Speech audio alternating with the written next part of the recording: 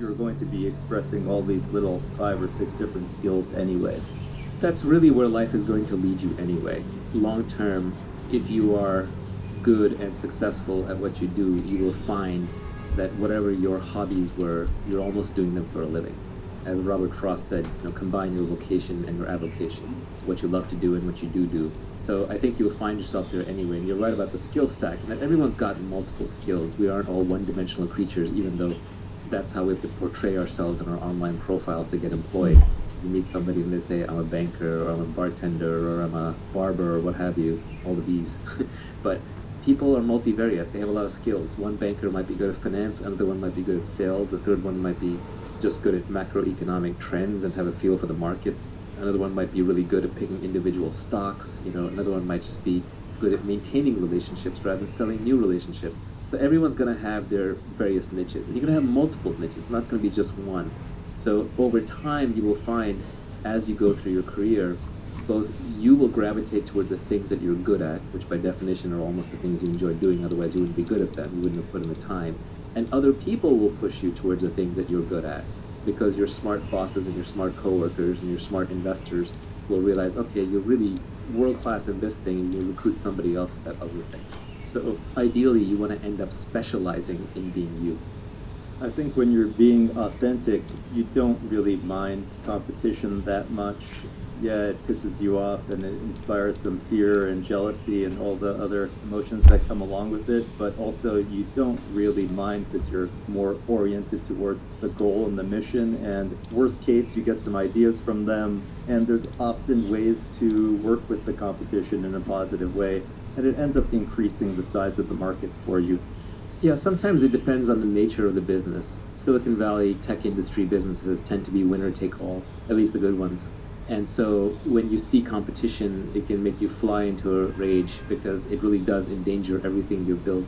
Whereas if I was opening a restaurant and a more interesting version of the same restaurant opens up in a different town, that's fantastic. I'm just going to lift from them what's working and drop what I can see that they have already figured out is not working. So it does depend to some extent on the nature of the business. That said, even the businesses that seem like that they're often in direct competition really aren't. They can end up adjacent or slightly different. You're one step away from a completely different business, and sometimes you need to take that one step, and you're not going to be able to take it if you're busy fighting over a booby prize. Kind of, you're playing a stupid game, you're going to win a stupid prize. It's not obvious right now because you're blinded by competition, but 3 years from now it'll be obvious. To give a simple example, when I was first starting companies, one of my first ones was called Epinions, which was an online product review site for all the products out there that was independent of Amazon.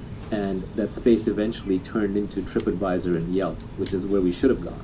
We should have done more local reviews because there's more value to having a review of a scarce item like in the local restaurant than it is of an item like a camera, which is going to have 1,000 reviews on Amazon. But before we could get there, we got caught up in the whole comparison shopping game.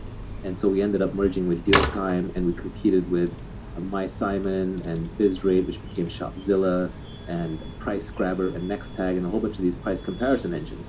And we're all caught in fierce competition with each other, and that whole space went to zero because it turns out Amazon won e-tail completely. So there was no need for price comparison. Everyone just went to Amazon. But we got the booby prize because we were caught in the competition with a bunch of our peers, when really we should have been looking at what the consumer really wanted and being authentic to ourselves, which was reviews and not price comparison, and gone more and more into more and more esoteric items that needed to be reviewed where customers had less and less data and wanted reviews more badly. So if we stayed authentic to ourselves, we would have done better. We're still talking about working for the long term. The next tweet on that topic is apply specific knowledge with leverage, and eventually you will get what you deserve. I would also add to that, apply judgment, apply accountability, and apply the skill of reading. This one is just a glib way of saying that it takes time. Even once you have all of these pieces in place, there is an indeterminate amount of time that you're going to have to put in. And if you're counting, you will run out of patience before it actually arrives. So you just have to make sure that you give these things a proper time. Life is long. Charlie Munger had some line on this. Somebody asked him about making money, and he reinterpreted that. He said, what the questioner is actually asking is, how do I get rich like you but faster before I end up as a really old guy? And everybody wants it immediately, but the world is an efficient place. immediate doesn't work. You do have to put in the time, you do have to put in the hours. And so I think you just have to put yourself in the position with the specific knowledge, with the accountability, with the leverage, with the authentic skill set that you have to be the best in the world at what you do. And then you have to enjoy it and just keep doing it and keep doing it and keep doing it, and don't keep track and don't keep count. Because if you do, you will run out of time. I can look back at my career and the people 2 decades ago that I had identified as brilliant and hardworking but hadn't thought much more about it. They're all successful now, almost without exception. On a long enough time scale, you do get paid, but it can easily be 10 or 20 years. Sometimes it's 5, and if it's 5 or 3 and a friend of yours got there, it can drive you insane. But those are exceptions, and for every winner, there's multiple failures. One thing that's important in entrepreneurship is you just have to be right once. You get many, many shots on goal. You can take a shot on goal every 3 to 5 years, maybe every 10 at the slowest, or once every year at the fastest, depending on how you're iterating with startups. But you really only have to be right once. My little equation is that your eventual outcome will be equal to something like the distinctiveness of your specific knowledge times how much leverage you can apply to that knowledge times how often your judgment is correct times how singularly accountable you are for the outcome times how much society values what you're doing, and then you compound all of that with how long you can keep doing it and how long you can keep improving it through reading and learning. That's actually a really good way to summarize it. It's probably worth even trying to sketch that equation out. That said, people try to then apply mathematics to what is really philosophy. So I've seen this happen in the past where I say one thing and then I say another thing that seems contradictory if you treat it as a math equation, but it's obviously in a different context. And then people will say, well, you say that desire is suffering, the Buddha is saying, and then you say that all greatness comes from suffering, so does that mean all greatness comes from desire? It's like, well, this isn't math, people. You can't just start carrying variables around and forming absolute logical outputs. You have to know when to apply things. So I think that is very useful to understand, but at the same time, one can't get too analytical about it. It's what a physicist would call false precision. When you take 2 made-up estimates and you multiply them together and you get 4 degrees of precision, those decimal points don't actually count. You don't have that data, you don't have that knowledge. In a model, the more estimated variables you have, the greater the error in the model. So just adding more and more complexity to your decision-making process actually gets you a worse answer. You're better off just picking the single biggest thing or 2. For example, what am I really good at according to observation and according to people that I trust, that the market values? Like that alone, those 2 variables alone are probably good enough. Because if you're good at it, you'll keep it up. And if you're good at it, you'll develop the judgment. And if you're good at it and you like to do it, eventually people will give you the resources and you won't be afraid to take on accountability. So all the other pieces will fall in place. Product market fit is inevitable if you're doing something you love to do and the market wants it. Regarding the guy that gets rich in 5 years, one of the tweets that you had on the cutting room floor was avoid people who got rich quickly. They're just giving you their winning lottery ticket numbers. This is generally true of advice anyway, which is, it's back to Scott Adams' systems, not goals. If you ask a specific person what worked for them, very often it's just like they're reading out the exact set of things that work for them, which may not be applicable for you. You're just reading their winning lottery ticket numbers.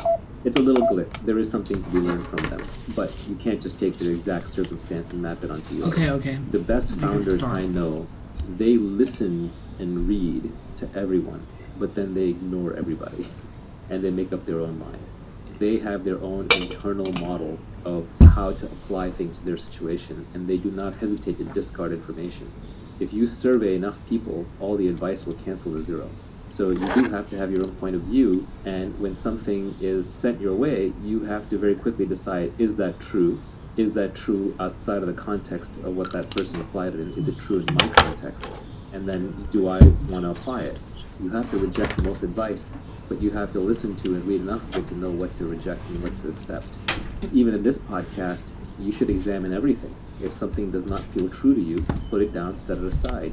If too many things seem untrue, delete this podcast. I think the most dangerous part of taking advice is that the person that gave it to you is not going to be around to tell you when it doesn't apply any longer. Yeah, I view the purpose of advice as a little different than most Right, people. I just view it as, helping me have anecdotes and maxims that I can then later recall when I have my own. Okay. Elo. Relating to the alias. Relating to the alias. Solid. Elo. Relating to the elo. Alias. Anus. Elo. Okay, elo. Relating to the alias. The opening at and the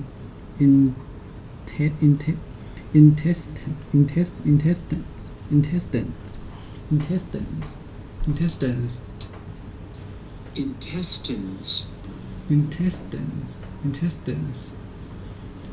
What meaning of this intestines?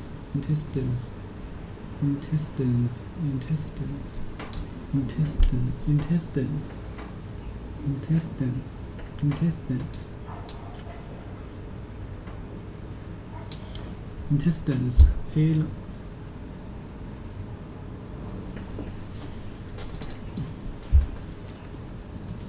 Relating to the alias. Elo.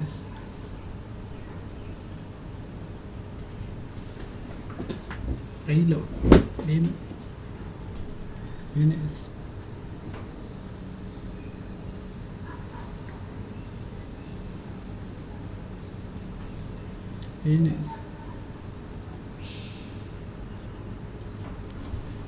Elo. Alias. The opening at the end of intestines. Transverse. Small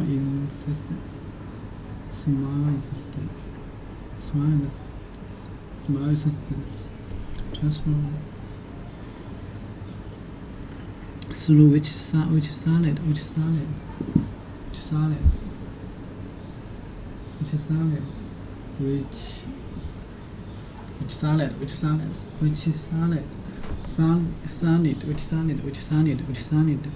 Waste leaves the body. Relating to the anus.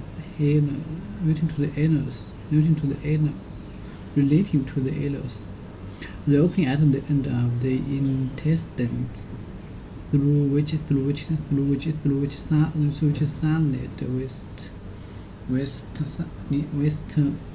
waste leaves the body.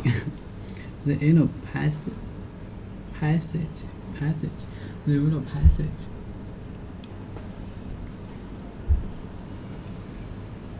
Firm. Passage. Connecting way. Passageway. Anus. Passage. Sphincter. A usually long and narrow part of a building, which rooms on one were both solid, or a covered path that connects places.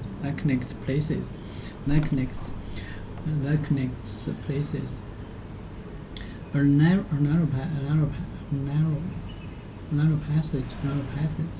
narrow passage led direct through the house into the garden. Anno 6.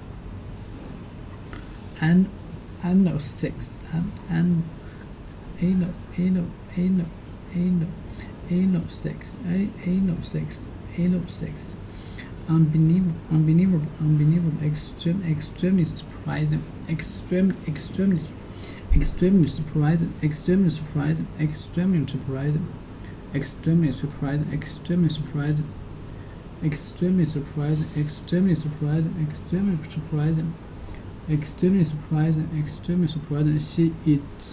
She eats an unbelievable amount of food. She eats an unbelievable amount of food. She eats an unbelievable amount of food.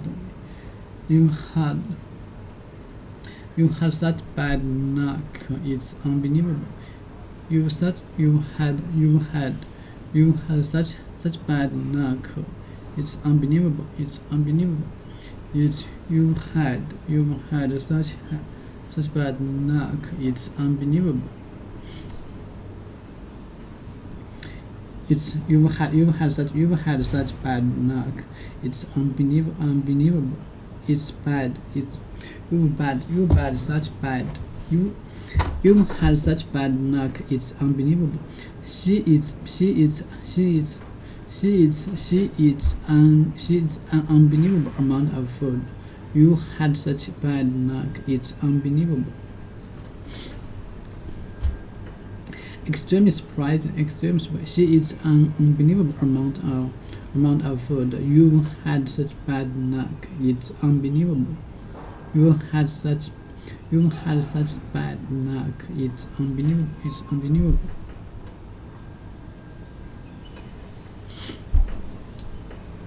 Extremely surprising. She eats unbelievable amount of food. You had such bad luck. It's unbelievable. You should have wardrobe. You should have some wardrobe. It's unbelievable. Oh, wardrobe. It's unbelievable. It's wardrobe. It's unbelievable. Umbrage, wardrobe, unbelievable pair.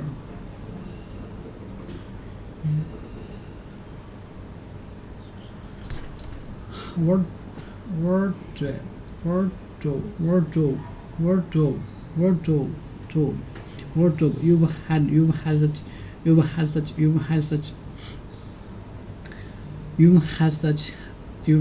You've had such bad luck. It's unbelievable. You should say her wardrobe. You should say her wardrobe. It's unbelievable. It's unbelievable. It's unbelievable. It's unbelievable. It's unbelievable. You should say her wardrobe. It's unbelievable. She has about 50 pairs of shoes. You should say her wardrobe is unbelievable. She has about 50 pairs of shoes. You should say her wardrobe. You should say wardrobe. You should say her wardrobe. It's unbelievable. She has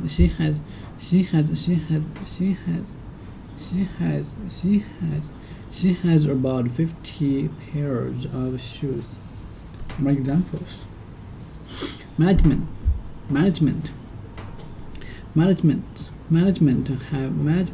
have demonstrated almost unbelievable incompetence. Management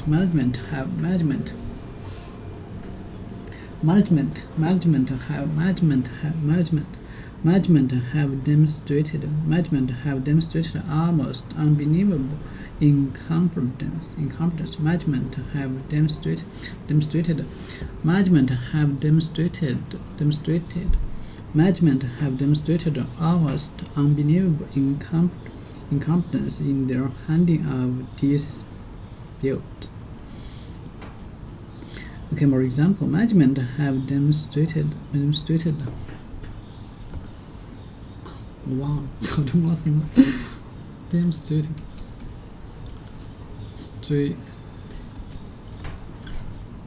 Demonstrated.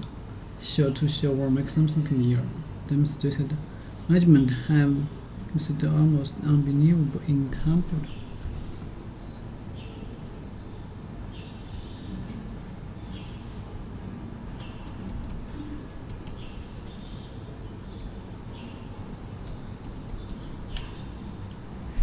incompetence, ability, lack of ability，什么什么 lack of ability to do something， to do something。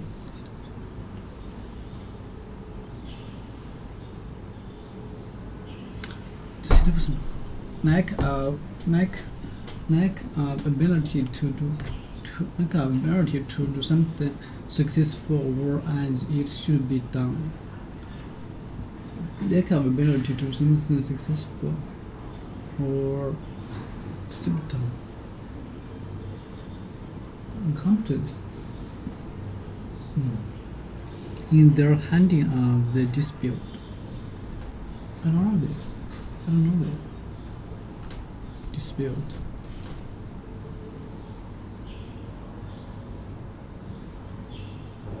Make something angry, disagree with someone, and make something angry. An argument or disagreement.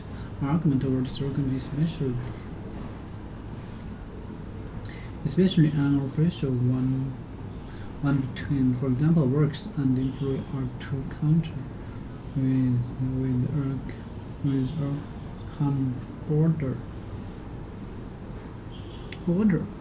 Interhanding. Okay, management have demonstrated almost unbelievable incompetence, lack of ability to do something successful, whereas it should be done.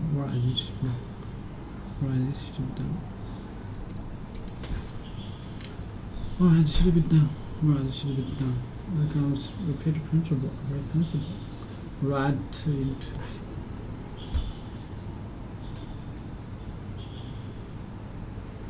into demonstrate. To show or make something clear. Management have clear, almost unbelievable incompetence in their hands of dispute. Incompetence, lack of ability to do something successful. Management have demonstrated almost unbelievable incompetence.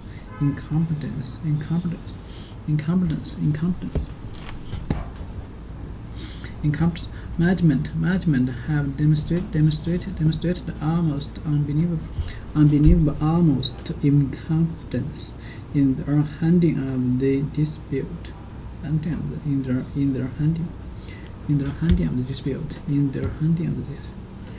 Management have demonstrated almost unbelievable incompetence.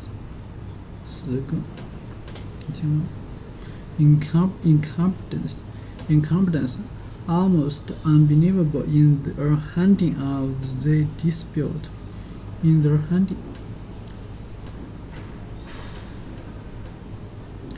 of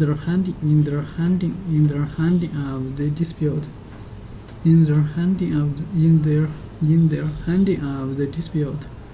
Management have demonstrated almost unbelievable incompetence in their handling of the dispute.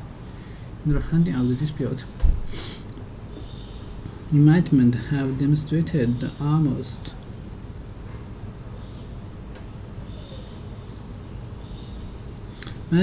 demonstrated almost unbelievable incompetence in their handling of the dispute. That's what Sony did.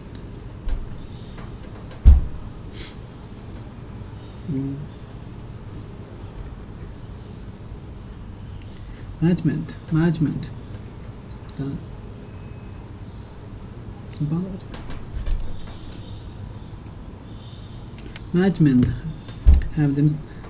have demonstrated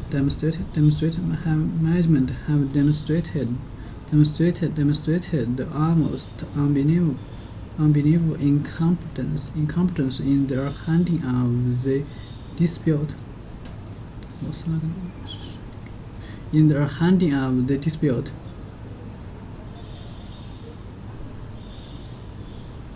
in their handling of the women to go.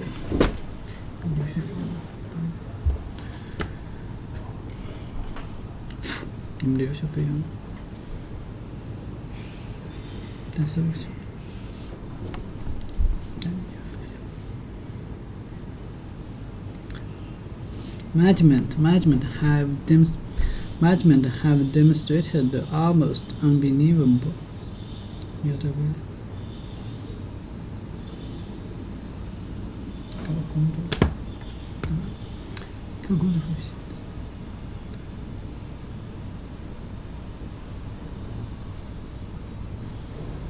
我可能也是，但这个区别。Management have demonstrated almost unbelievable incompetence.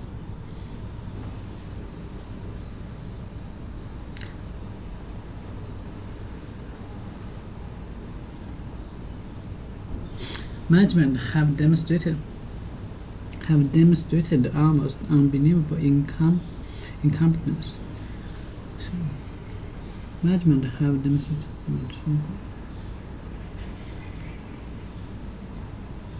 Management have demonstrated almost unbelievable incompetence, like our ability to do something successful and okay. Competence.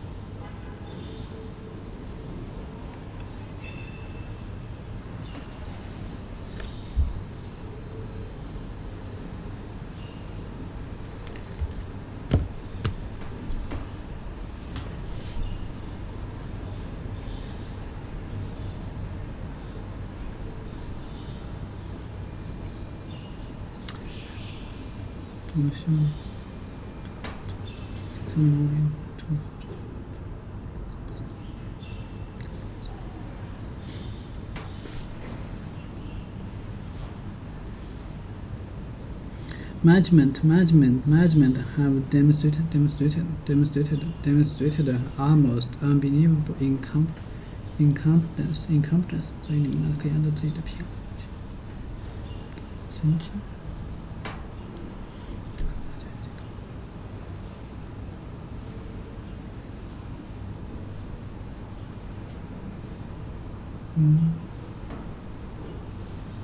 这次成绩不好的。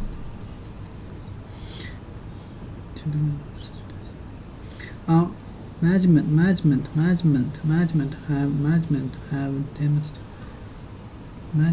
have demonstrated almost unbelievable incompetence.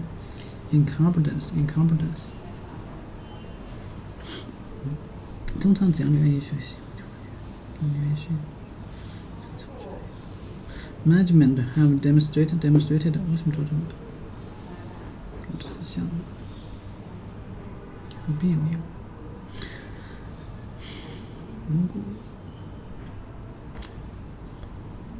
Management have demonstrated almost. 第二，我想做些什么事。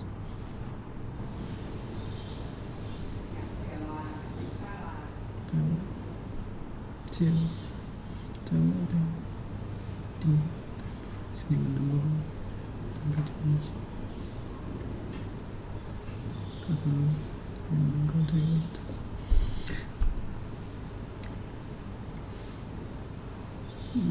知道。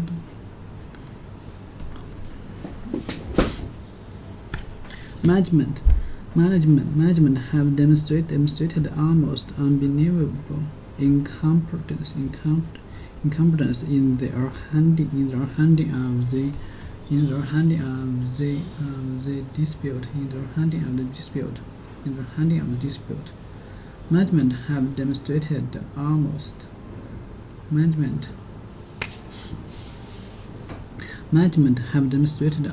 unbelievable incompetence in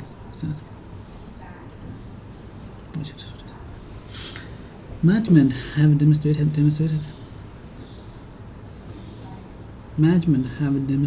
almost unbelievable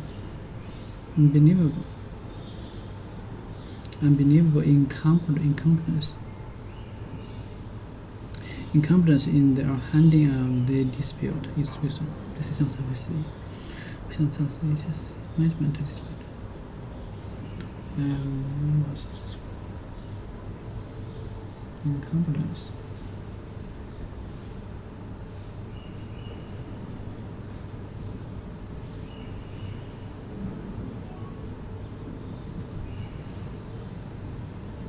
And has demonstrated almost unbelievable incompetence. Dispute. Of the dispute. Incompetence. Lack ability to do something successful. Lack ability to do something successful. Or as it should be done. Management has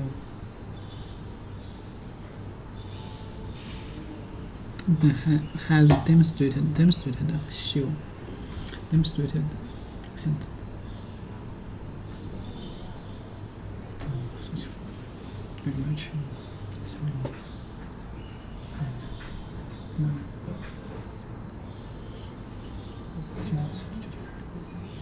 very much.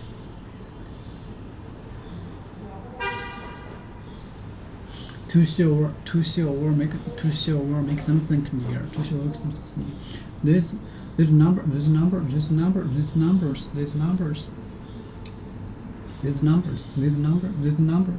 numbers clear.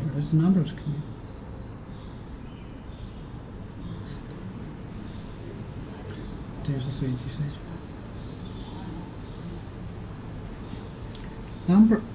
These numbers clear. Demonstrated.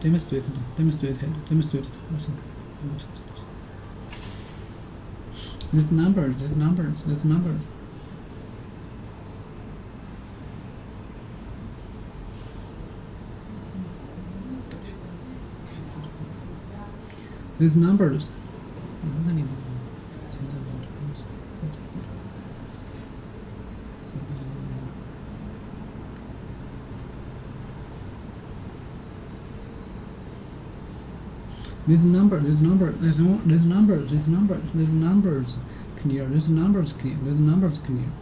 These numbers clear. Demonstrate. These numbers clear. These numbers clear. Demonstrate the size of the economic problem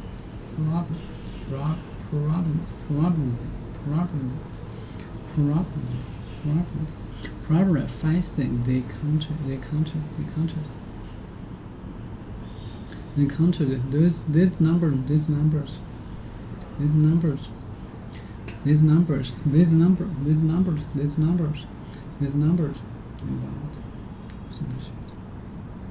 These numbers clear.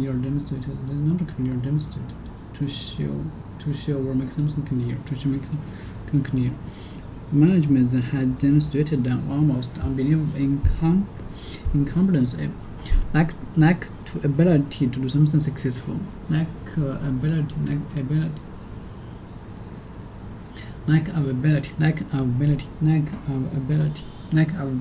没有一层的，老师让我学的。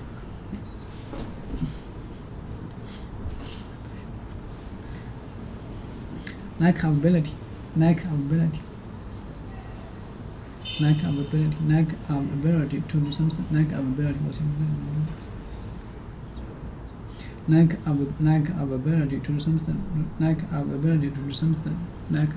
do something successful. 这是上次会是，好像采取不同一样。Lack of ability. You should say unbelievable incompetence in their handling 美国三年，美国人过来谈，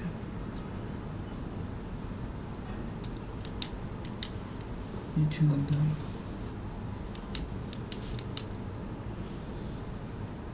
In their handling of the dispute,所以肯定会打死。In their handling of the dispute, that anyone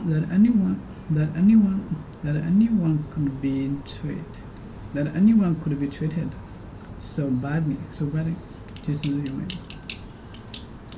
that anyone could be treated so badly, it's unbelievable.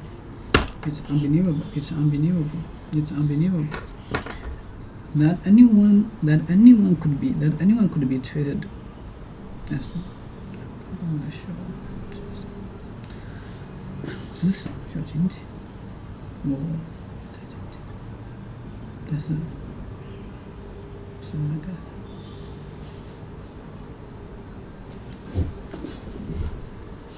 Almost. That anyone could be treated so badly is unbelievable. It's unbelievable. Okay, we go. That anyone could be treated so badly. It's unbelievable. Okay. That anyone could be treated so badly. It's unbelievable. That anyone could be treated. Dispute. An argument or disagreement, especially despite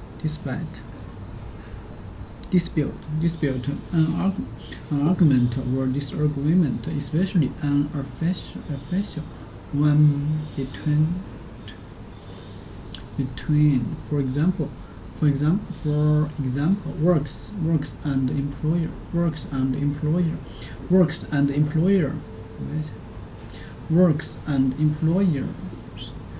and employers were two countries with a common border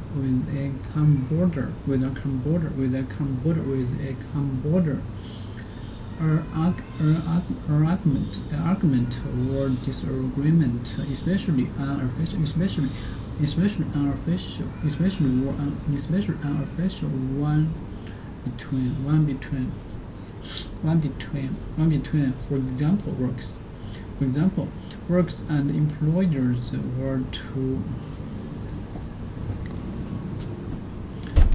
works and employers were two countries with a common border an argument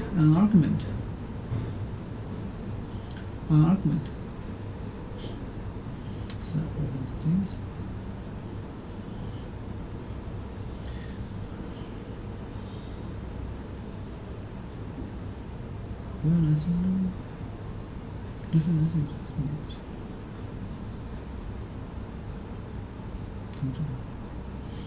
an argument or disagreement, especially an official one between for example works and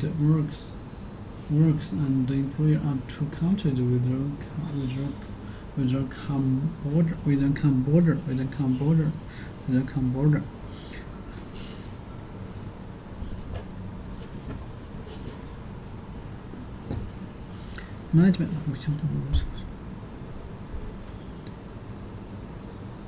Management have demonstrated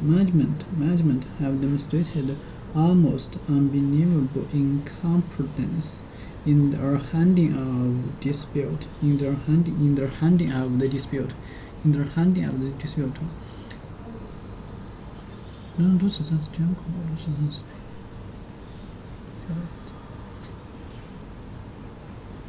That anyone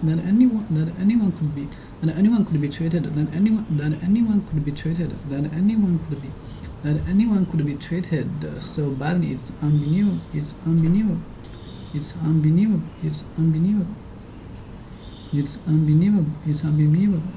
The cost of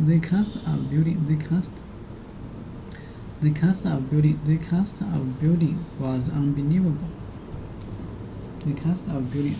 The cost of the building was unbelievable.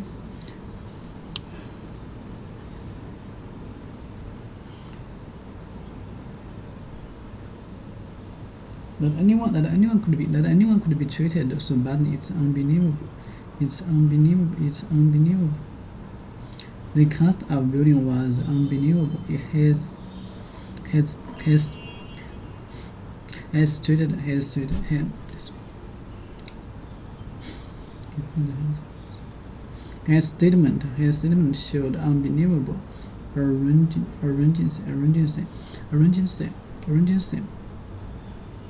Treated, dispute, argument or disagreement, dispute, treated,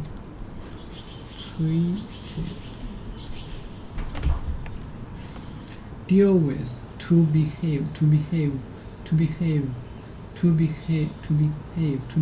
toward someone or deal with something deal with something in a particular way. My parents treated us all the same when we were kids. Think of deal with. That anyone could be treated so badly. It's unbelievable. That anyone could be treated, deal with, to behave toward someone, or deal with something in a particular way. My parents treated. That anyone could be treated so badly. Anyone could be treated so badly. Anyone could be treated. Could be treated. That anyone could be treated. Unbelievable. That anyone could.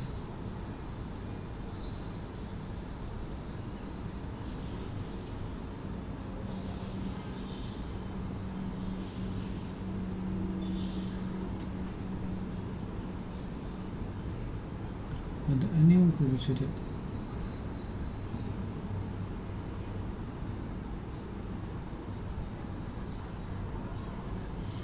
Then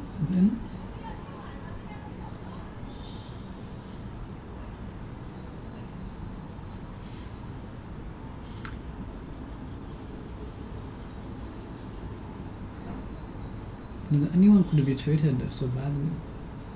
That anyone could be treated so badly. 我希望你的门口捅死人，准备另一堂课。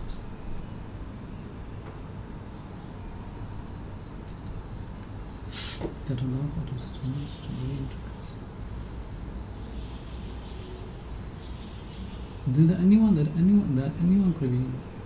That anyone could be treated. Okay. That anyone could be treated so badly. It's unbelievable. It's unbelievable. The cost of building was unbelievable. His statement showed unbelievable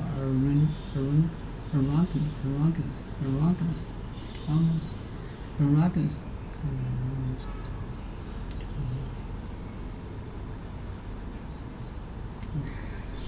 His statement showed unbelievable arrogance. She is. Management have demonstrated almost unbelievable incompetence. In their handling of the dispute. That anyone could be treated so badly. It's unbelievable. The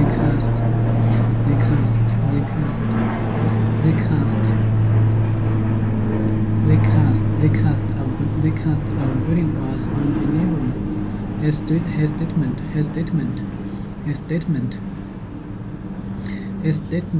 showed unbelievable. His statement showed unbelievable arrogance.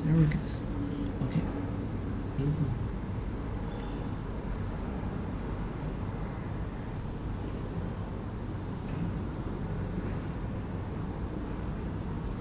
His statement showed unbelievable arrogance. It's unbelievable that anyone could be so rude. It's unbelievable that anyone could be so rude. Let me show you.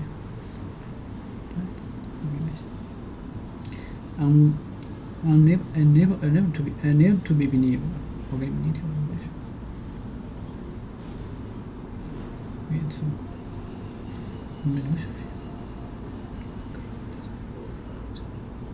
unbelievable to be believed because unlikely.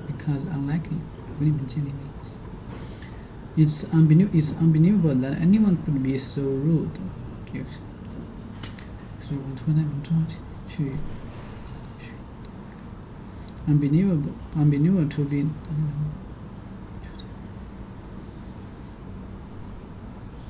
arranged. Unbelievable arranged.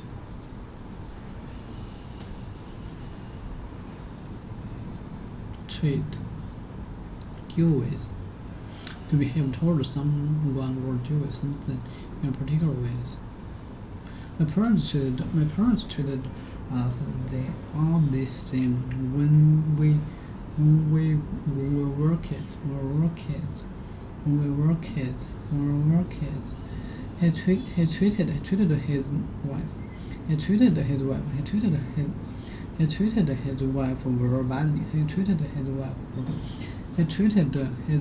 very badly. Treat someone. It's wrong to treat. Okay, wrong. It's treat someone something. It's wrong to treat animals as if they had no feelings. Treat something with something. Treat something with something.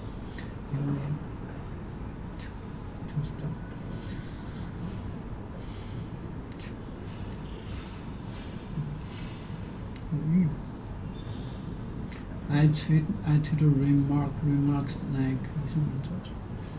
remarks like this.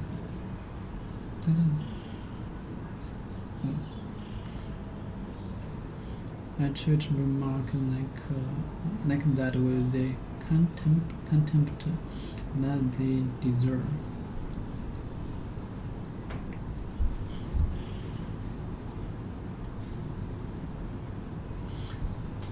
Contempt, no respect, contempt, no respect,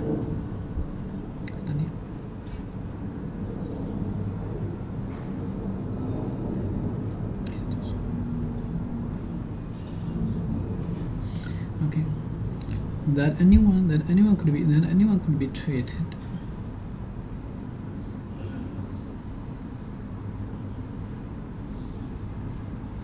That anyone could be treated so badly, it's unbelievable. That the cast of the building was unbelievable. His statement showed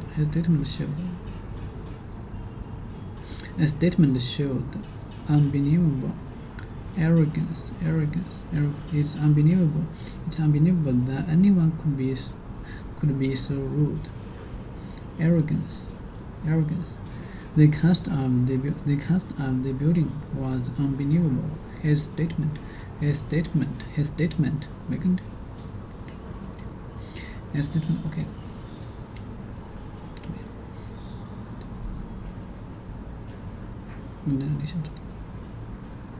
His statement showed unbelievable.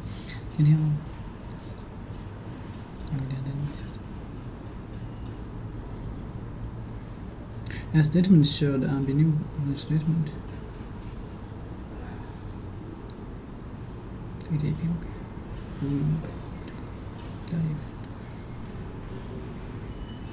A statement showed unbelievable arrogance. The cast of the building was unbelievable. His statement showed unbelievable arrogance. It's unbelievable that anyone could be so rude. Arrogance.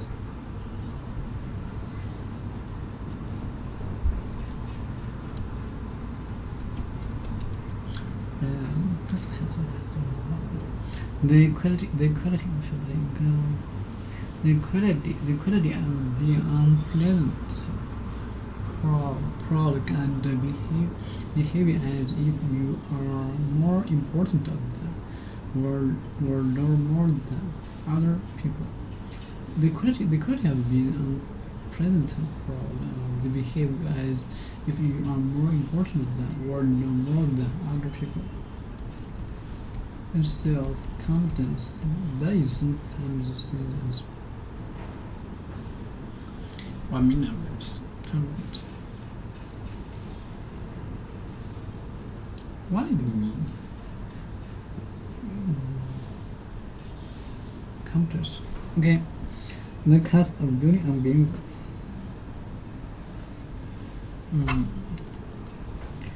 A statement showed unbelievable arrogance. The statement he has a self-confidence that is sometimes. We can see the quality of being unpleasant, proud, and behaving as if you are more important than or doing more than other people. Other people.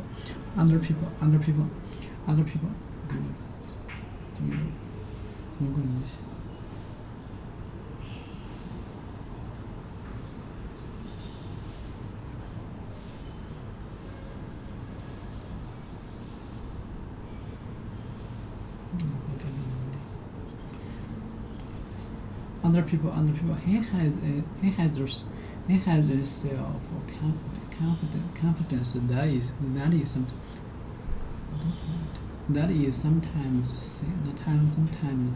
sometimes seen as arrogance.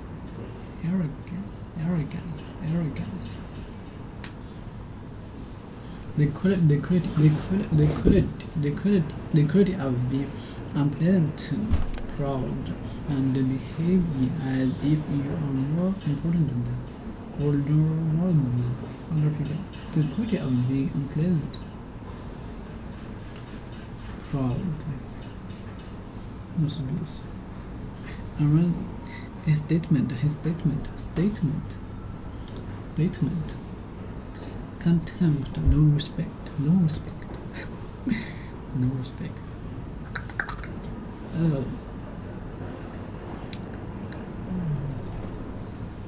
Statement. Sometimes that's more. Something that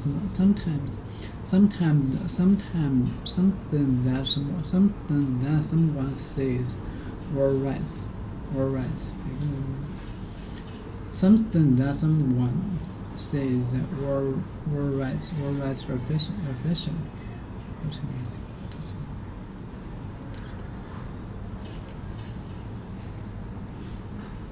Or an action done to express an opinion. Something that someone says or writes professionally. Or an action done to express an opinion. Something that someone says or writes professionally. Something that someone says or writes profession. that's sufficient, or that's sufficient, or something that someone says were rights are sufficient. I see.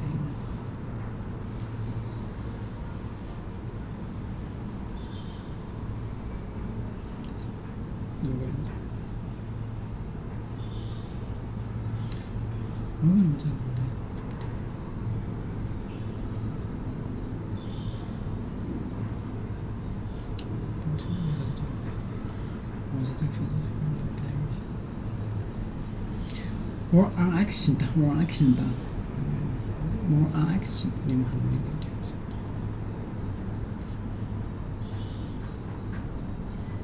More action.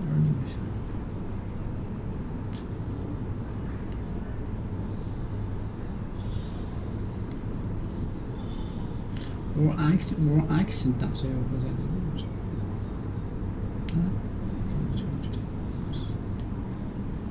但是如果你们在国内就不会提供我可能就不会提供资助我就不会提供因为每个人我会根据你们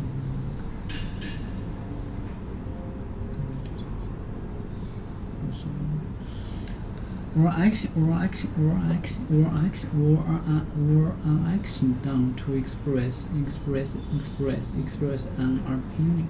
Something that someone says writes profession or an action done. 首先 or an action done to express an opinion. The government is the government the government is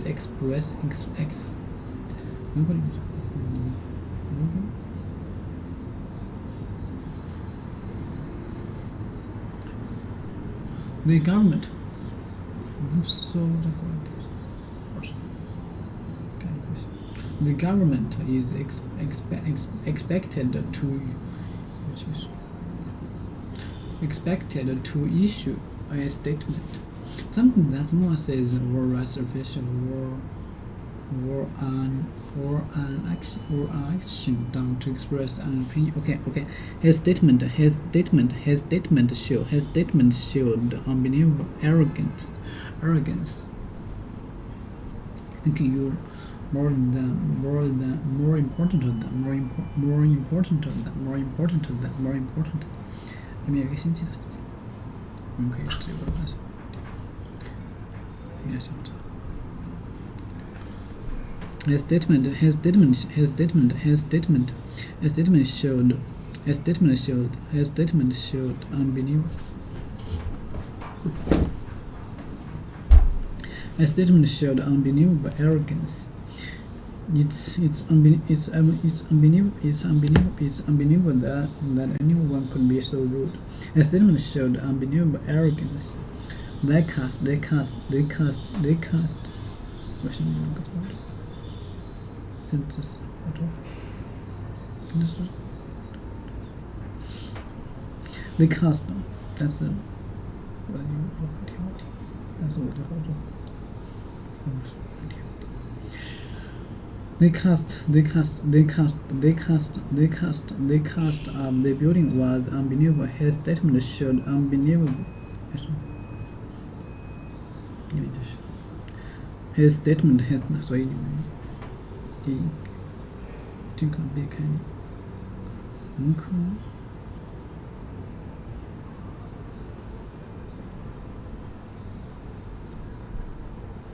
尽可能不行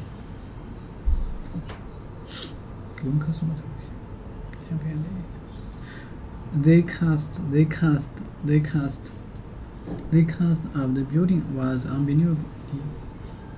因为我可能造对是 They cast of the building was unbelievable. His statement showed unbelievable arrogance. 第一，首先你们选择第一，这是一个为呢？ It's unbelievable that anyone could be so rude. 所以你们就尽可能的保持，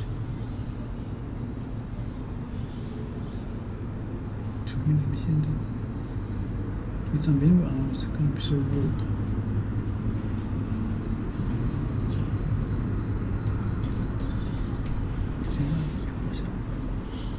Rude， 除非都。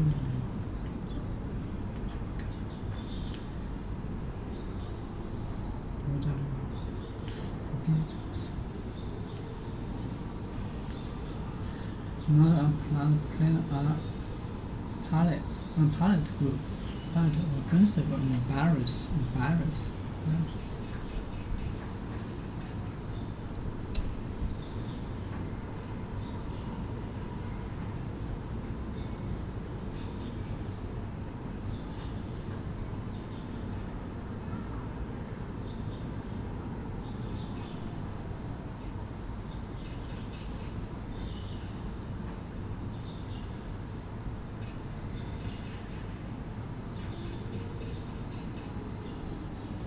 Rude. Appalled. It's a very rude maneuver. Not appalled, offensive, or embarrassed. Okay. It's unbelievable that anyone could be so rude. Appalled, offensive, or embarrassed. Sudden and unpleasant. Embarrassed, making you feel embarrassed. Feel ashamed or embarrassed. Feel ashamed or ashamed. Offensive or embarrassed and proud. Maybe that anyone could be so rude.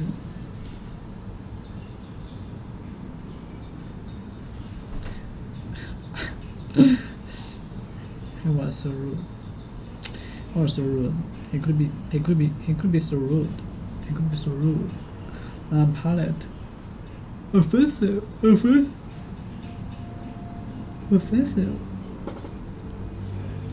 I thought. Okay. Jack. Unbelievable. Unable to be believed. Unable to be believed because unlikely. I thought most of characters. Embarrassed.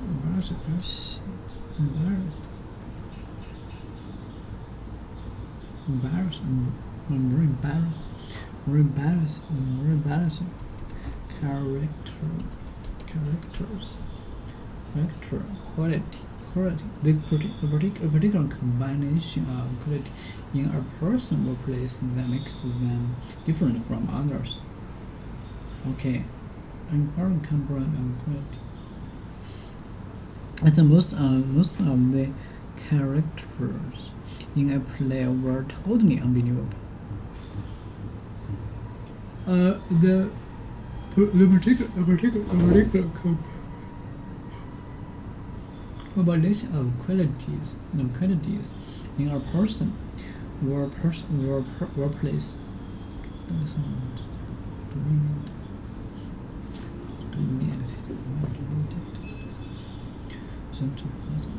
a person.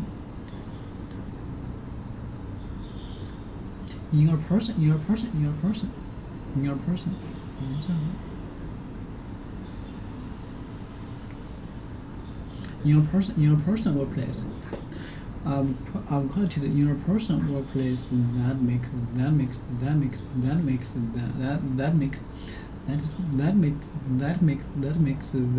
different from others. Did you see? Didn't understand. Then particular combination of quality. Your person or place that makes them different from others.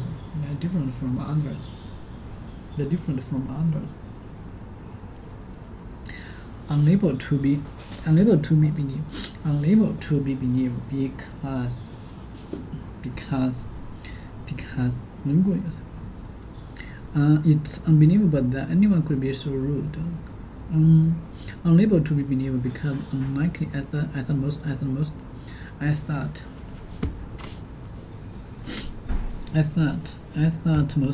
most of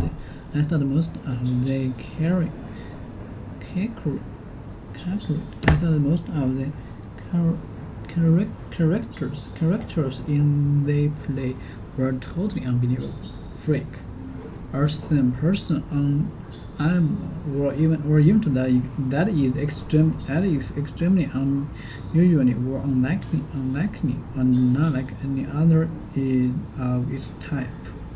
Or some person animal, even to that is extremely unusual, unlikely, freak, and not like any other of its type. I was born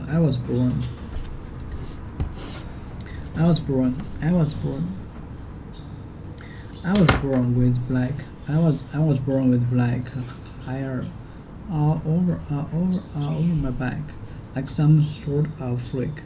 I was born with black. I was born with black hair all over my back, like some sort of freak. I was born with black hair all over my back, like some sort of freak. I was freak. That extremely unusual or unlikely and not like any other of this type. Freak.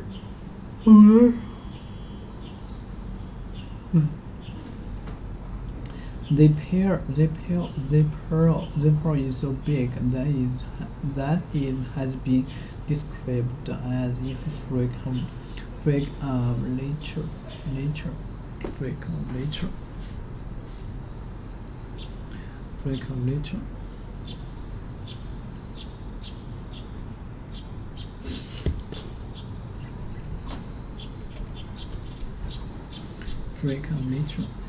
Freak, a thin person, animal, or even to that is extremely unusual or unlikely and not like any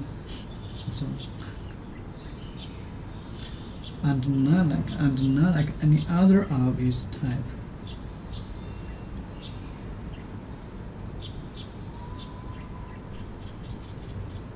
Its type. I was born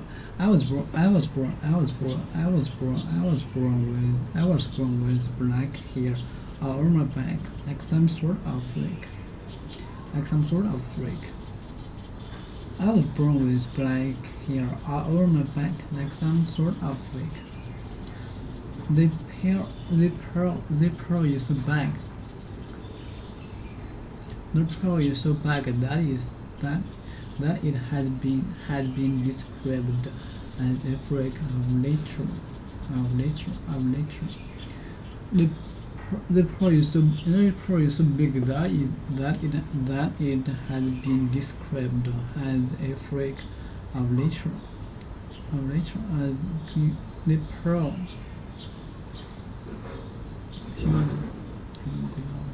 has been described as a freak of nature. As the pearl. The pearl is so big that it has been described as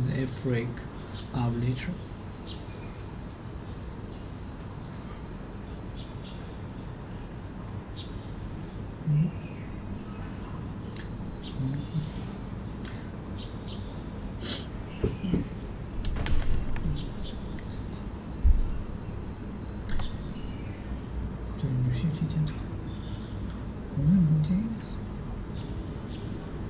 The pearl is so big that it has been described as a freak of nature. The pearl.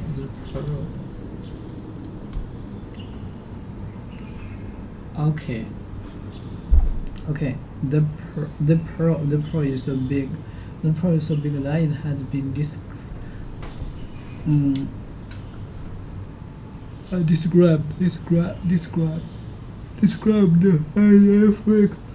of literature. At my school, you are considered to could be a freak if you weren't interested in sports.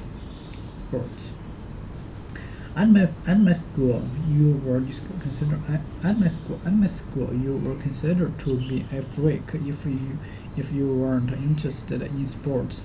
To become world class,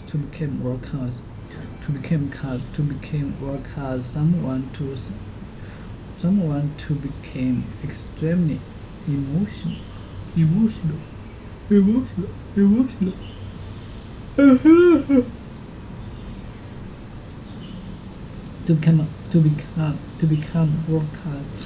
To become world class, someone to become extremely emotional. My parents freaked when I told them I was pregnant.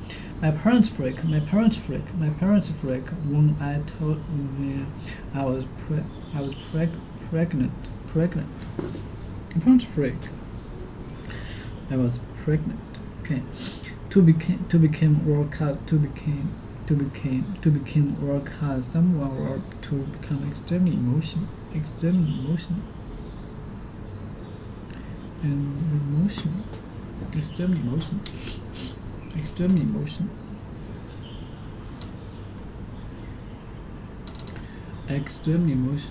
To become world class, someone to become extremely emotional. Relating to emotion. Extremely emotional.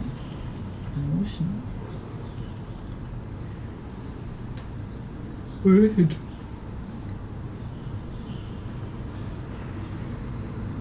Extremely emotional. My children emotional.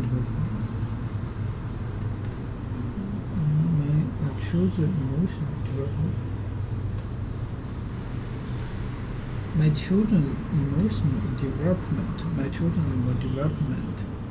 The parents to become world class, someone to become world class, someone to become extremely emotional. My parents freaked. My parents freaked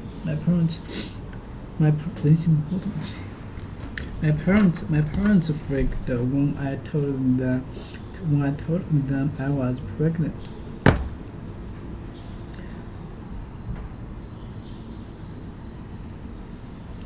My parents freaked when I told them I was pregnant.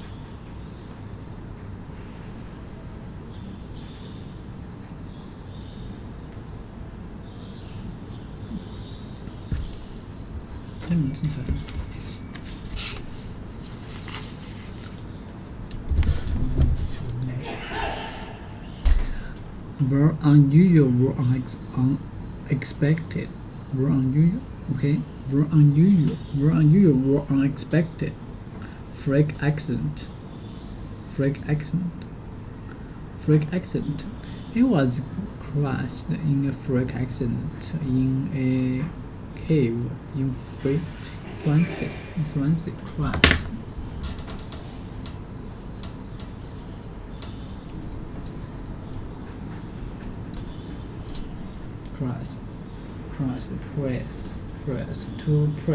To press something very hard, so that it is broken, or its shape is destroyed. To press something very hard, so that is broken. Okay, direct experience and say, that's what that person meant.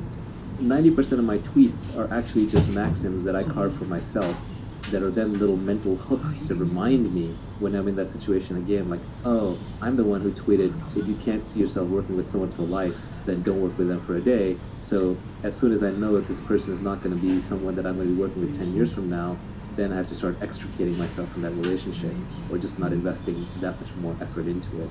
So I use my tweets and other people's tweets as maxims that help compress my own learnings and be able to recall them. You know, the brain space is finite. You have finite neurons. So you can almost think of these as pointers, addresses, mnemonics to help you remember deep-seated principles where you have the underlying experience to back it up. If you don't have the underlying experience, then it just reads like a collection of quotes.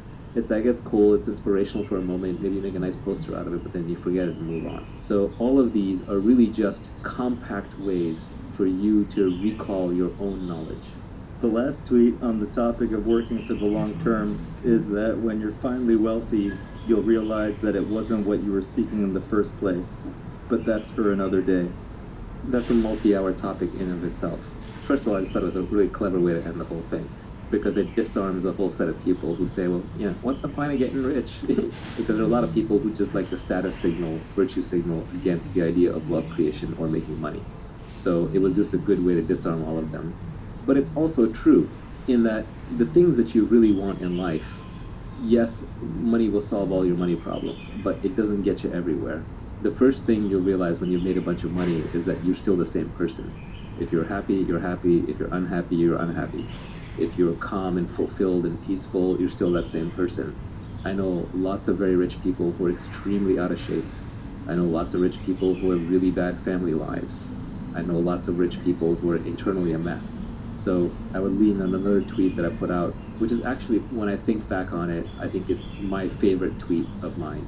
It's not necessarily the most insightful, it's not necessarily the most helpful, it's not even the one I think about the most, but when I look at it, there's just such a certain truth in there that it just resonates. And that is that a calm mind, a fit body, and a house full of love. These things cannot be bought, they must be earned. Even if you have all the money in the world, you can't have those three things. Jeff Bezos still has to work out, he still has to work in his marriage or whatever his next relationship is, and his internal mental state is still going to be very much not controlled by external events. It's going to be based on how calm and peaceful he's inside. So I think those three things, your health, your mental health, and your close relationships, are things that you have to cultivate and can probably bring you a lot more peace and happiness than any amount of money ever will. So that's what I meant. Now, how to get there is actually a tweet storm that I still need to put out. I've been working on it. I have probably 100 tweets on it. It's just very hard to say anything on the topic without getting attacked from 50 different directions, especially these days on Twitter. So I've been hesitant to do it because I want to target it for a very specific kind of person. There's a bunch of people who don't believe that working on your internal state is useful. They're too focused on the external. And that's fine. There's nothing wrong with that. They should do that, and that's who How to Get Rich Tweetstorm is for. There's a bunch of people who believe that the only thing worth working on is complete liberation, like you become the Buddha, and they'll attack anything in the middle as being useless. That's fine too, but most people aren't there. So what I want to do is to create a tweet storm that is just very practical advice for everyday people who want to have a calmer internal state. Just a set of understandings, realizations, half-truths and truths that if you were to imbibe them properly, and again, these are just pointers to ideas that you already have and experiences that you already have, that if you keep these top of mind, slowly but steadily, it will help you with certain realizations that will lead you to a calmer internal state. That's what I want to work on. Fitness is another big one. I'm just not the expert there. There are plenty of good people on Twitter who are better at fitness than me. And I think loving household and relationships actually automatically falls out of the other things. If you have a calm mind, and if you've already made money, you should have good relationships. There's no reason why you shouldn't. A lot of divorces actually happen over money. Unfortunately, that's just the reality of it. So having money removes that part of it. A lot of external battles happen because your internal state is not good. When you're naturally internally peaceful, you're going to pick less fights. You're going to be more loving without expecting anything in return, and that will take care of things on the external relationship front. So money solves your money problems. Money buys you freedom in the material world. I think that was a tweet from your cutting room floor. And money lets you not do the things that you don't want to do. Yeah, to me, the ultimate purpose of money is so that you do not have to be in a specific place at a specific time doing anything you don't want to do. We skipped one tweet because I wanted to cover all of the tweets on the topic of the long term. And the tweet that we skipped was, "There are no get-rich-quick schemes." That's just someone else getting rich off you. This goes back to the world being an efficient place. If there's an easy way to get rich, it's already been exploited. And there are a lot of people who will sell you ideas and schemes on how to make money, but they're just always selling you some $79.95 course or some audiobook or some seminar, which is fine. Everyone needs to eat. People need to make a living. They might actually have really good tips. But if they're giving you actionable, high-quality advice that acknowledges that it's a difficult journey and will take a lot of time, then I think that's realistic. But if they're selling you some get-rich-quick scheme, whether it's crypto or whether it's an online business or seminar, they're just making money off you. That's their get-rich-quick scheme. It's not going to necessarily work for you. One of the things about this whole Tweetstorm and podcast is that we don't have ads on here. We don't charge for anything. We don't sell anything. Not because I don't want to make more money. It's always nice to make more money. We're doing work here. But because it would completely destroy the credibility of the enterprise. If I'm saying, hey, I know how to get rich and I'm going to sell that to you, it ruins it. When I was young and I was kind of studying up on the topic, one of my favorite books on the topic was actually called How to Get Rich by Felix Dennis, the founder of Maxim magazine, billionaire who passed away. And he had a lot of crazy stuff in there, but he had some really good insights too. But whenever I read something by him or by the GoDaddy founder, Bob Parsons, or say Andrew Carnegie, you read stuff by people who are already very wealthy and they've clearly made their wealth in other fields, not by selling the how to get rich line, they have a credibility. You just trust them. And they're not trying to make money off of you. They are obviously trying to win some status and some ego, right? You always have to have a motivation for doing something. But at least that is a cleaner reason why they're probably not lying. They're probably not fooling you. They're not snowing you. At some level, every founder has to lie to every employee of the company that they have, where they have to convince them that it's better for you to work for me than it is to do what I did and go work for yourself. So I've always had a hard time with that, which is why the only honest way in my companies, I've recruited entrepreneurs. And I tell them, you're going to get to be entrepreneurial in this company. And the day you're ready to go start your own next thing, I'm going to support you. I'm never going to get in the way of you starting a company. But this can be a good place for you to learn how to build a good team and build a good culture, how to find product market fit, to perfect your skills and meet some amazing people while you figure out exactly what it is you're going to do, because positioning, timing, deliberation are very important when starting a company. But what I've never been able to do is look them in the face and say, you must be at your desk by 8 a.m. because I'm not going to be at my desk by 8 a.m. I want my freedom. Or say to them that you're great at being a director today and you'll be a VP tomorrow, putting them into that career path track, because I don't believe in it myself. If anyone is giving advice on how to get rich and they're also making money off of it, they should have made their money elsewhere. Like, you don't want to learn how to be fit from a fat person. You don't want to learn how to be happy from a depressed person. So you don't want to learn how to be rich from a poor person, but you also don't want to learn how to be rich from somebody who makes their money by telling people how to be rich. It's suspect.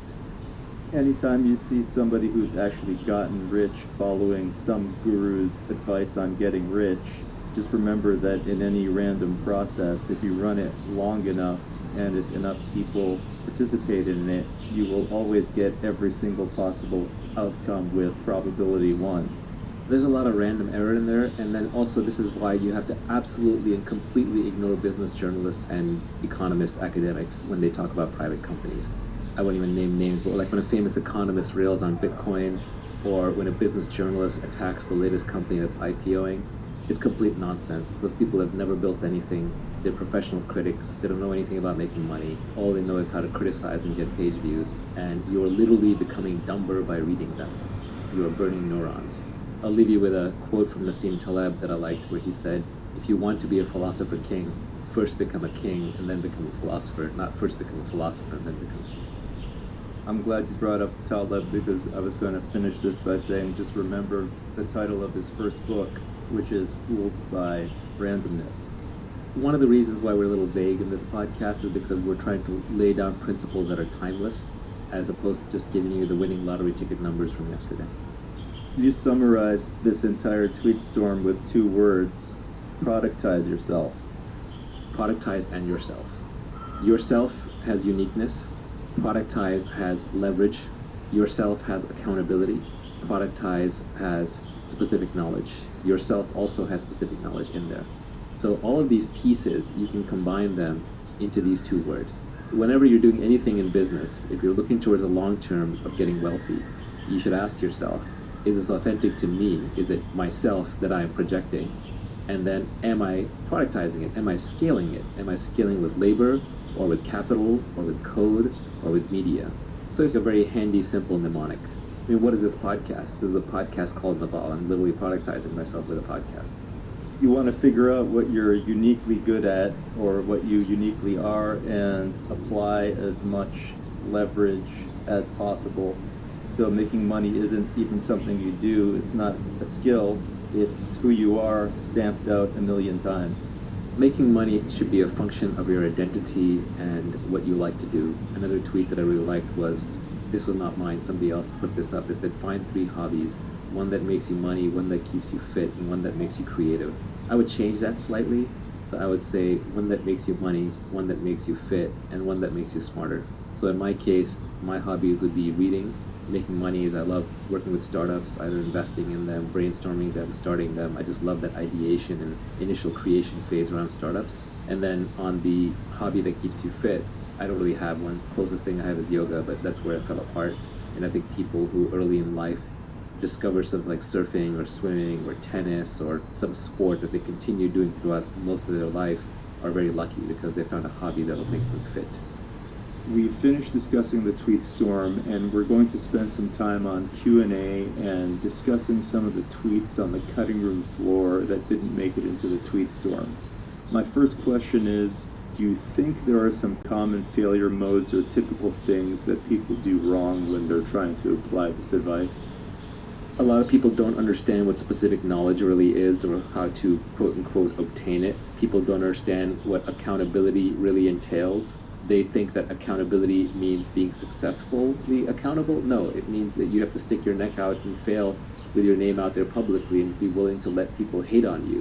One of the reasons I'm less active on Twitter lately is because every tweet summons an army of nitpickers and haters, and it gets exhausting. But on the other hand, you have to learn how to ignore them, otherwise you can't survive on Twitter. A lot of people try to reconcile it with, like, should I quit my 9-to-5 job or not? That can be a very hard decision. I don't think you need to go that extreme. You can start applying accountability and leverage and specific knowledge even within your existing career. It doesn't have to necessarily be fork off and do something else completely. A lot of people will use it as a way to agree and disagree with their existing biases. They'll say, oh yeah, I agree with that part, or that part you're completely wrong. The most interesting parts should be the ones that you disagree with. But clearly, I've proven that I know a few things. So if you disagree with it, then maybe that is an area where you can improve your thinking. I've definitely improved my thinking all the time, but I will tell you that in this tweet storm, I put down the minimum viable principles. I did not put down the whole universe of what I know about how to make money, because 90% of it is suspect. I put down the bedrock, the stuff that I'm pretty solidly sure about. And I have not yet seen a tweet that has successfully contradicted anything in this tweet storm that would cause me to say, oh yeah, I got that one wrong. I think another place where people get a little bit off is they look at this and they say, well, this only applies to tech entrepreneurs. I disagree. The example that I gave about real estate was a good one in that regard. It's just the nature of leverage that technology drives leverage. So I'm going to push you in a tech direction to get the free leverage that is available in tech. And obviously this message is being delivered through the internet, so it's going to have a pro-internet bias. There are also people who believe that it is unfair to the people who don't have these opportunities to do anything with the opportunities that they do have. With that defeatist attitude, why even get out of bed in the morning? 90% of people are dead. There's a lot of people who are living on $1 a day. Do you live on $1 a day? No, it's up to you to play the hand that you're dealt to the best of your ability, and then you can take the winnings, the pot from that hand, and do whatever you want with it to fix the world. But saying that you should not do things just because others can't do things is living in denial. It's an excuse to not do anything. There are also people who believe that wealth creation is fundamentally at odds with an environmentally safe and healthy planet, and they view the whole thing as a giant zero-sum game. That's a false narrative as well. Elon Musk is not playing a zero-sum game with the environment, and there are plenty of entrepreneurs who are not. If anything, there is a word that environmentalists love, which is sustainability, and for-profit businesses are at least financially sustainable, if nothing else. You can do a B Corp, which has a dual mission. A lot of non-profit efforts would actually be better served by for-profit companies, because then they wouldn't have to go begging for grants all the time. They would be financially sustainable. some great founders realize their philanthropic visions by running a business. Who is this advice targeted to? Is it for my Lyft driver? Is it for an internet entrepreneur? Is it for somebody who wants to start a YouTube channel? Because it comes from someone who's steeped in Silicon Valley and tech companies, it's always going to have a bias towards that. But I think it's good for anybody who wants to be entrepreneurial, anybody who wants to control their own life, anybody who wants to deterministically and reliably improve their ability to create wealth over time, is patient and looking at it for the long haul. Certainly if you're 80 years old, retired, running out of energy, you should probably just stay retired. But there are 80-year-olds who have a lot of energy and want to do new things and live for the future.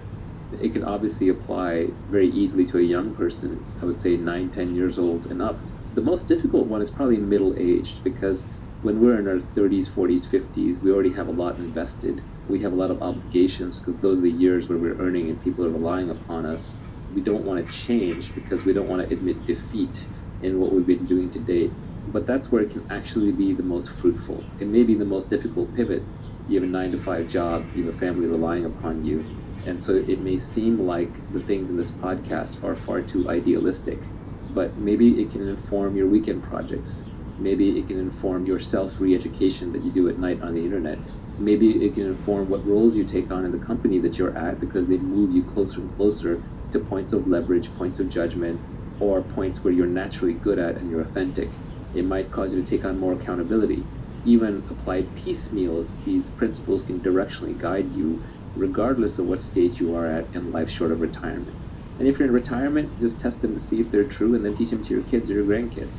There's many different ways to participate. It should really apply to almost everybody who has a complete body, sound mind, and is looking to work. I think one way to apply the advice is to look at who is getting the leverage off of the work that you're doing. Look up the value chain, look at who's above you and who's above them, and see how they are taking advantage of the time and the work that you're doing and how they're applying leverage to it. People do that naturally in that they want to move up the corporate ladder, but that's mostly about managing other people. And what you really want to be doing is managing more capital, products, media, and community. People think about moving up the ladder in their organization, but they don't think that often about moving to a different organization or creating their own organization to get more leverage. In general, ceteris paribus, fancy Latin words for all other things equal, you will do better in a smaller organization than a larger one. You will have more accountability, it'll be more visible.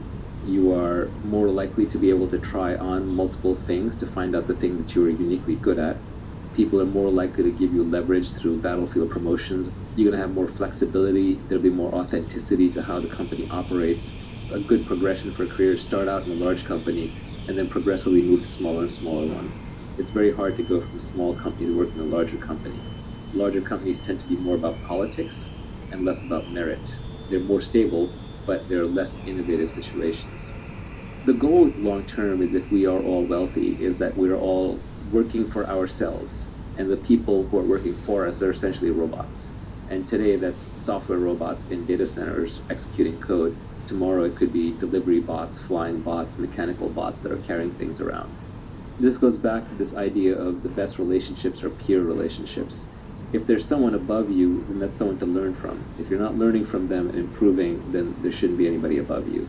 If there's somebody below you, it's because you're teaching them and enabling them. If you're not teaching them and enabling them, then get a robot underneath. You don't need a human being below you. This is utopian, and it's a long ways off, but in the not too distant future, anybody who wants to work for themselves will be able to work for themselves. You may have to make other sacrifices. You may have to take on more risk. You may have to take on more accountability. You may have less steady income, but more and more, I think the younger generation is realizing that if they're going to work for themselves. In one of your tweets, you listed out some of the things you should study, like programming, sales, reading, writing, arithmetic. One of the items that ended up on the cutting room floor was that you should also study ethics. I was originally going to put that out there as a concession to people who believe that making money is evil and that the only way to make it is evil. But then I realized ethics is not necessarily something you study. It's something you think about, and it's something you do. every one of us has a personal moral code. And where you got that moral code from is different for everybody. It's not like I can point you to a textbook. Sure, I could point you to some Roman and Greek text, but that's not going to suddenly make you ethical. There's the golden rule, right? Do unto others as you would have them do unto you. Or there's Nassim Taleb's silver rule, which is don't do unto others what you don't want them doing unto you. Once you've been in business long enough, you will realize how much of business is about trust. And it's about trust because you want to compound interest. You want to be able to work for long periods of time with trustworthy people without having to reevaluate every discussion, without having to rethink each time, and without having to constantly look over your shoulder. And so over time, you gravitate towards working with certain kinds of people. And similarly, those people will gravitate towards working with other ethical, quote-unquote, people. So being ethical turns out to be a selfish imperative. You want to be ethical because it attracts the other long-term players in the network, and then they want to do business with you. And if you build a good enough reputation for being ethical, eventually people will pay you just to do deals through you, because you're the one who will validate and ensure the deals by your presence, because you wouldn't be involved with low-quality stuff. So being ethical actually pays off in the long run, but it's the very long run. In the short run, being unethical pays off, which is why so many people go for it. It's a greedy algorithm. But you can be ethical simply because you're long-term greedy. And I can even outline a framework for different parts of so-called ethics just based on the idea of long-term selfishness. For example, you want to be honest because it leaves you with a clear mind. You don't have two threads running in your head. One is the lies that you told you to keep track of, and the other one is what you're saying. You just have to think about one thing at a time, so you have more energy to think about that thing, so you're a clearer thinker. Also, by being honest, you're rejecting the people who only want to hear the pretty lies. So you force those people out of your network. And sometimes it's painful, like friends and family. But long term, you create room for the people who like you exactly the way that you are. So that is a selfish reason to be honest. For example, in negotiations, if you're the kind of person who always tries to get the best deal for yourself, you will win a lot of very early deals and it'll feel very good. But on the other hand, there are a few people who will recognize that you're always scrabbling and not acting fairly, and they will tend to avoid you.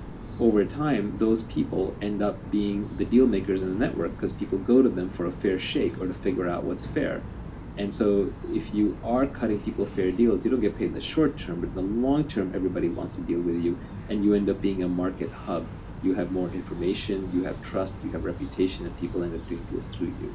A lot of wisdom is just realizing the long-term consequences of your actions. And so the longer term you're willing to look, the wiser that you're going to seem to everybody around you. Do you want to tell us about some of the jobs that you had as a youth and the specific job that kicked off your fanatical obsession with creating wealth? This gets a little personal, and I don't want to do the humble brag thing. There was some thread going around on Twitter about, like, name 5 jobs you've held, and every rich person on there was trying to signal how they've held, like, normal jobs. So I don't want to play that game. I've held a bunch of menial jobs. There are people who had it worse than me, people who had it better than me. There was one point where I was washing dishes in the school cafeteria, and I said, F this, I hate this, I can't do this anymore. And I sweet-talked my way to a computer science prof of helping TA his CS class in algorithms when I myself was completely unqualified for that. And so it forced me to learn computer science algorithms so I could TA the rest of the course. But that desire came out of the suffering of washing dishes in the college cafeteria, which is not to say there's anything wrong with that. There's nothing wrong with anything, really. But it was just not for me. I did not enjoy it. I had an active mind, and I wanted to make my money and earn my living through mental activities, not through physical activities. But sometimes it takes the suffering of doing the wrong thing to motivate you enough to do the right thing. I worked at a law firm for a while, a big prestigious law firm in New York City. I had a big internship there, and I basically got fired for surfing Usenet back in the day. This is before the internet was a big thing. Usenet was the news groups, and it was the only way for me to stay from being completely bored. And I was an overpaid guy wearing a tie and a suit, and I had to hang out in the conference room when the lawyers needed photocopies. I would make photocopies, and in the meantime I would be bored out of my skull. This is pre-iPhone. Thank God to Steve Jobs for saving us all from unending boredom. But I used to read the Wall Street Journal, or anything that I could get my hands on. I would have read the back of a brochure just to keep from going insane, because listening to a bunch of corporate lawyers discuss how to optimize minute details in a big contract is really dull. And they got mad at me because they wanted me to sit there quietly and not read the Wall Street Journal. They said, that's rude, that's misbehavior. So I got called up and reprimanded a bunch of times, and then I was finally terminated. And I was sent home in shame early from my very prestigious internship, destroying my chances of going to law school. And I was unhappy for all of an hour. But ultimately, it's one of the best things that ever happened to me, because then I would have ended up as a lawyer. Not that I have anything against lawyers, but it's not what I was meant to do. You mentioned the catering job that you had a while back that really kicked off the whole obsession. That was an envy thing. When I was in high school, I had to make some money to pay for my first semester at college, and I had to get a job. It was the summer of 1990, 1991 time frame. So this was the Bush senior recession, if anyone who's alive back then remembers it. So it was actually really hard to get a job. So I ended up working for an Indian food catering company, and I ended up having to serve at a birthday party for a kid who was actually in my school. So I saw my classmates, and I was out there serving food and drinks to them. And that was incredibly embarrassing. I wanted to hide away and die right there. But you know what? It's all part of the plan. It's all part of the motivation. If I hadn't had that happen, I probably wouldn't be as motivated and I wouldn't be as successful. So it's all fine. But it was definitely a very strong motivator. In that sense, envy can be useful. Envy can also eat you alive if you let it follow you your entire life. But there are points in your life where it can be a very powerful booster rocket. We spoke earlier about picking a business model that has leverage, from scale economies, network effects, zero marginal cost of replication. There were a few other ideas on the cutting room floor that I want to go through with you. The first one was the principal agent problem. So mental models are all the rage. Everyone's trying to become smarter by adopting mental models. I think mental models are interesting, but I don't think explicitly in terms of a mental model checklist. I know Charlie Munger does, but that's just not how I think. Instead, I tend to focus on the few lessons that I've learned in life over and over that I think are incredibly important and seem to apply almost universally. One that keeps coming up from microeconomics, because as we've established, macroeconomics is not really worth spending time on, is what's called the principal agent problem. Principal in this case is principle with a P-A-L, not P-L-E, so it's not a principle that you follow. It's a principal who is a person. A principal is an owner, and an agent is the person who works for the owner. So you can think of it as an employee, the difference between a founder and an employee. I can summarize this by a famous quote that either was said by Napoleon or by Julius Caesar. It's generally attributed to either one. But he said, if you want it done, then go. If not, then send. Which is saying, if you want to do something right, do it yourself, because other people just don't care enough. Now, the principal agent problem pops up everywhere. In microeconomics, the way that they try to characterize it is that the principal's incentives are different than the agent's incentives. So the owner of the business wants what is best for the business and will make the most money. The agent generally wants whatever will look good to the principal, or might make them the most friends in the neighborhood or in the business, or might make them personally the most money. You see this a lot with hired gun CEOs running public companies, where the ownership of the public company is distributed so widely that there's no principal remaining. So nobody owns more than 1% of the company. The CEO takes charge, stuffs the board with their buddies, and then starts issuing themselves low-price stock options or doing a lot of stock buybacks because their compensation is based directly tied to the stock price.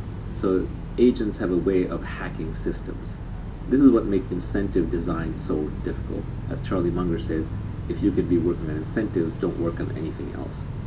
Almost all human behavior can be explained by incentives. The study of signaling and signals is seeing what people do despite what they say. People are much more honest with their actions than they are with their words. You have to get the incentives right to get people to behave correctly. It's a very, very difficult problem. Because the good people aren't purely coin operated. They're not just looking for money. They're also looking for other things like status or meaning in what they do. Principal agent problem is the one that as a business owner, you're always going to be trying to figure out, how do I make this person think like me? How do I incent them? How do I give them founder mentality? And I think you have to truly have been a founder to fully appreciate how important this founder mentality thing is and what a difficult. Ron Yuan expected freak. She was freak.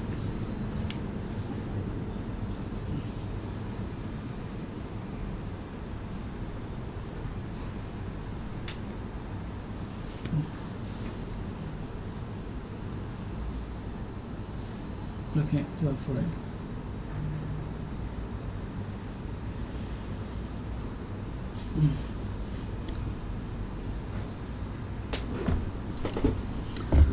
Short crash in a freak in a cave.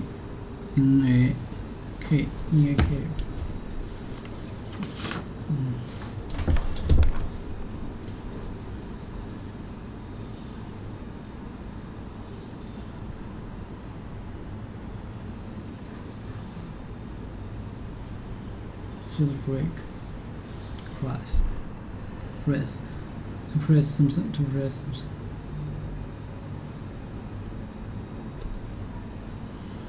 To press something very hard so that is broken or shape destroy. Crash.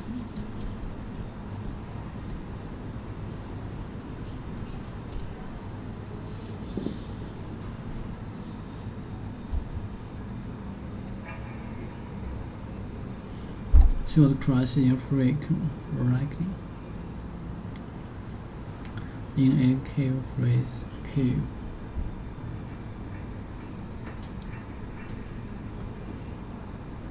Okay.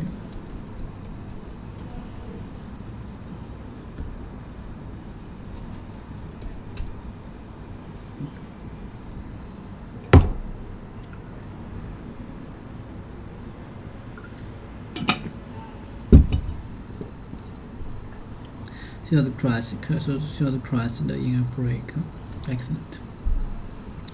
In a freak short crash in a freak accident in a cave in France. Press something very hard so that it's broken. Crash short crash in a freak.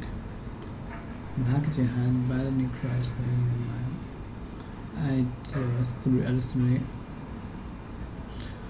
clouds of crashed his arm was badly crashed and accident cross. Sorry, was badly crashed. To press something very hard so that it is broken or is broken. Short crashed in a freak accident in a cave in France. Cave. The village was destroyed. The village was destroyed by a freak storm. Destroyed by a freak storm. Great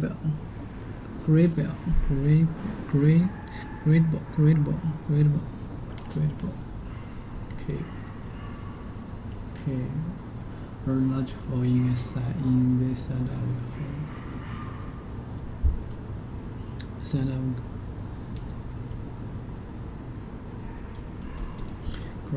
Great ball.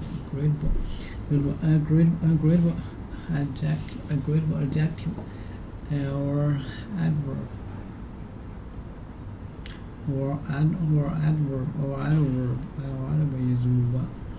Is what one that could be used in the comparative or superlative or that can be qualified by words such as very well quiet,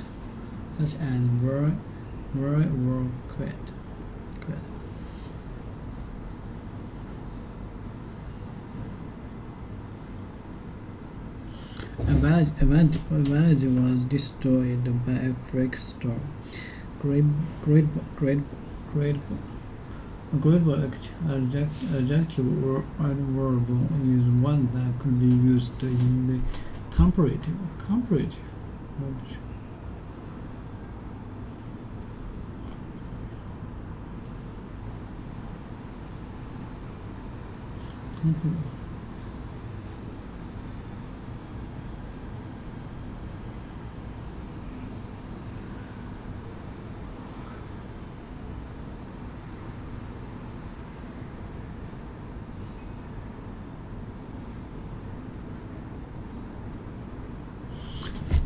Grab adjective or adverb.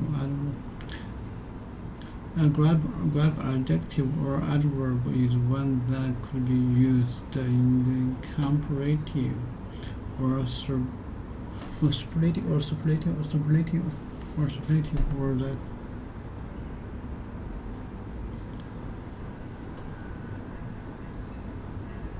That grab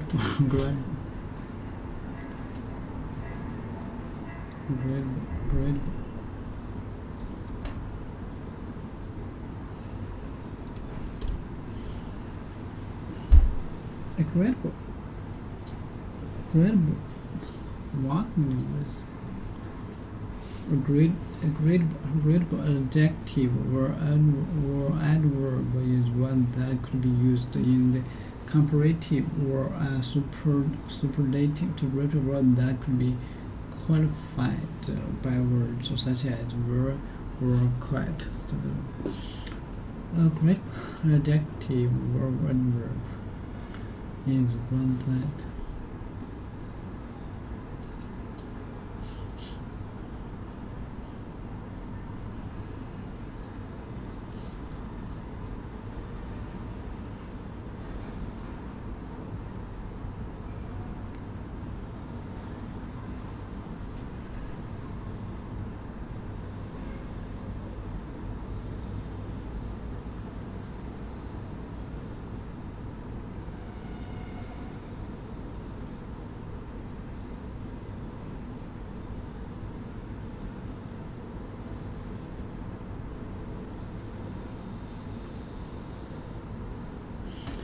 Gradable, extremely unusual or unlikely. She died in Africa. She died in Africa.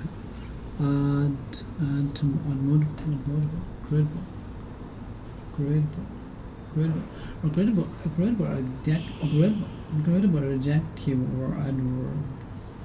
Agreeable adjective or verb is one that could be used in comparative or superlative, or that could be qualified, or that could be, or that can be qualified by words such as were or quite. This was were or quite. Quite. Agreeable adjective or adverb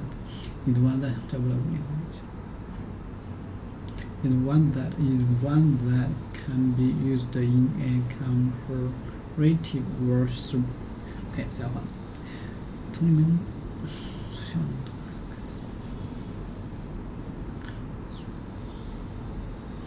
comparative or superlative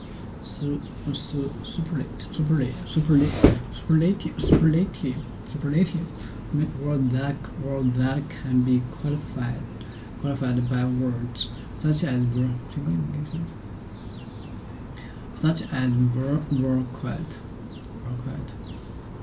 or such as were quite,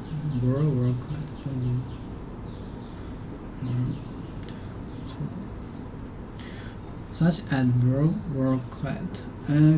Agreeable adjective or adverb is one that can be used in the comparative or superlative, or that can be qualified by words such as were or quite.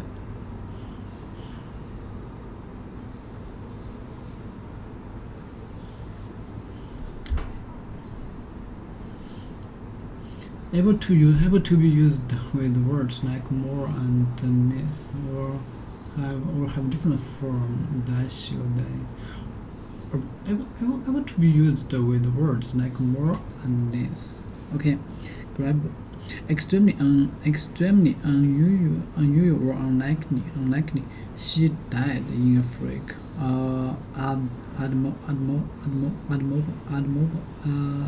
admirable accent. She died in a freak admirable accident.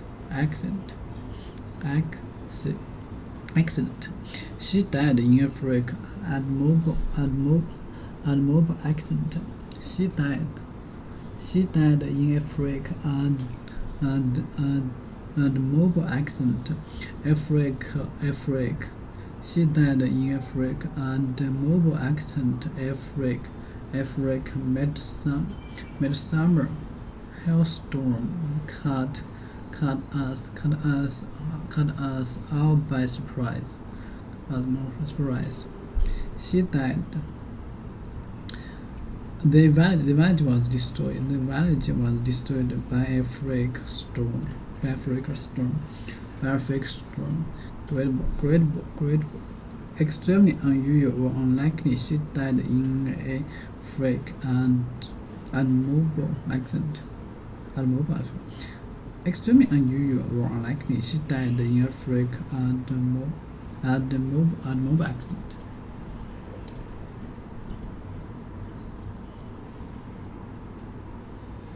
Admirable accident.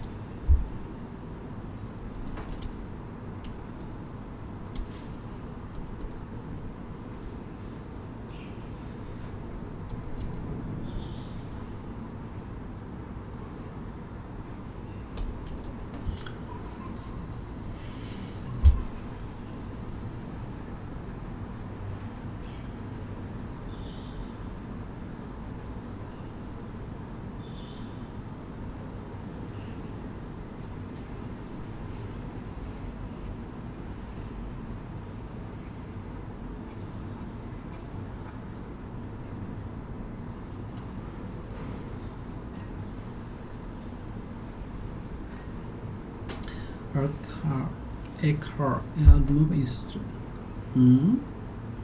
Automobile accident. She died in a freak automobile. Old fancy.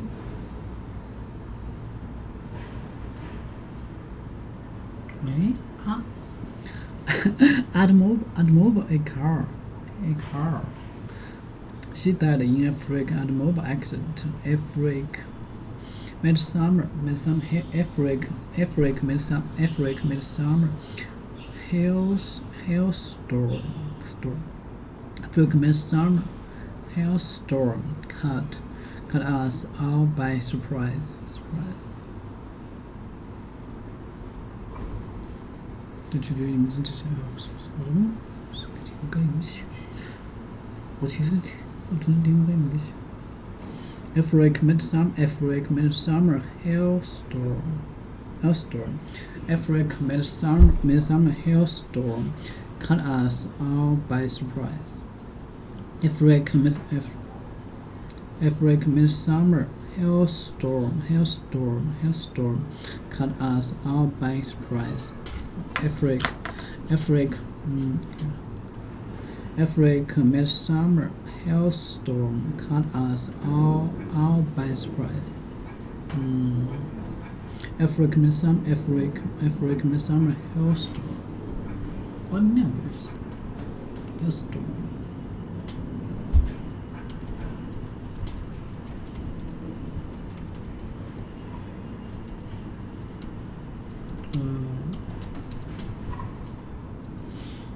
The period in the middle of summer. The period in the middle of summer.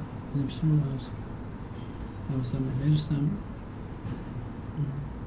A freak midsummer hailstorm.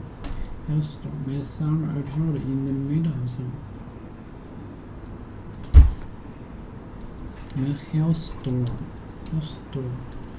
Hailstorm. Suddenly heavy fall or hailstorm. Private. Great. Okay. A freak midsummer hailstorm caught us. A freak midsummer hailstorm caught us all by surprise. A frequent summer hailstorm caught us all by surprise. A frequent summer hailstorm caught us all by surprise. A frequent summer hailstorm caught us all by surprise. All by surprise. All by surprise. All by surprise.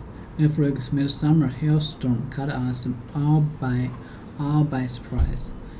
A person who is a frequent summer hailstorm caught us all by surprise.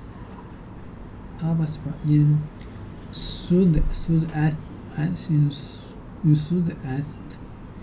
a frequent summer hailstorm caught us all by surprise. A frequent summer hailstorm caught us all by surprise. A person who is a frequent summer hailstorm caught us all by surprise. All by surprise. All by surprise. A frequent summer hailstorm caught us all by surprise.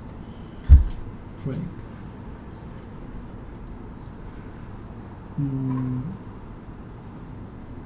Freak in the summer. The first freak when I was told I was pregnant. Unusual. The budget of destroying the freak storm. Unusual. Automobile. She died in a freak automobile accident. A freak midsummer hailstorm caught us. Enthusiast. Freak. Enthusiast. A person who is enthusiastic. Enthusiastic in person. A person who is enthusiast.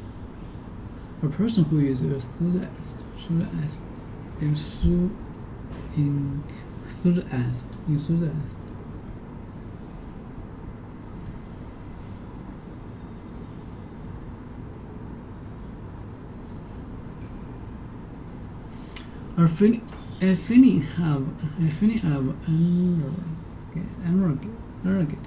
energetic interest in a particular subject or activity and an eagerness to be involved in it.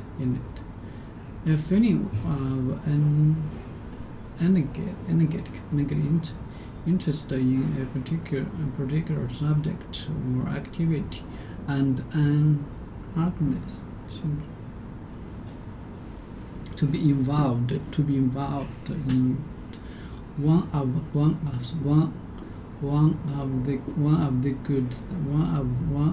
good things about teaching young children is their enthusiasm.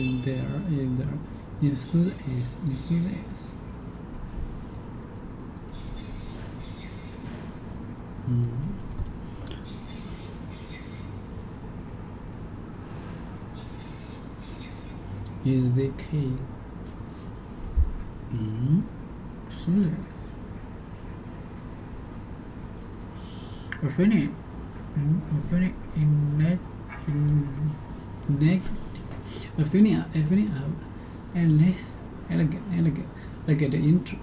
interest in a particular subject or activity and an eagerness to be involved in it.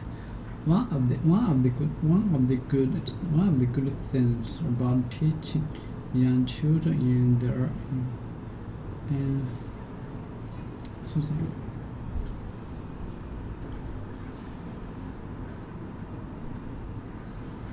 a feeling of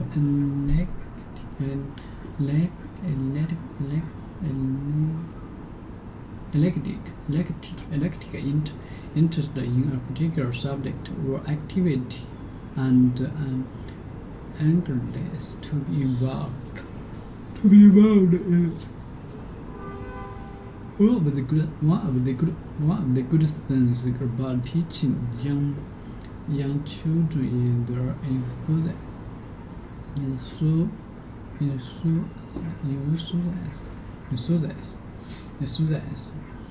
after the accent, yeah. After the accent, they had not. If any of your interest in a particular subject or activity and confidence to be involved in it. Subject or activity that interests you very much. Okay. Business. Hailstorm caught us all by surprise. Enthusiast,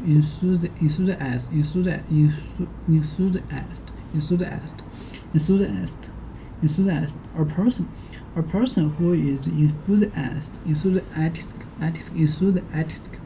a person who is enthusiastic, a person who is enthusiastic, a person who is enthusiastic about this stated thing. A person who is enthusiastic. A person who is enthusiastic about the stated thing. Enthusiastic. Stated thing.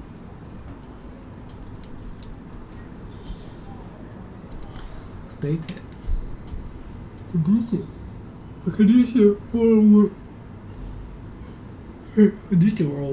world being that exists. Condition world being that exists at a particular time. The building was in state of dispute. Okay. Give me the key. You are not in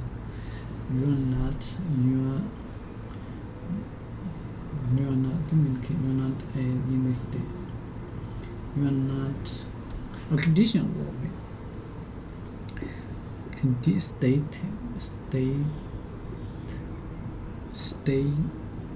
Stated about the state. A person who is enthusiastic about the stated thing.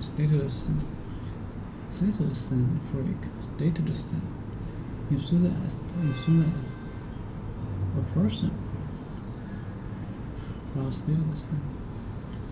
A person who is enthusiastic about the status. Stated thing. Stated.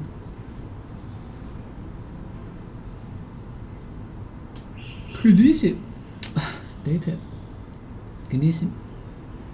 A person who is a person.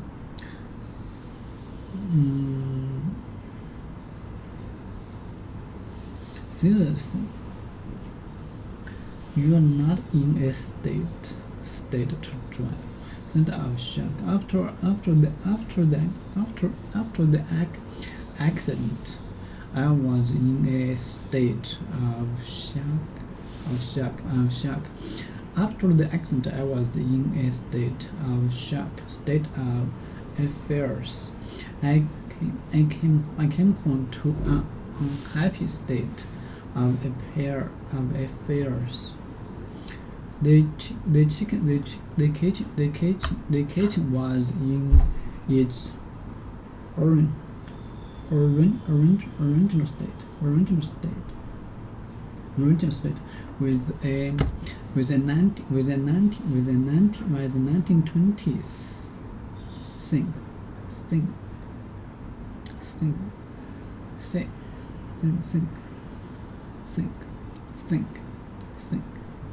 and stove.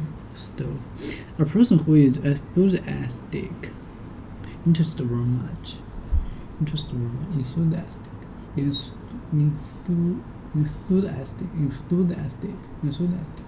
a subject or activity that interests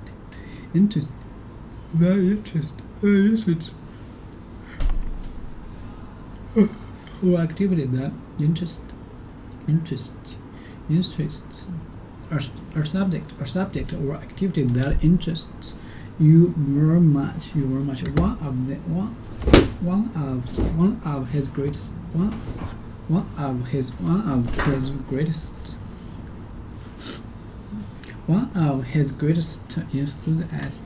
enthusiasm was yoga. Enthusiasm. A subject or activity that interests you very much.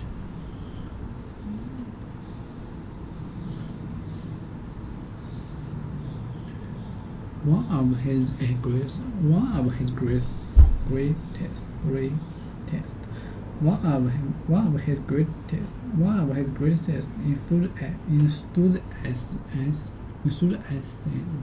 enthusiasm was yoga.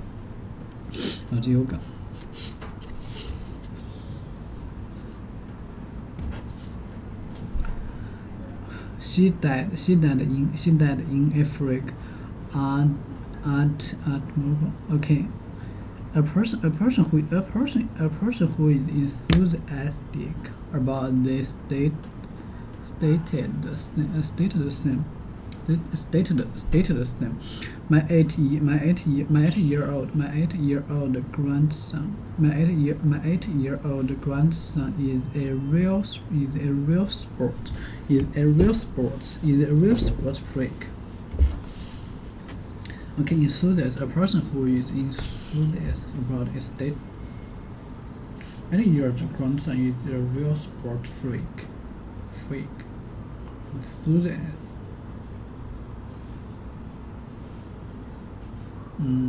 A person who is enthusiastic about the state. Enthusiast. A subject or activity that interests you very much. Interests you very much. Well, test me language. Test me English. Test my language.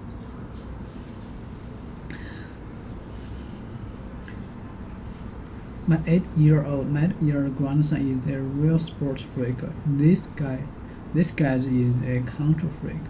So,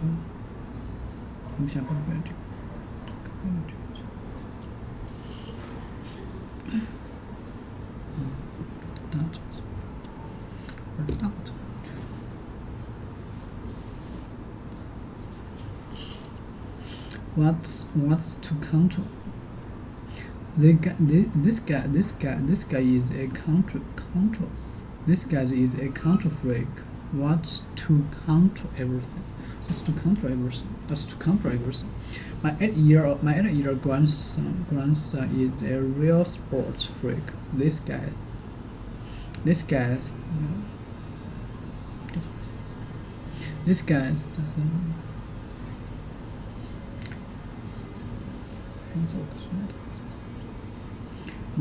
is a control freak.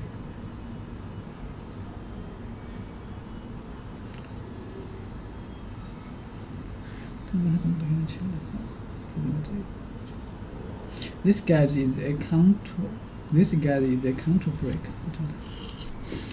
What's to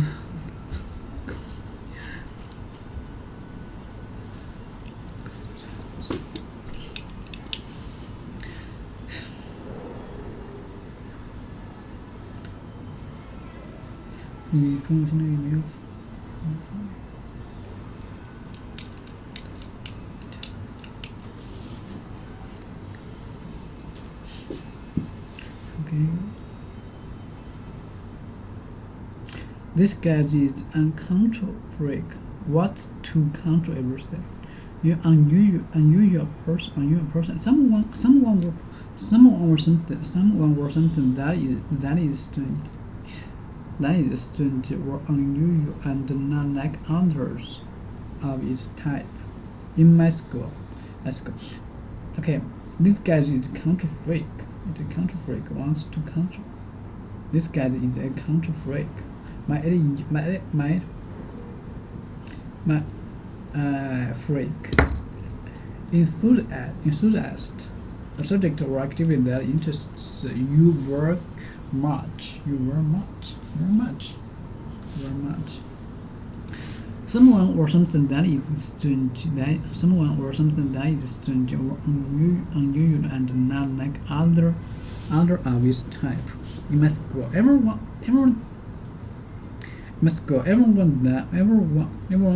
that you were some kind of freak if you didn't like sports. Spare.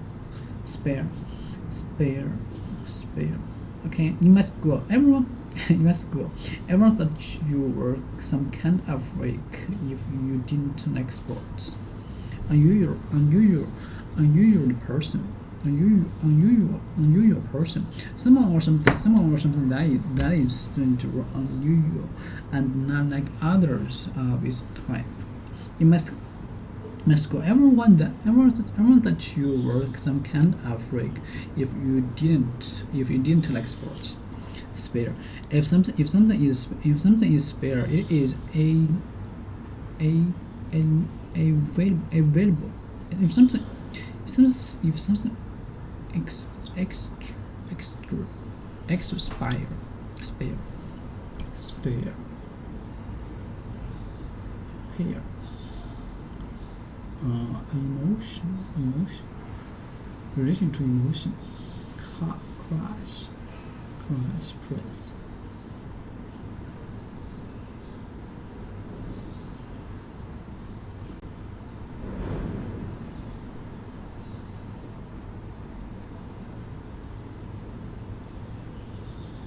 Freak.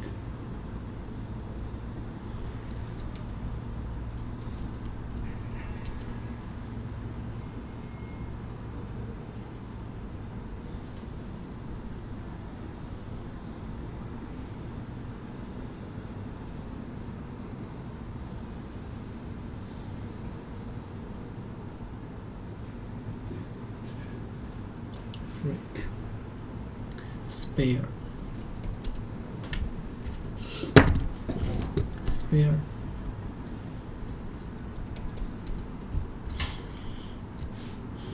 Extra. If something is spare, it is available to use because it is extra. Man. I can tell you.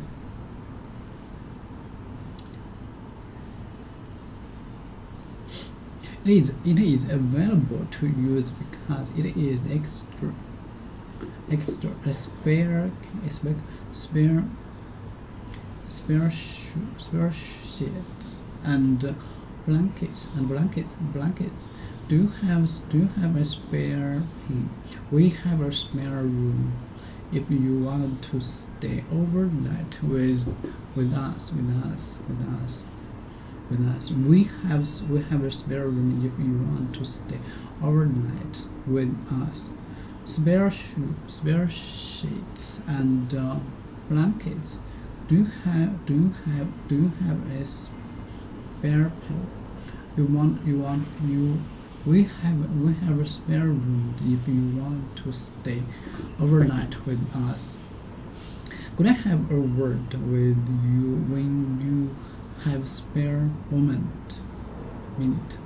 Do you want this cake? Yes, if it's going spare. Okay, someone or something that is strange or unusual and not like others of its type. Someone or something that is strange or unusual and not like others of its type. You must go. Everyone thought you were some kind of freak if you didn't like sports. Someone or something that is strange or unusual and not like others of its type. You must go. You must go. Everyone thought you were some kind of freak if you didn't like sports. Okay. Someone or something that is strange or unusual and not like others of its type. Someone or something that is strange or unusual and not like others. and none like others of its type. In my school, everyone thought you were some kind of freak if you didn't like sports. Spare. If something is spare, it is available to use because it is extra. A spare sheets and blankets. Do you have a spare pen? We have spare room if you want to stay overnight with us. Could you? Okay. Spare. If something is spare, it is available to use because it is extra. Something spare. Extra. If something is spare, it is spare. Spare sheets and blankets. Extra. Add the normal, added to normal, added the normal, added abnormal, added abnormal. If something is spare, it is available to use because it is available to use. So a spare key, spare sheets and blankets.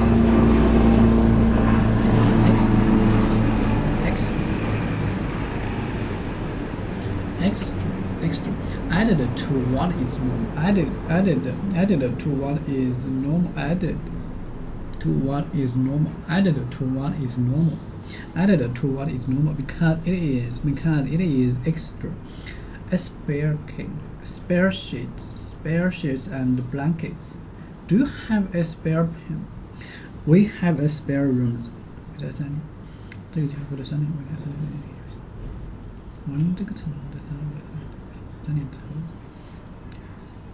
We have a spare， 所以你们有时间思考。按照我去你说过。We have a spare room if you want to stay overnight. Yes. Overnight with us. We have a spare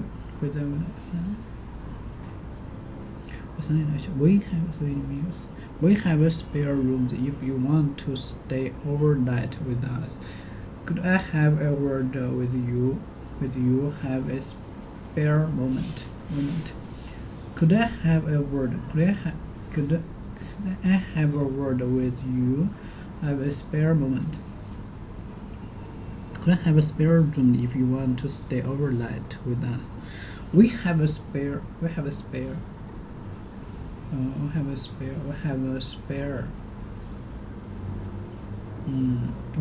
room if you want to. Spare sheets and blankets. Do you have a spare pen? Do you have a spare pen? Because it is added to what is normal. Added to what is normal. We have a spare. We have a spare room if you want to stay. Overnight with us. Could I have a word with you? Have a spare moment.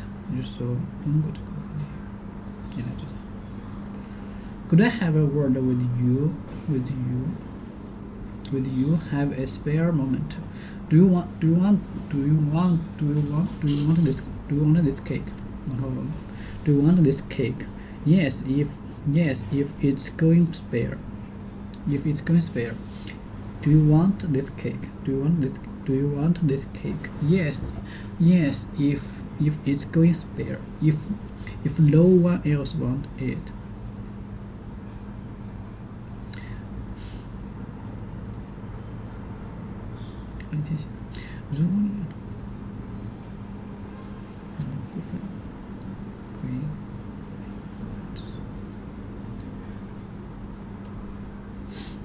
Do you want this cake?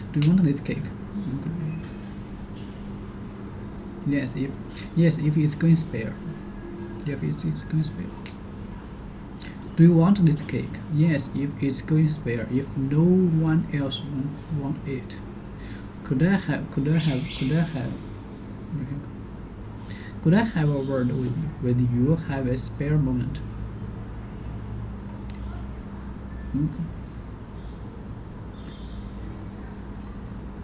Could I have a word with you? Have a spare moment? Do you want this cake? Yes, if it's going spare. If no one else want it. Spare time. Time when you are not working. I like to paint in my spare time. Spare time when you are not working. I like to paint in my spare time. More times, okay, spare time. I like to paint in my spare time.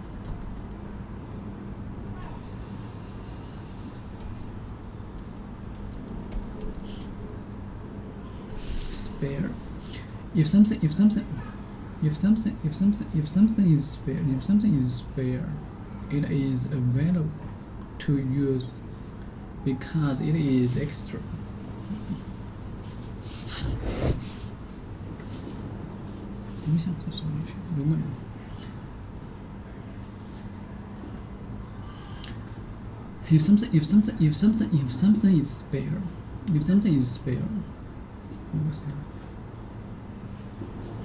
If something is spare, if something is spare, it is available to use because it is extra.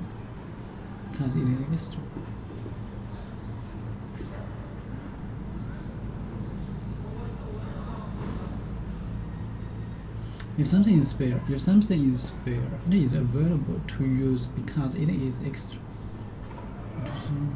If something is spare, it is available to use because it is extra. A spare sheets and blankets. Do you have a spare pen? I like to paint in my spare time. Spare time when you are not working. I like to paint in my spare time. I keep a spare tire. I keep a spare tire in the back of the car. Do it in a spare moment this weekend or whenever. It really don't matter.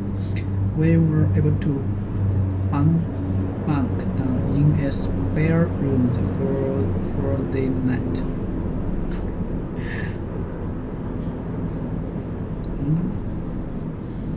Okay. Do it in a spare moment this weekend or whenever. It really don't matter. It really don't matter.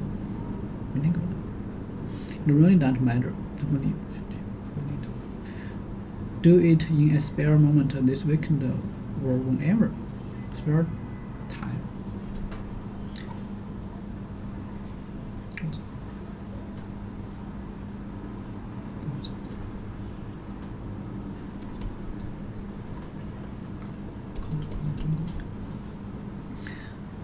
Tire.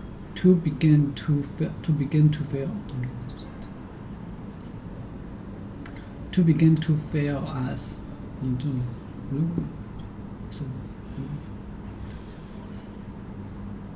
To begin to fail us. To begin to feel as if you have no energy and want to rest, or go to sleep, or to make someone feel this way.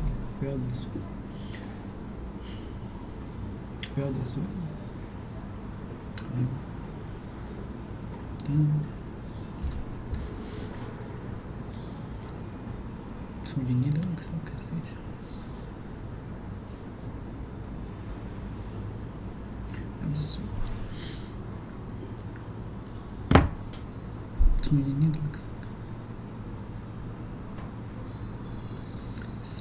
Spare sheets and blankets. Do you have a spare pen? Okay, if something is spare, it is available to use because it is extra. A spare cake, spare sheets, and blankets. Do you have a spare pen? We have a spare room if you want to stay overnight with us. Could I have a word with you? Have a spare moment?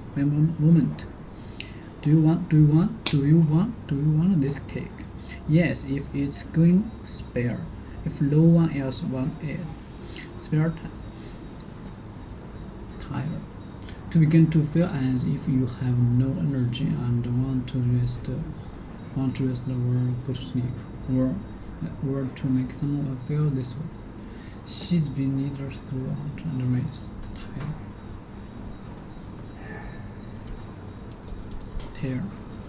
Tired. Okay, tired. I kept a spare time in the bag Okay, spare time in the back of the car. Okay, I like the paint of this paint.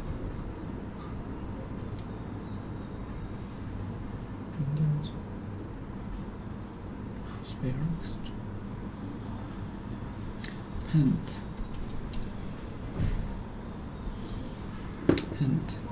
I like to paint in my spare time. I like to paint in my spare time. Okay. Do you want this cake? Yes. If it's going spare. If no one else want it. If no one else want it. If no one else want it. If no one else want it. Want it.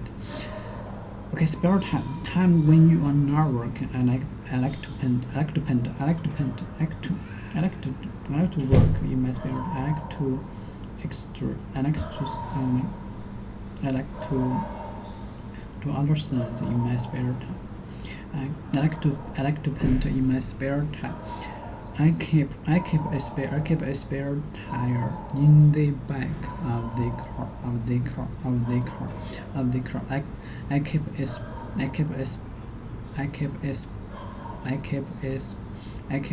tire in the back of the car. I keep a spare tire in my back of the car. Do it in a spare moment. This weekend or whenever. It really down to matter.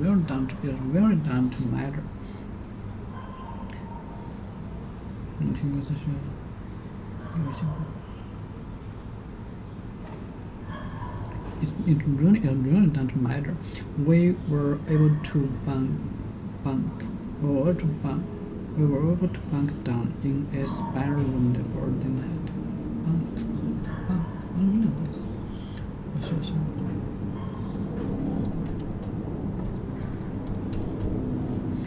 Bank. Okay, we were able to bank down.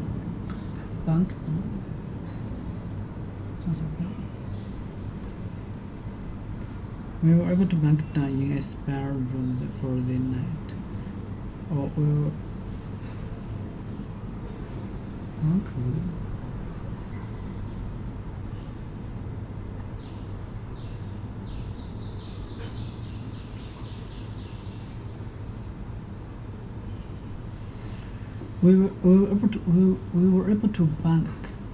were able to bank down in a spare room for the night. Look at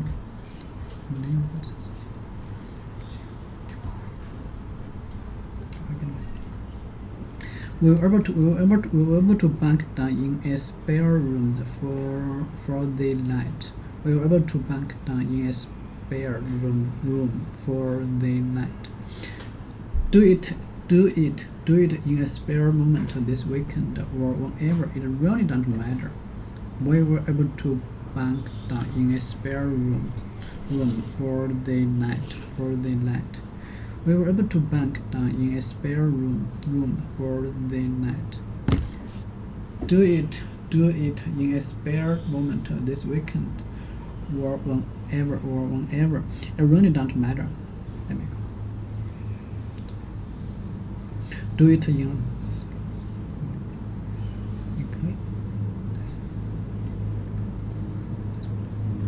Do it in a small. Do it in a spare moment this weekend or whenever. It really doesn't matter. We were able to bunk down in a spare room for the night. Do it in a spare moment this weekend or whenever. It really doesn't matter. We were able to bunk down in a spare room for the night. For the night.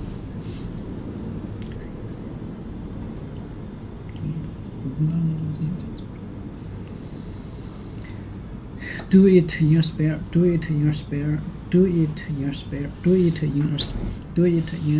moment this weekend or whenever. It really doesn't matter. It really doesn't matter. Okay. 就是说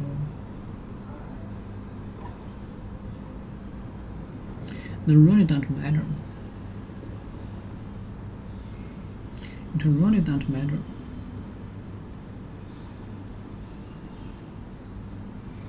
It really doesn't matter.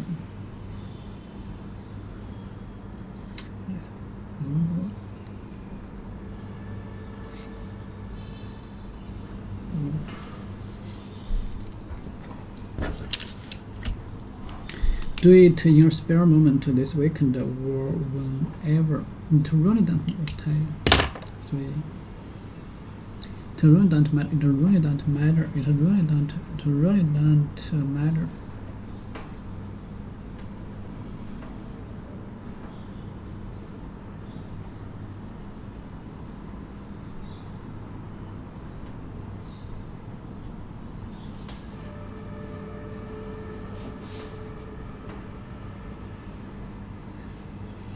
We were able to bunk down in a spare room for the night. We were able to bunk down in a spare room for the night. Do it in your spare moment this weekend or whenever. It really doesn't matter. It really doesn't matter. I like to paint in my spare time. Time when you are not working. Time when you are not working, I like to paint in my spare time. For example, I keep a spare tire in the back of the car. Do it in a spare moment this weekend or whenever. It really doesn't matter. It really doesn't matter. It really doesn't matter. We were able to bunk down in a spare room for the night. Whenever. Do it in your spare moment this weekend or whenever. It really doesn't matter. We were able to bunk down in a spare room for the. We were able to bunk down.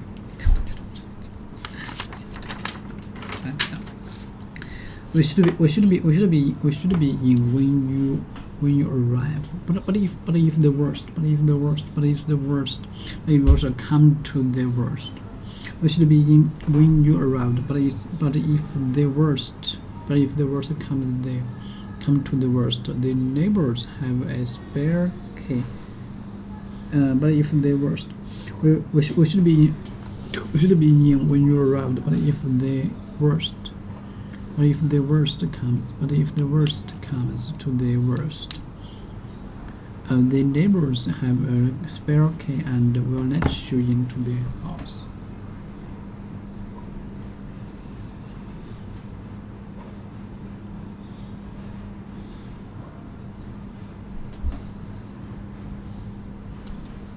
Worst.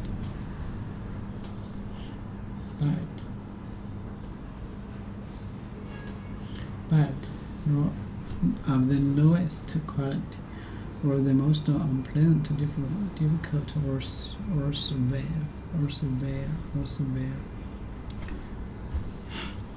he bought an old engine. He bought an old engine. He bought an old engine and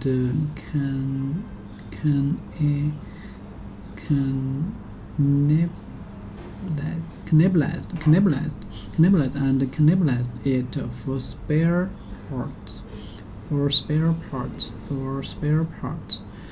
He bought an old engine. He bought an old engine and cannibalized it for spare parts. For spare parts. Engine.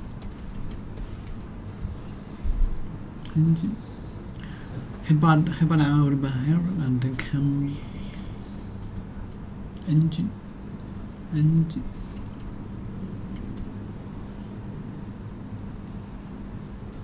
Cannibalize.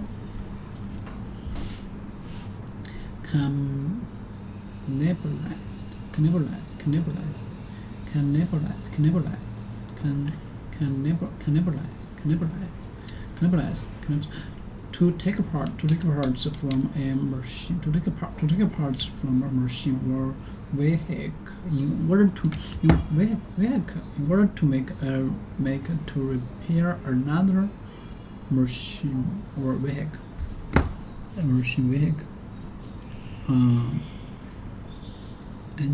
He bought an old engine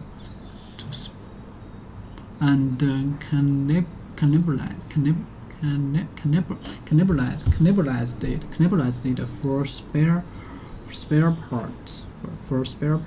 spare parts. He bought an old engine and cannibalized it for spare parts. Tall and thin. Okay. Spare. Thin. He bought an old engine and cannibalized it for spare parts. And repair. To take apart and cannibalize. And cannibalize the first.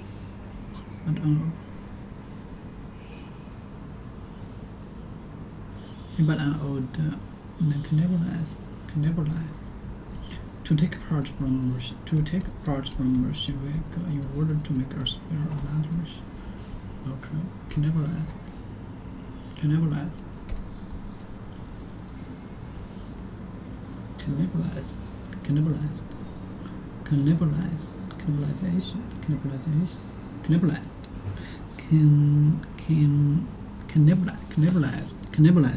But an old engine and cannibalized it for spare parts. And normally the principal agent problem is. What I would say to you is, if you are a principal, you essentially want to spend a lot of your time thinking about this problem. What that means is you want to take your top lieutenants and you want to be very generous with them in terms of ownership and incentives, even if they don't necessarily realize it, because over time they will, and you want them to be aligned with you in how they operate. When you do business deals, it's better to have an aligned partnership where you both have the same incentives than a partnership where you got the advantage in the deal. You negotiated in such a way that you got the better end of the transaction, because eventually the other person will figure it out, or they'll be misaligned and the partnership will fall apart. Either way, it's not going to be one of those things that you can invest into with the benefits of compound interest over decades. Finally, if you're in a current role where you're an agent, you're an employee, your most important job is to think like a principal. The more you can think like a principal, the better off you're going to be long term, because it's training you how to be a principal long term, and eventually you will become a principal.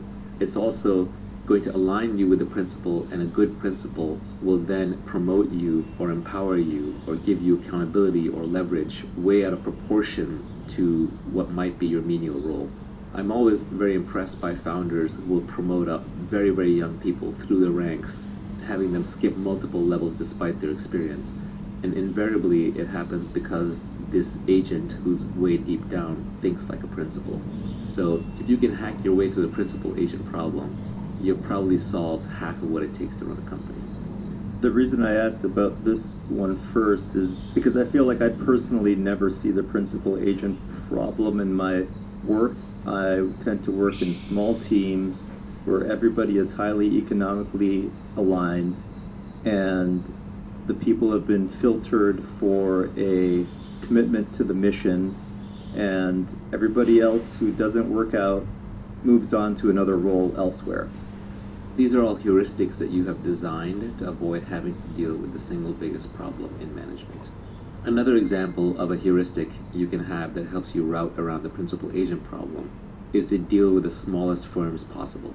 So for example, when I'm hiring a lawyer or a banker or even an accountant to work on my deals, one of the things that I've become very cognizant about is the bigger firms, all other things equal, are generally worse. Yes, they have more experience. Yes, they have more people. Yes, they have a bigger brand. But what you'll find is that the principal and the agent are highly separated. And very often the principal will sell you and convince you to work with a firm, but then all the work will be done by an agent who simply doesn't care as much. And you can end up getting substandard service. So I prefer to work with boutiques, and my ideal law firm to work with is a law firm of one. My ideal banker to work with is a solo banker. Now you're making other sacrifices and trade-offs in terms of that person's resources, and you are betting big on that person, but you've got one throat to choke, there's no one else to point fingers to, there's nowhere to run. The accountability is extremely high.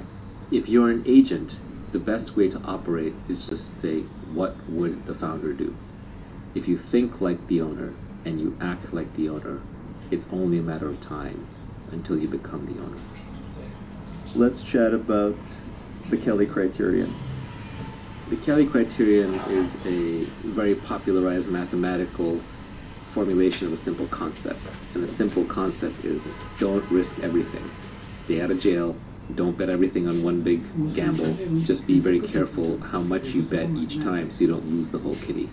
The Kelly criterion mathematically formulates, if you're a gambler, even when you have an edge, how much should you gamble per hand, because even when you have an edge, you can still lose. So let's say you have 51-49 edge, every gambler knows not to bet the whole kitty on that 51-49 edge, because you could just lose everything, and you don't get to come back to the average.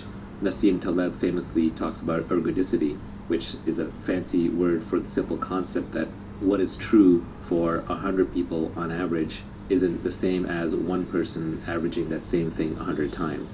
The easiest way to see that is by playing Russian roulette. 6 people who play Russian roulette once each, and then each winner gets $1 billion. One person ends up dead, 5 people have $1 billion. Versus one person who plays Russian roulette with the same one gun 6 times is never going to end up a billionaire, is going to end up worth 0. And so risk-taking, especially when the averages are calculated across large populations, is not always rational. The Kelly criterion helps you avoid ruin. The number one way in which people get ruined in modern business is not by betting too much, but it's by cutting corners and doing unethical things or downright illegal things. Ending up in an orange jumpsuit in prison or having your reputation ruined is the same as getting wiped to 0. So never do those things. Let's talk about the Schelling point. Is a game theory concept made famous by Thomas Schelling in a book called Strategy of Conflict, which I do recommend reading. It's about multiplayer games where other people are responding based on what they think your response is.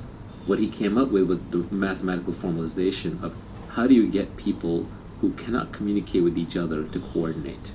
Suppose that I want to meet with you, but I don't tell you where and I don't tell you when. We both want to meet, but we cannot communicate any more information to each other. That would sound like an impossible problem to solve. We're done. We can't do it. Not quite. Because I know that you're a rational person and smart and educated, and you know I'm a rational person who's smart, we're going to start thinking, if we have to pick an arbitrary date, we're probably going to pick New Year's. And what time? Midnight or 12:01 a.m. And where will we meet? What is a big meeting point? Well, if we're Americans, it's probably in New York City. It's the most important city. And where in New York City will we meet at midnight? Probably Grand Central Station under the clock. Maybe you end up at the Empire State Building, but not likely. You can just use social norms to converge onto a Schelling point. There are many times in many games where you can look at the game itself, whether it's business or art or politics, and you can find the convergent Schelling point within the context of that game. You can cooperate with the other person. Here's a simple example. Let's suppose that you have two companies that are competing heavily with each other and they hold an oligopoly. Let's say that they're competing right now and the price fluctuates between $8 and $12 for whatever the service is. Don't be surprised if they both converge on $10 without ever talking to each other. Do you want to talk about Pareto optimal? Pareto optimal is another concept from game theory, along with Pareto superior. Pareto superior means that something is better in some ways while being equal or better in the other ways. It's not worse off in any way. This is an important concept when you're negotiating with somebody. If you can make a solution Pareto superior to where it was before, you will always do that. Pareto optimal is when the solution is the best that it can possibly be, then you can't change it without making it worse in at least one dimension. There is a hard trade-off from this point forward. These are important concepts to understand when you're involved in a big negotiation. In negotiation, though, I would generally say that, this is a tweet that I have, negotiations are won by whoever cares less.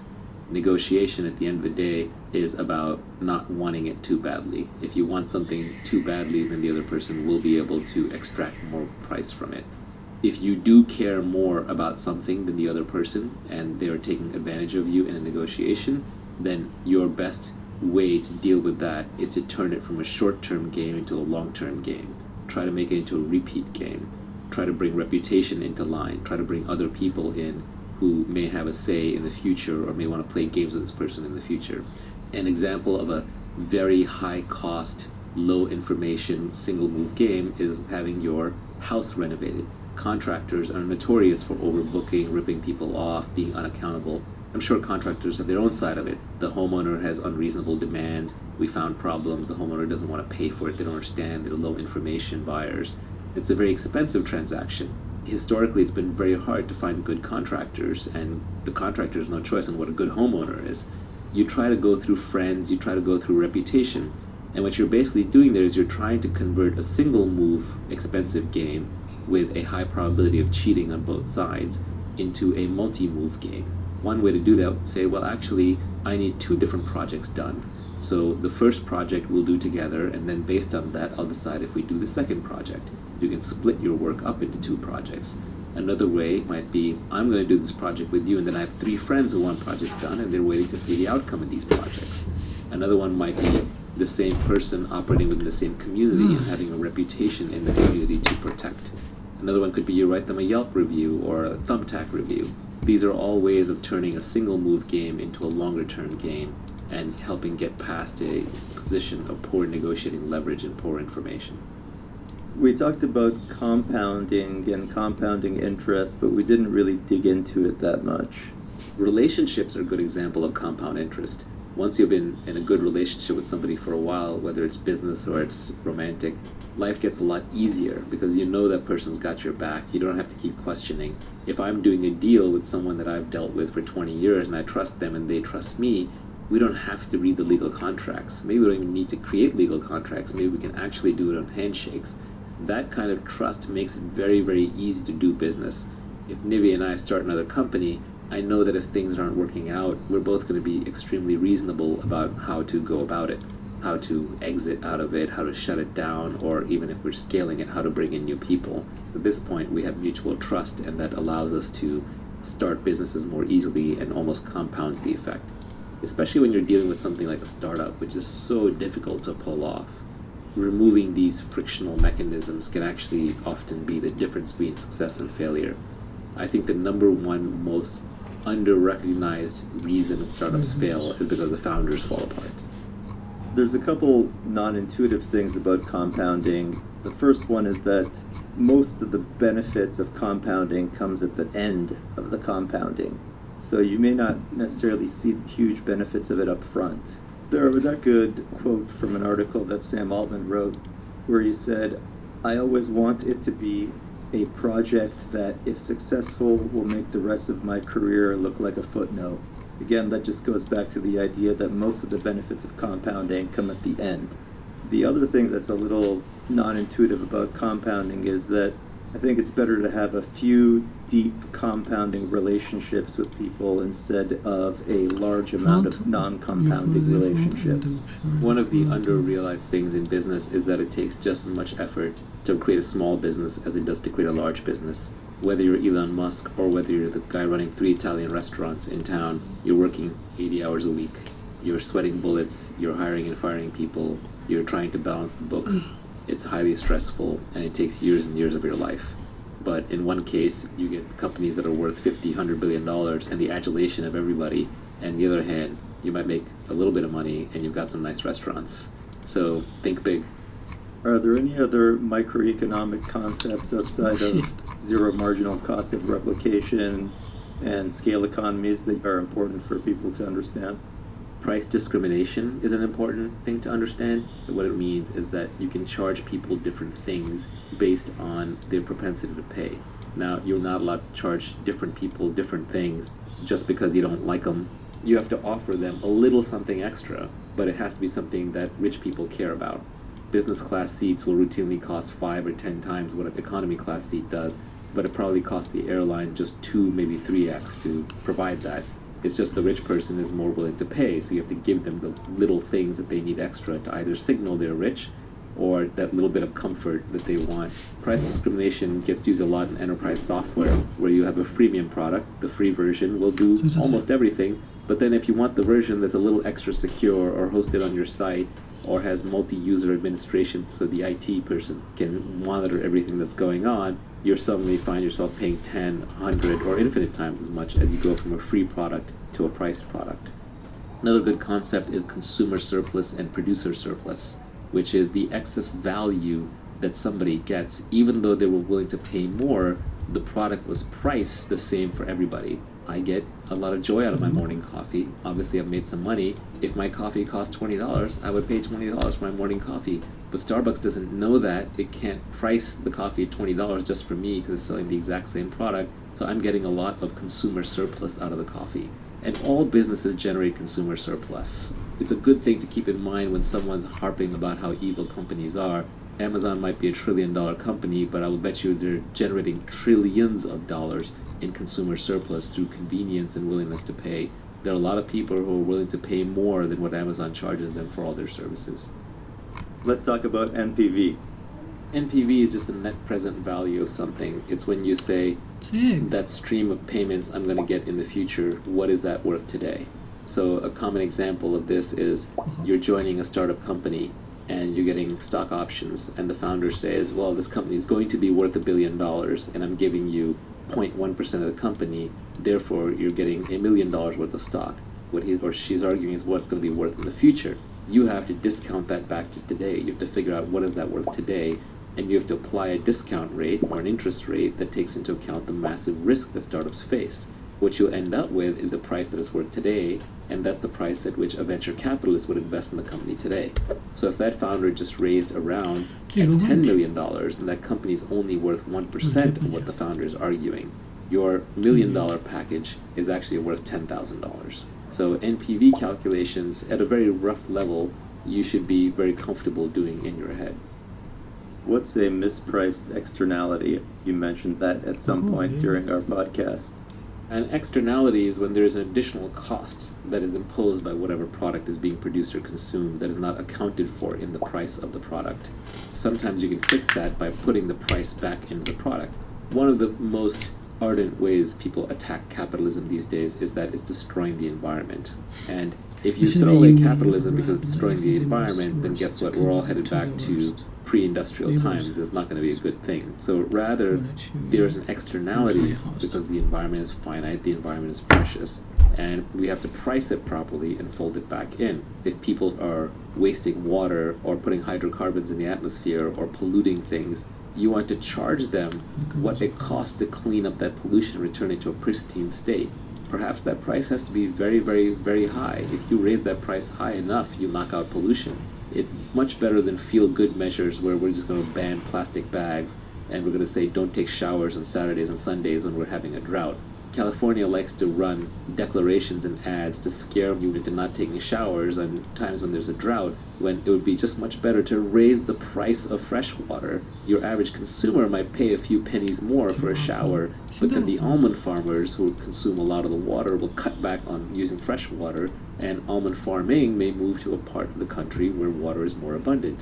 properly pricing externalities can save resources in a tremendous way. It's a good framework to think about how to be effective when you want to do things like save the environment rather than feel good things that won't actually amount to anything.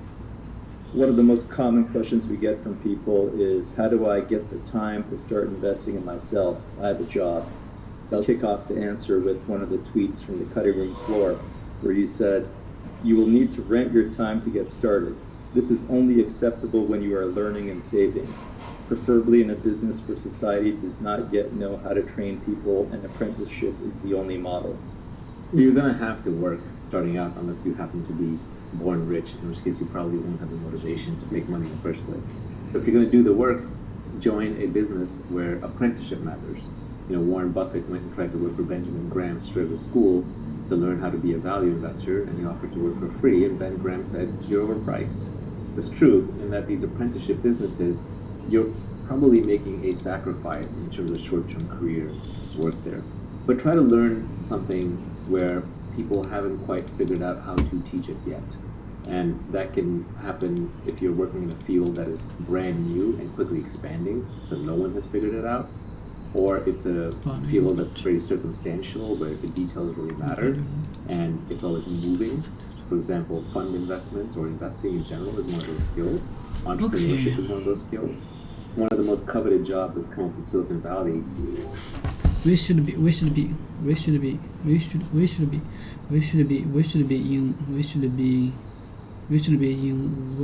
when you arrived. But if the most comes to the worst, but if the worst, bad, worst,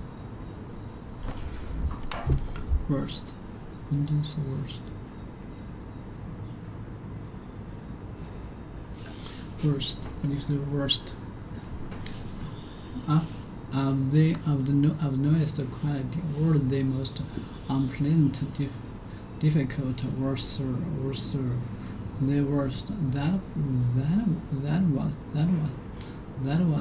the worst meal I've ever eaten. It was the worst moment of my life. She admitted worst enemy. He is my worst enemy. He is my worst enemy. He is my worst enemy. Tall and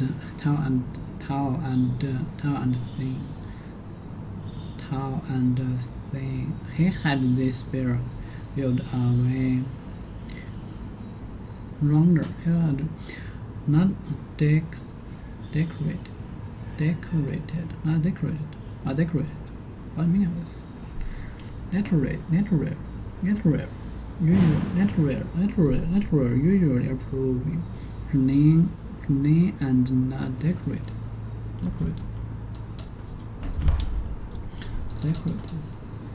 not decorated, clean. Anal, unbelievable. Aging and cannibalized.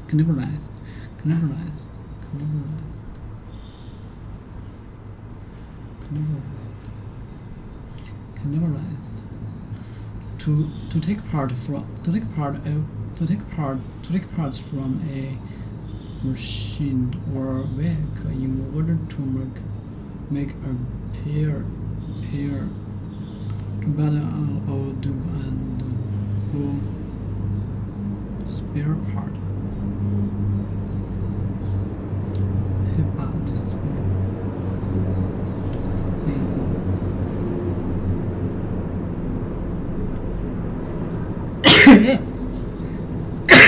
Jeez.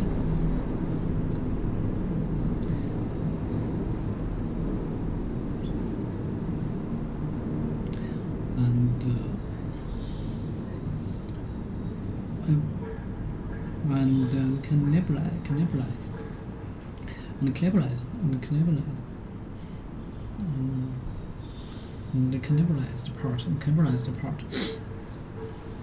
We should be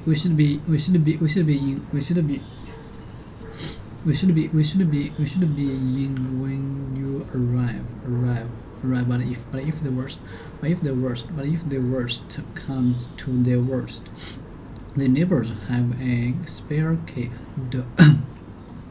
and will let you into the house. He bought an old engine. He bought an old engine and cannibalized it for spare parts. Tall and thin. He had the spare build of a runner. He had tall and thin.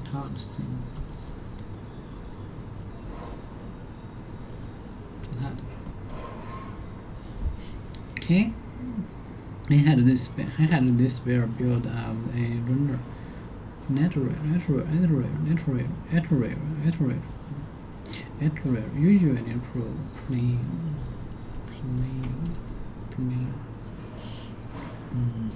With nothing added.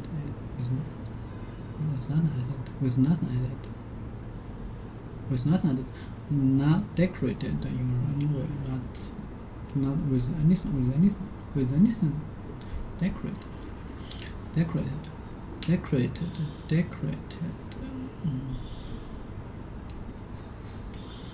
To add something to an object or space. To add something to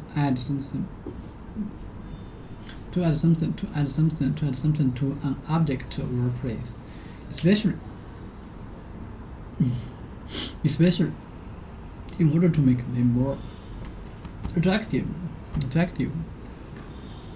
Okay, with nothing added. What's the meaning of this? Okay. Plain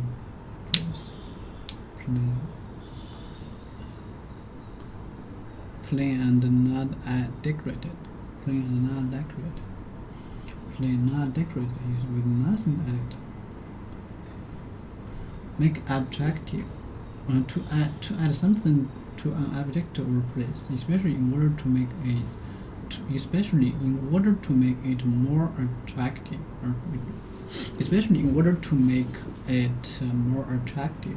They decorated the wedding car with ribbon and flowers.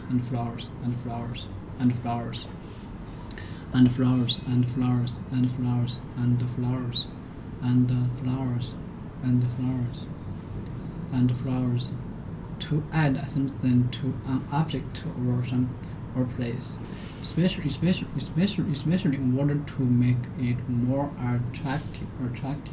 They decorated the wedding car with ribbon and flowers. Flowers make attractive. To add something an object or place, especially in order to make it more attractive. They decorated the wedding car with ribbon.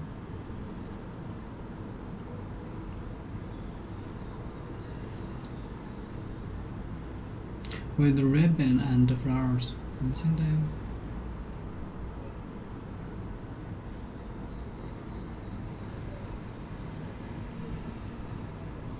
To add something to an object or place, especially in order to make it more attractive. They decorated the wedding car with ribbons and flowers. To add something to an object or place, especially in order to make it more attractive. They decorated the wedding cars with ribbon and flowers.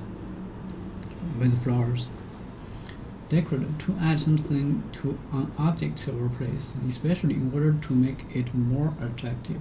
They decorated the wedding cars with ribbon and flowers. To add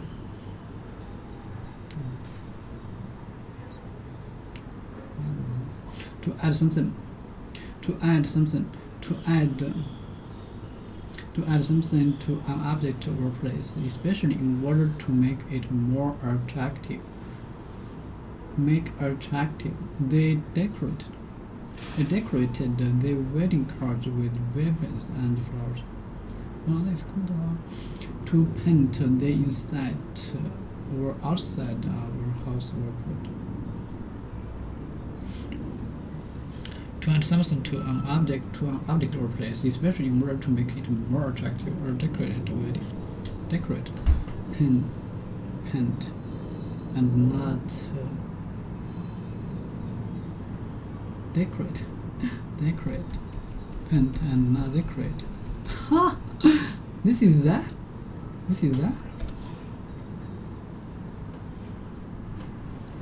Decorate, to add, decorate. Make it attractive, to add something to an object or place, especially in order to make it more attractive. Make it attractive. Okay. They decorated the wedding card with ribbons and flowers. To paint the inside or outside of a house, or put paper on the inside wall. To paint the inside or outside of a house, or put paper on the inside walls. We are going to decorate the kitchen next week. I hate the smell of paint when I'm decorating. I hate the smell of paint when I'm decorating. Decorate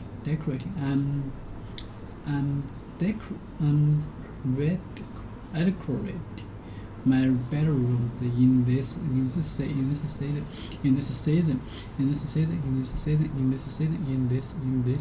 season. Nate's cars. I love to decorate. Okay, to add something to an object or place, especially in order to make it more attractive. I love to decorate and create cozy spacing. Okay, plain and not decorate. The interior is spare. And almost minimalist.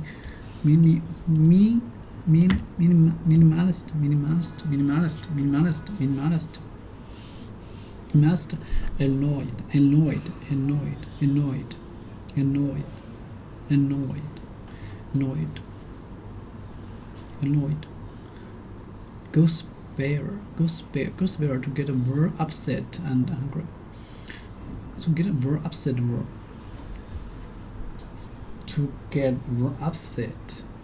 or angry. She goes spare if we so much as 5 minutes late. She goes to get more upset or angry. How can I make something angry? Annoyed. I'm annoyed. Okay. Annoyed. Angry. Okay, angry. I was so annoyed with him for turning up late. I was annoyed at the way he was annoyed at the way she tried to take over the whole meeting. My parents were rather annoyed. I hadn't told them about the accident. She was annoyed to discover that her husband had taken her car keys.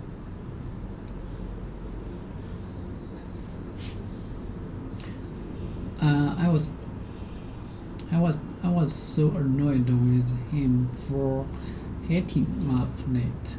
He was annoyed at the way she tried to take over the whole meeting. My parents were rather annoyed. I hadn't told them about the accident. She was annoyed to discover that her husband had taken her car keys.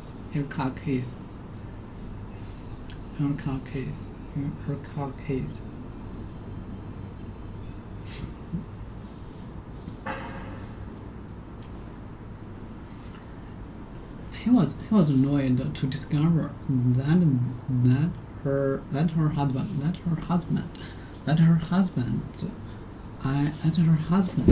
had taken her car keys. Annoyed. Goes bare. To get very upset or angry, she goes bare. In turn.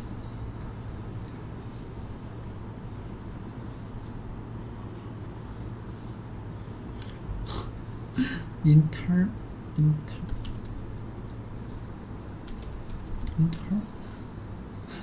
inside part of something. The inside part of something. They said the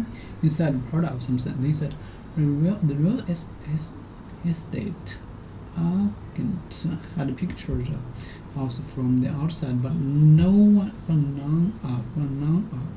of its inside part of something. The inside part of something. Almost many hours.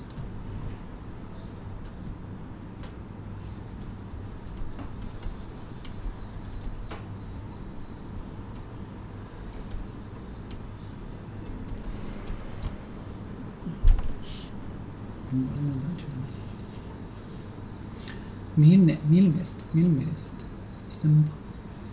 Belong to relating to a stay in art. That's me. Belong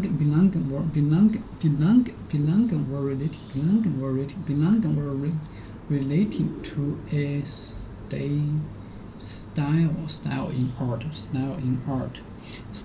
in art, design, and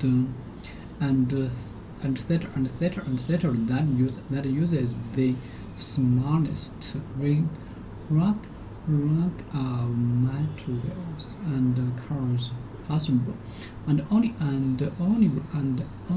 were simple shapes or forms. Simple. Belonging were relating to a stay in art, design, and theater that uses the smallest rank of material. 所以你可以做一个，也可以做个零，也可以这样，你都可以。Belonging to a simple. Belonging or relating to a stay in art, design, and theater that uses the smallest range, smallest simple. To that.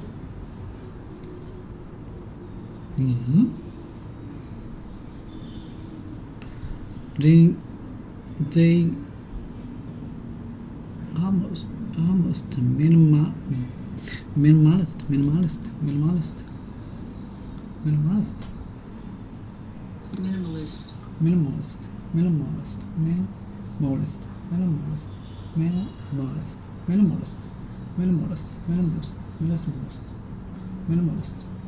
Simple. Minimalist.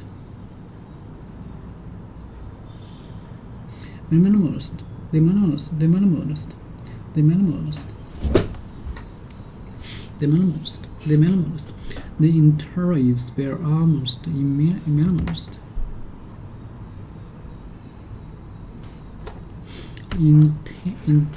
Interiors were almost minimalist. Interiors were almost menaced. Okay, this story. She goes spare if I'm so much as 5 minutes late. She'd go spare if I'm so much as 5 minutes late. Save. To not hurt.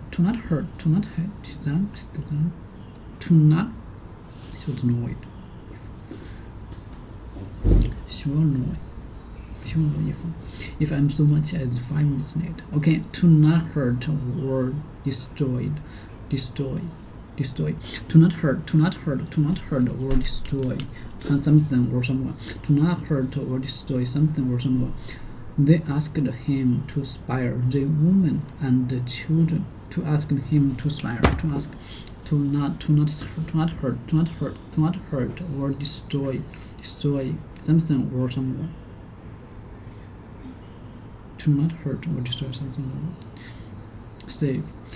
They asked him to spare the woman and children. Avoid. To prevent someone from having to experience something unpleasant, embarrassed. Luckily, I was spared the. I was embarrassed. Feel shame or shame.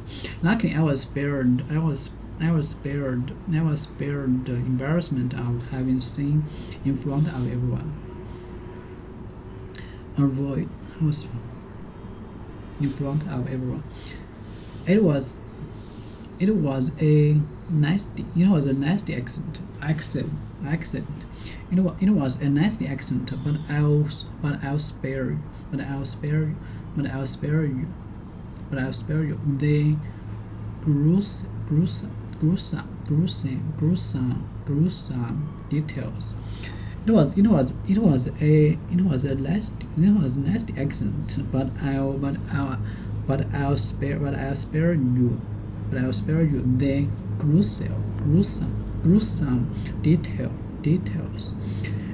nasty accent, but I'll spare you.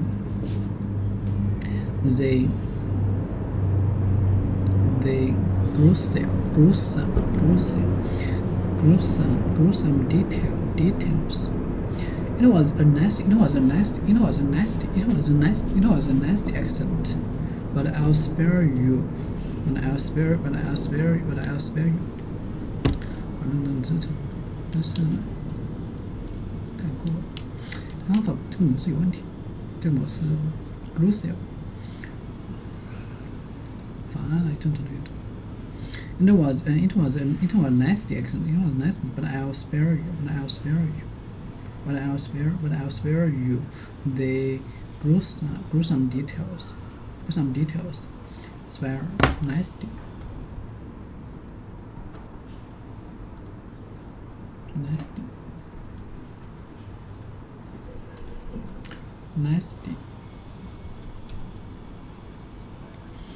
Bad or unpleasant.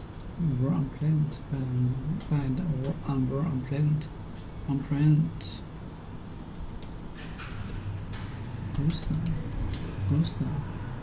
Gruesome.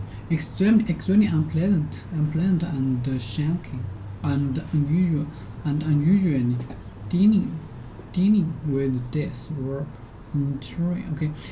Extremely unpleasant and shock and shocking and usually dealing with death. Extremely unpleasant and shocking and usually dealing with death or gruesome. And it was a nasty accent. But I'll spare you. But I'll spare you the gruesome. Extremely unpleasant and shocking and usually dealing with death or and usually dealing with death. It was a nasty accent, but I'll spare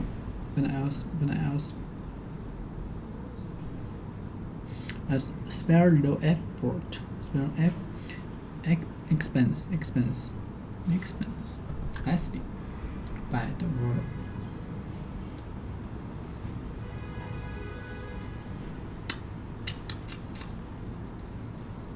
Bad or unpleasant.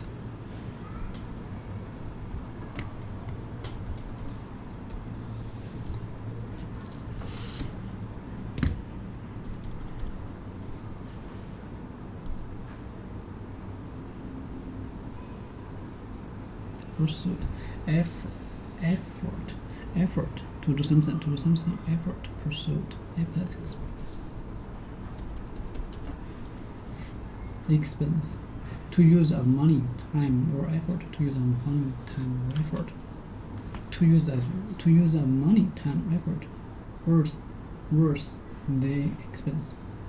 We've just had our new garage building at a great expense. To use of money, time, spend no effort, spared, try hard. To use a lot of effort, expense. To use a lot of effort, expense. To do something. She never spared herself in the pursuit of excellence.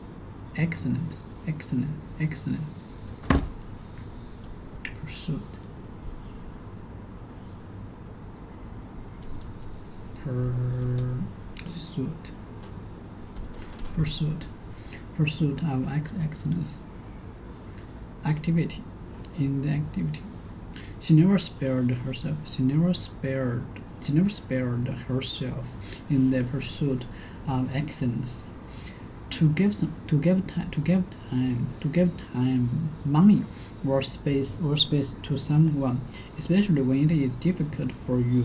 Could you spare me? To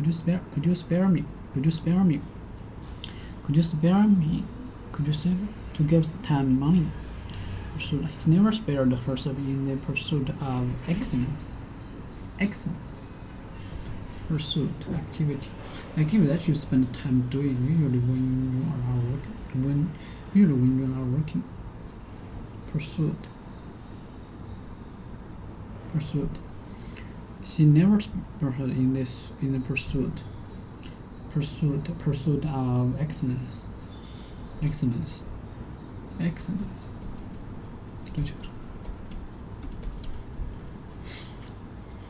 Excellence, the quality of being excellent. To give time, money, or space to someone, especially when it is difficult for you. Could you spare me? Could you spare me 20? I'd love to come, but I can't spare the time. Spare a thought for someone. Spare a thought for someone. It's beginning. To think about someone. To think about someone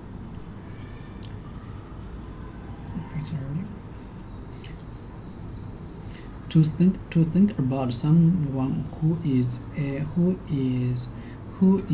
in a difficult or unpleasant situation. Spare a thought for. Okay. Could you spare me $20?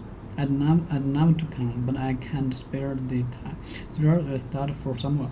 To think about someone who is in a difficult or unpleasant situation. Spare a thought. To think about someone who is in a difficult or unpleasant situation. Spare a thought for me tomorrow. When you are lying on a beach.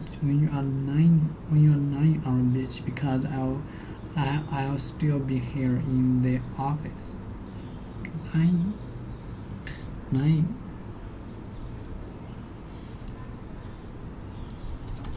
on the beach. When you are lying on the beach, because spare a thought for tomorrow. To think about someone who is in a difficult or unpleasant situation.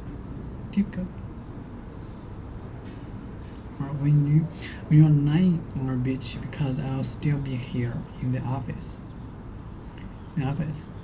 To spare. Left over a more than you need. I cut the plan with only 2 minutes to spare. Left over or more than you need, or more than you need.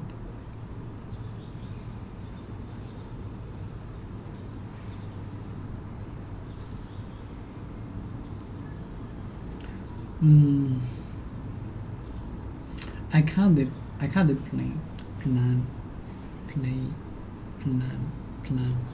name, spell, try hard, say,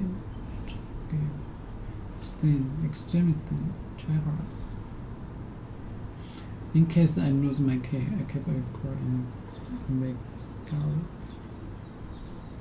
A hard spell, thin, or void.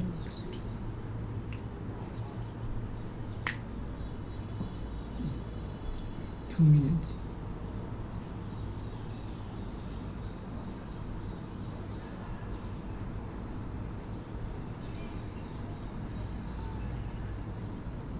Game.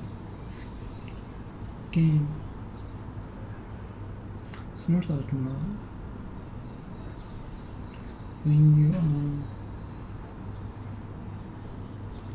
are lying on a beach, because I'm still here in the office. Left over or more than you need. If you have any, I cut the plan with only 2 minutes to spare.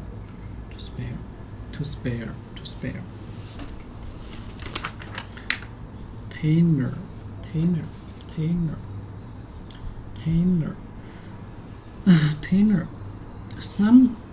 Someone whose job is to repair, make, and adjust.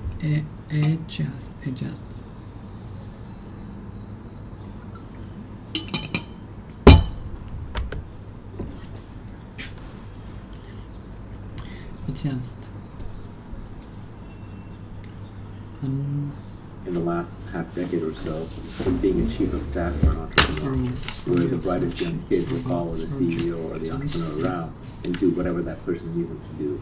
And in many cases, they were overqualified for the position. You may have someone who has 2 graduate degrees who is essentially running the CEO's laundry for that day because that's the most important thing that needs to be done.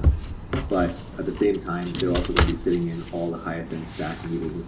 They're going to be privy to all the venture fundraising decks and all the stress and drama. If you want, you can sleep. If you want, you don't have a boss. That's freedom. So we're talking about enough wealth to get to freedom. And especially thanks to the internet these days, those opportunities are massively abundant. I, in fact, have too many ways to make money. I don't have enough time. I literally have opportunities pouring out of my ears. And the thing I keep running out of is time.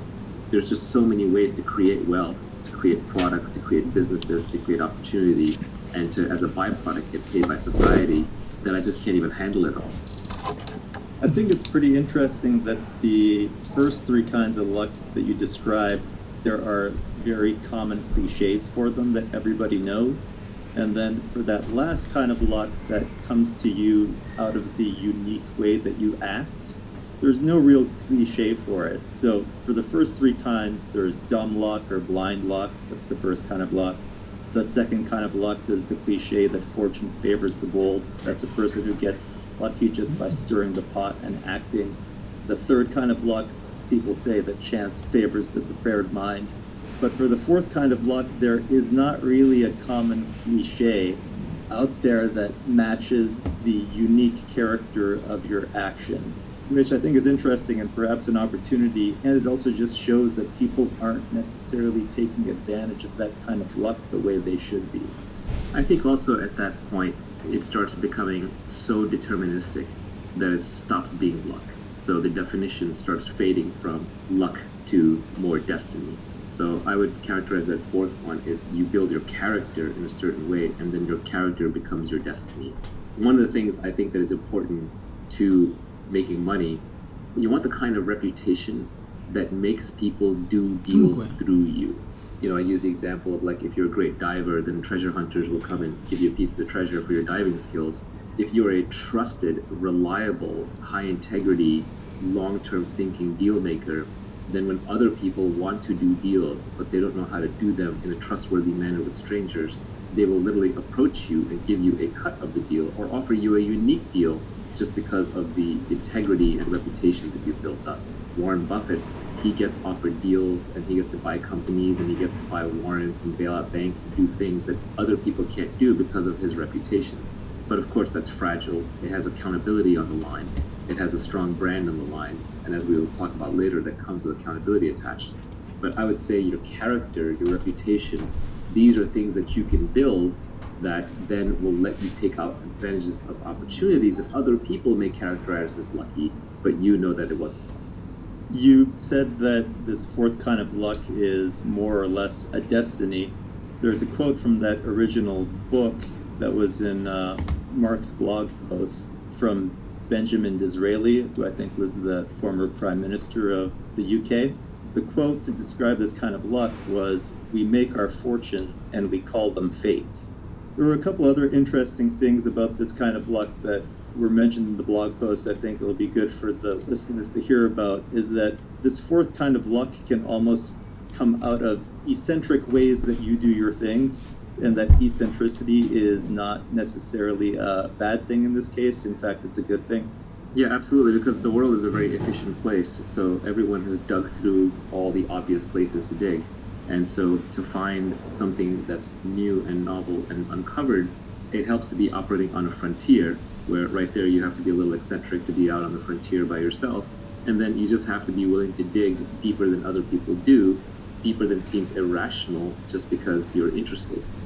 Yeah, the two quotes that I've seen that express this kind of luck, in addition to that Benjamin Disraeli one, are this one from Sam Altman where he said, "Extreme people get extreme results." I think that's pretty nice. And then there's this other one from Jeffrey Pfeffer, who's a professor at Stanford, that you can't be normal and expect abnormal returns. I've always enjoyed that one too. Yeah, and one quote that I like, which is the exact opposite of that, is play stupid games, win stupid prizes. Right? A lot of people spend a lot of their time playing social games, like on Twitter, where you're just trying to improve your social standing, and you basically win stupid social prizes, which are worthless. I guess the last thing that I have from this blog post is just the idea that by pursuing these kinds of luck, especially the last one, basically everything but dumb luck, by pursuing them, you essentially run out of unluck. So if you just keep stirring the pot and stirring the pot, that alone, you will run out of unluck. Yeah, or it could just be a reversion to the mean, right? So then you at least neutralize luck so that it's your own talents that come to play. Next, you go into more specific details on how you can actually get rich and how you can't get rich. The first point was about how you're not going to get rich. You're not going to get rich renting out your time. You must own equity, a piece of a business, to gain your financial freedom. This is probably one of the absolute most important points. People seem to think that you can create wealth and make money through work, and it's probably not going to work. There are many reasons for that, but the most basic is just that your inputs are very closely tied to your outputs. In almost any salaried job, even at one that's paying a lot per hour, like a lawyer or a doctor, you're still putting in the hours, and every hour you get paid. So what that means is when you're sleeping, you're not earning. When you're retired, you're not earning. When you're on vacation, you're not earning. And you can't earn non-linearly. If you look at even doctors who get rich, like really rich, it's because they open a business. They open like a private practice, and that private practice builds a brand, and that brand attracts people, or they build some kind of a medical device or a procedure or a process with their intellectual property. So essentially you're working for somebody else. And that person is taking on the risk and has the accountability and the intellectual property and the brand. So they're just not going to pay you enough. They're going to pay you the bare minimum that they have to get you to do the job. And that can be a high bare minimum, but it's still not going to be true wealth where you're retired. And then finally, you're actually just not even creating that much original for society. Like I said, this tweet storm should have been called How to Create Wealth. It's just How to Get Rich with a more catchy title. But you're not creating new things for society. You're just doing things over and over. And you're essentially replaceable because you're now doing a set role. Most set roles can be taught. If they can be taught, like in a school, then eventually you'll be competing with someone who's got more recent knowledge, who's been taught and is coming in to replace you. You're much more likely to be doing a job that can be eventually replaced by a robot or by an AI. And it doesn't even have to be wholesale replaced overnight. It can be replaced a little bit at a time, and that kind of eats into your wealth creation and therefore your earning capability. So fundamentally, your inputs are matched to your outputs, you're replaceable and you're not being creative. I just don't think that that is a way that you can truly make money. So everybody who really makes money at some point owns a piece of a product or a business or some kind of IP. That can be through stock options. So you can be working at a tech company, that's a fine way to start. But usually the real wealth is created by starting your own companies or by, even investors, they're in an investment firm and they're buying equity. So these are much more the routes to wealth. It doesn't come through the hours. You really just want a job or a career or a profession where your inputs don't match your outputs. So if you look at modern society, and again, this later in the tweet storm, businesses that have high creativity and high leverage tend to be ones where you could do an hour of work and it can have a huge effect, or you can do 1,000 hours of work and it can have no effect.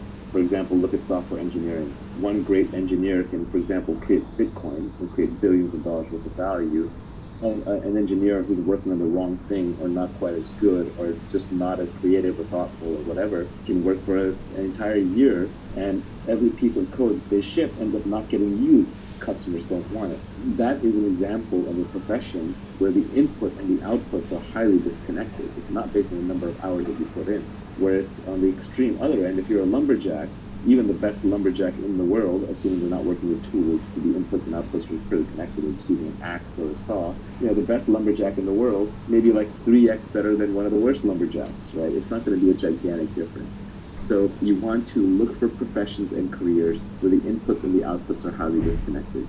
This is another way of saying that you want to look for things that are leveraged. And by leverage, I don't mean financial leverage alone, like Wall Street uses, and that has a bad name. I'm just talking about tools. We're using tools. Computer is a tool that software engineers use. If I'm a lumberjack with bulldozers and automatic robot axes and saws, I'm going to be using tools and have more leverage than someone who's just using his bare hands and trying to rip the trees out by their roots. Tools and leverage are what create this disconnection between inputs and outputs. Creativity, so the higher the creativity component of the profession, the more likely it is to have disconnected inputs and outputs. So I think that if you're looking at professions where your inputs and your outputs are highly connected, it's going to be very, very, very hard to create wealth and make wealth for yourself in that process. Any other big things you should avoid other than renting out your time? Yeah, there are two tweets that I put out that are related. So the first one I was talking about, we were talking about like how your lifestyle, has to upgrade, shouldn't get upgraded too fast. And that one basically said, people who are living far below their means enjoy a freedom that people busy upgrading their lifestyle just can't fathom.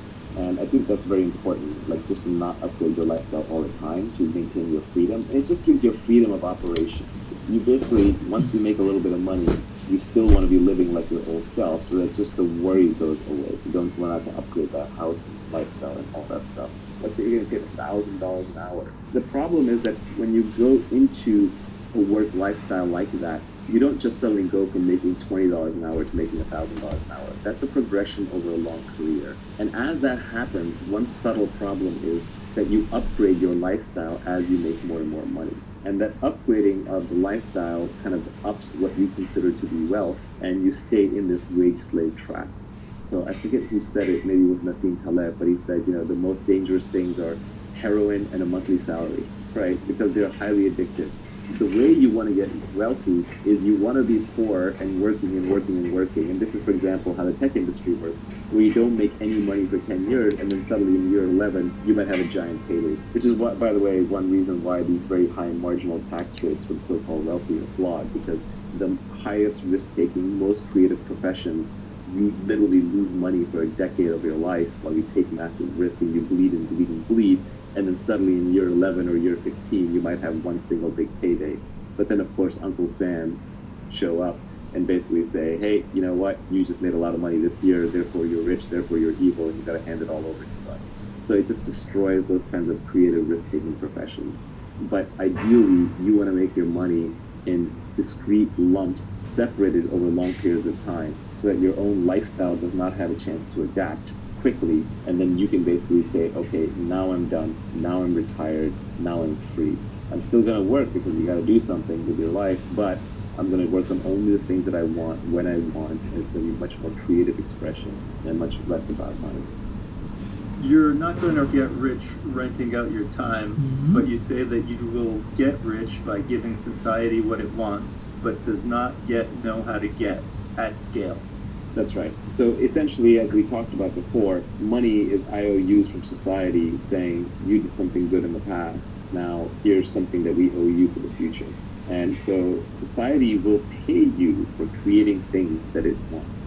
But society doesn't yet know how to create those things.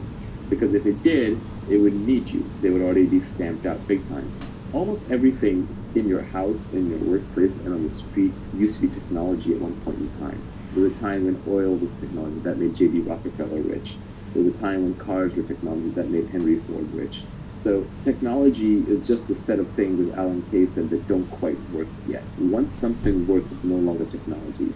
So society always wants new things. And if you want to be wealthy, you want to figure out which one of those things you can provide for society that it does not yet know how to get, but it will want. That's natural to you and within your skill set, within your capabilities. And then you have to figure out how to scale it. Because if you just build one of it, that's not enough. You got to build thousands or hundreds of thousands or millions or billions of them. So everybody can have one.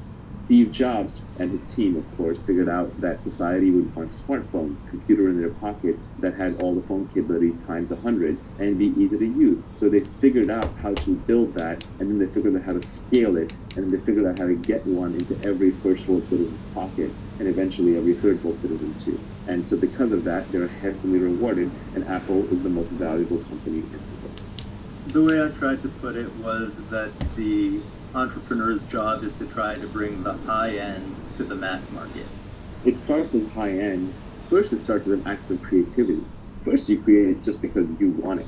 You want it, and you know how to build it, and you need it. And so you build it for yourself. Then you figure out how to get it to other people, and then for a little while, rich people have it. Like, for example, rich people had chauffeurs, and then they had black town cars, and then Uber came along, and everyone's private driver was available to everybody. And now you can even see Uber pools that are replacing shuttle buses because it's just more convenient. And then you get scooters, which are even further down market of that. So you're right, it's about distributing what rich people used to have to everybody.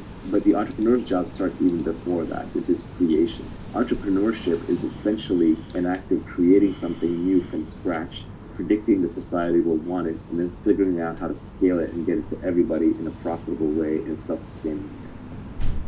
Let's look at this next tweet, which I thought was cryptic and also super interesting about the kind of job or career that you might have. You said the internet has massively broadened the possible space of careers.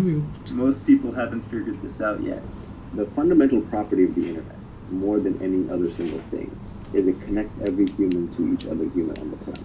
You can now reach everyone, whether it's by emailing them personally, whether it's by broadcasting to them on Twitter, whether it's by posting something on Facebook that they find, whether it's by putting a website they come and access. It connects everyone to everyone. So the internet is an inter-networking tool. It connects everybody. That is its superpower. So you want to use that. What that helps you figure out is that the internet means that you can find your audience for your product or your talent and skill, no matter how far away they are. For example, Nenad, who is Illustratus, if he was in these videos pre-internet, how would he get the message out there? It would just be, what would he do? He would run around where he lives in his neighborhood, showing it to people on a computer or a screen, or he would try to get it played with local movie theater. It was impossible. It only works because he can put it on the internet. And then how many people in the world are really interested in it, or even interested in what we're talking about, are really going to absorb it, right? It's going to be a very small subset of humanity.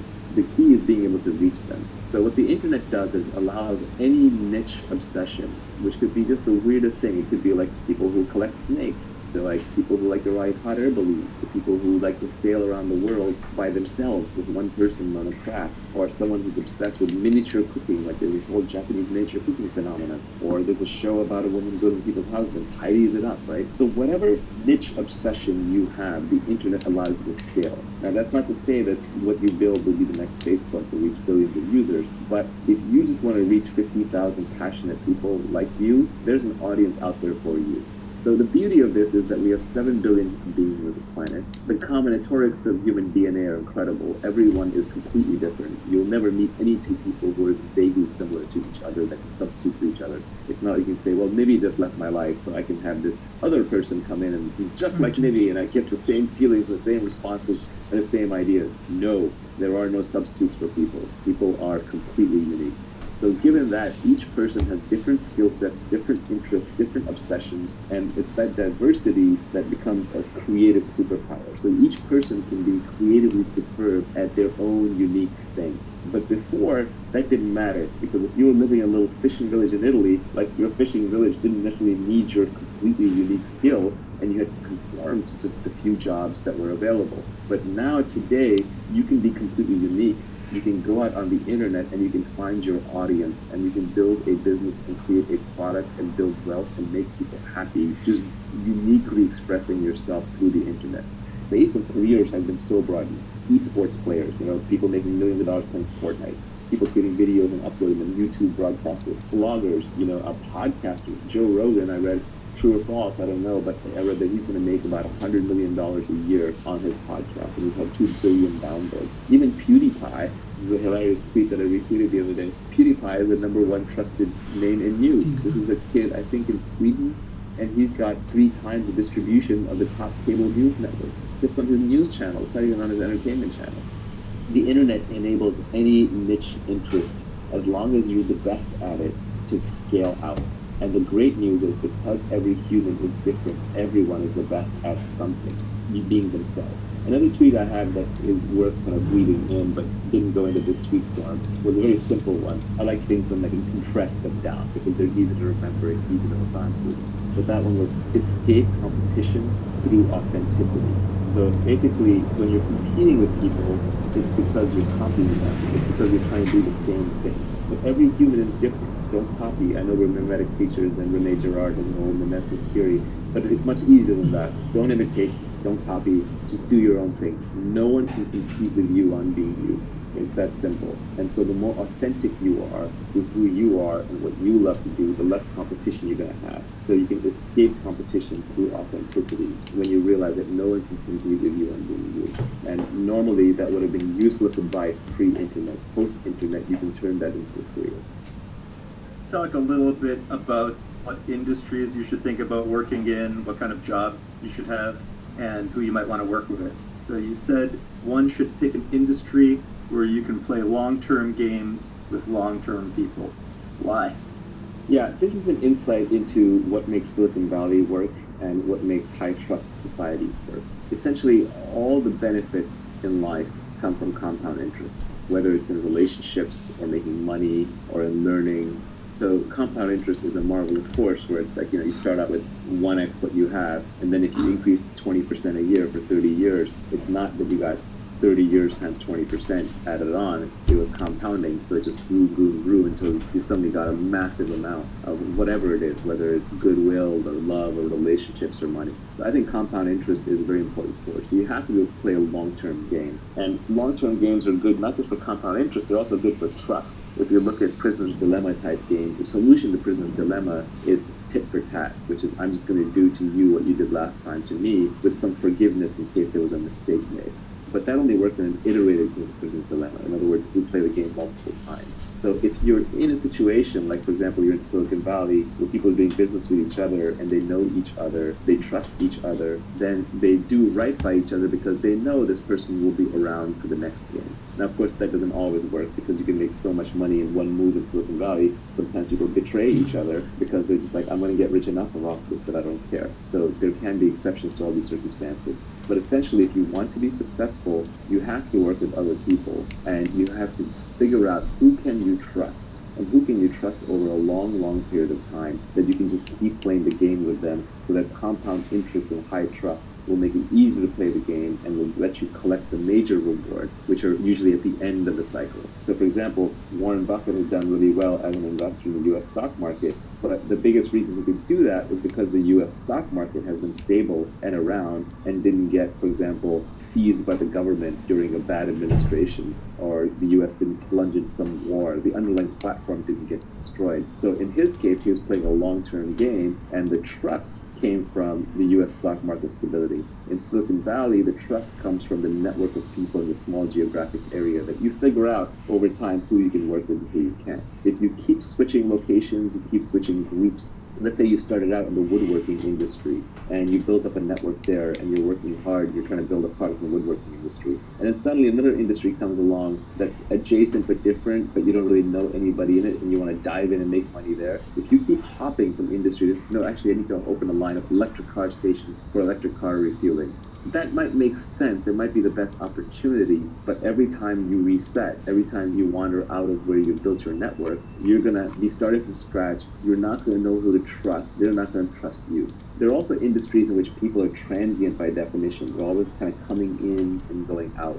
Politics is an example of that, right? In politics, new people are being elected. You see in politics that when you have a lot of old-timers, like the Senate, people who've been around for a long time and they've been career politicians, yeah, there's a lot of downside to career politicians, like corruption, but an upside is they actually get deals done with each other because they know the other person's going to be in the same position 10 years from now, and they're going to keep dealing with them, so they might as well learn how to cooperate. Whereas every time you get like a new incoming freshman class in the House of Representatives, which turns over every 2 years, the big wave election, nothing gets done because there's a lot of fighting. Because I just got here, I don't know you, I don't know if you're going to be around, why should I work with you, rather than just trying to do whatever I think is right. So it's important to pick an industry where you can play long-term games and with long-term people. So those people have to signal that they're going to be around for a long time, that they're ethical, and their ethics are visible through their action. In a long-term game, it seems that everybody is making each other rich, and in a short-term game, it seems like everybody's making themselves rich.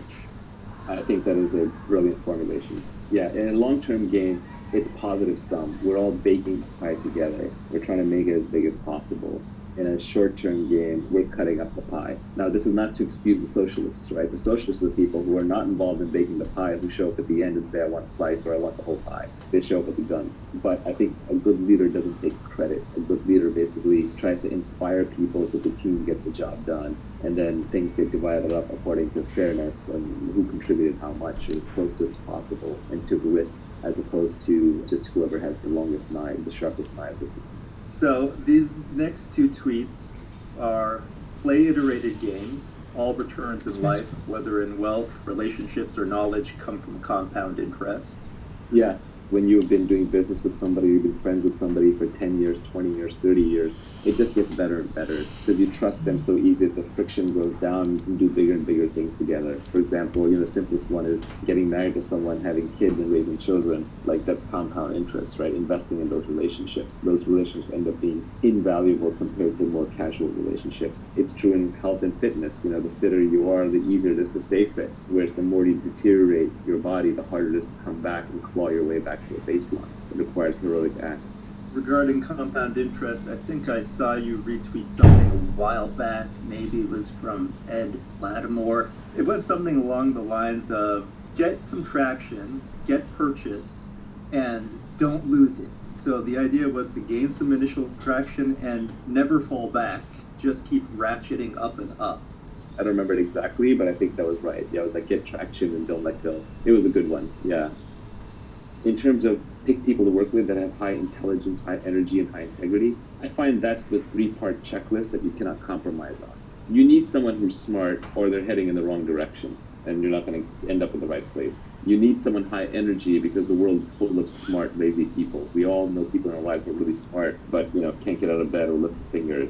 And we also know people who are very high energy but not that smart, so they work hard but they're sort of running in the wrong direction. And smart, it's not a pejorative, it's not meant to be like someone's smart, someone else is stupid, but it's more that everyone's smart at different things. So depending on what you want to do well, you have to find someone who's smart at that thing. And then energy, a lot of times people are unmotivated for a specific thing, but they're not motivated for other things. So for example, someone might be really unmotivated to go to a job and sit in an office, but they might be really motivated to go paint, right? Well, in that case, they should be a painter. They should be putting art up on the internet, trying to figure out how to build a career out of that, rather than wearing a collar around their neck and going to a dreary job. And then high integrity is the most important because otherwise, if you got the other two, what you have is you have a smart and hardworking crook who's eventually going to cheat you. So you have to figure out the person's high integrity, and as we talked about, the way you do that is through signals, and signals is what they do, not what they say. It's all the nonverbal stuff that people do when they think nobody's looking. With respect to the energy. There was this interesting thing from Sam Altman a while back where he was talking about delegation, and he was saying one of the important things for delegation is delegate to people who are actually good at the thing that you want them to do. It's the most obvious thing, but it seems like you want to partner with people who are naturally going to do the things that you want them to do. Yeah, I almost won't start a company or hire a person or work with somebody if I just don't think they're into what I want them to do.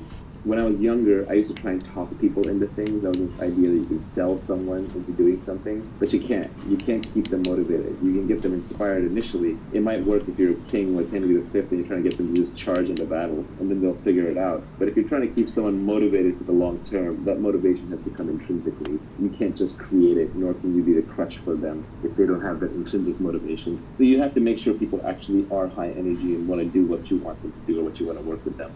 Reading signals is very, very important. Signals are what people do despite what they say. So it's important to pay attention to subtle signals. We all know this socially. If someone treats a waiter or waitress in a restaurant really badly, then it's only a matter of time until they treat you badly. If somebody screws over an enemy and is vindictive towards them, well, it's only a matter of time before they redefine you from friend to enemy and you feel their wrath. So angry, outraged, vindictive, short-term thinking people are essentially that way in many interactions in your life. People are oddly consistent. It's one of the things we learn about them. So you want to find long-term people. You want to find people who seem irrationally ethical. For example, I had one friend of mine whose company I invested in, and the company failed, and he could have wiped out all the investors. But he kept putting more and more personal money in. Through 3 different pivots, he put personal money in until the company finally succeeded. And in the process, he never wiped out the investors. And I was always grateful to him for that. I said, like, wow, that's amazing that, you were so good to your investors. You didn't wipe them out. And he got offended by that. He said, I didn't do it for you. I didn't do it for my investors. I did it for me. It's my own self-esteem. It's what I care about. That's how I live my life. That's the kind of person you want to work with. Another quote that I like, I have a tweet on this. I think I read this somewhere else recently, so I'm not taking credit for this, but I kind of modified a little bit, which is that self-esteem is a reputation that you have with yourself. You'll always know. So good people, moral people, ethical people, easy to work with people, reliable people tend to have very high self-esteem because they have very good reputation with themselves and they understand that. It's not ego. Self-esteem and ego are different things because ego can be undeserved, but self-esteem, at least you feel like you lived up to your own internal moral code of ethics. And so it's very hard to work with people who end up being low integrity. And it's hard to figure out who's high integrity and low integrity. Generally, the more someone is saying that they're moral and ethical and high integrity, the less likely they are to be that way. It's very much like status signaling. If you overtly bid for status, if you overtly talk about being high status, that is a low status move. If you openly talk about how honest and reliable and trustworthy you are, you're probably not that honest and trustworthy. That is a characteristic of con men. So yeah, pick an industry in which you can play long-term games with long-term people. Let's do this last tweet. You said, don't partner with cynics and pessimists. Their beliefs are self-fulfilling. Yeah, essentially, to create things, you have to be a rational optimist. Rational in the sense that you have to see the world for what it really is, and yet you have to be optimistic about your own capabilities and your ability to get things done. We all know people who are consistently pessimistic, who will shoot down everything. Everyone in their life has like the helpful, critical guy, right? He thinks he's being helpful, but he's actually being critical, and he's a downer on everything. That person will not only never do anything great in their lives, they'll prevent other people around them from doing something great. They think their job is to shoot holes in things. And it's okay to shoot holes in things as long as you come with a solution. There's also the classic military line, either lead, follow, or get out of the way. And these people want a fourth option where they don't want to lead, they don't want to follow, but they don't want to get out of the way. They want to tell you why the thing's not going to work. And all the really successful people I know have a very strong action bias. They just do things. The easiest way to figure out if something's viable or not is by doing it. At least do the first step and the second step and the third and then decide. So if you want to be successful in life, creating wealth or having good relationships or being fit or even being happy, you need to have an action bias towards getting what you want. And you have to be optimistic about it. Not irrationally, there's nothing worse than someone who's just like foolhardy and chasing it's not work. That's like a rational optimist. but you have to be rational, know all the pitfalls, know the downsides, but still keep your chin up. I mean, you've got one life on this planet. Why not try to build something big? This is the beauty of Elon Musk and why I think he inspires so many people. It's just that he takes on really, really big, audacious tasks, and he provides an example for people to think big. And it takes a lot of work to build even small things. I don't think the corner grocery store owner is working any less hard than Elon Musk or pouring any less sweat and toil into it, maybe even more. But for whatever reason, education, circumstance, they didn't get the chance to think as big, so the outcome's not as big. So it's just better to think big, obviously rationally within your means, stay optimistic. The cynics and the pessimists, what they're really saying, and fortunate, but they're basically saying, I've given up. I don't think I can do anything. And so the world to me just looks like a world where nobody can do anything. And so why should you go do something? Because if you fail, then I'm right, which is great. But if you succeed, then you just make me look bad. Yeah, it's probably better to be an irrational optimist than it is to be a rational cynic.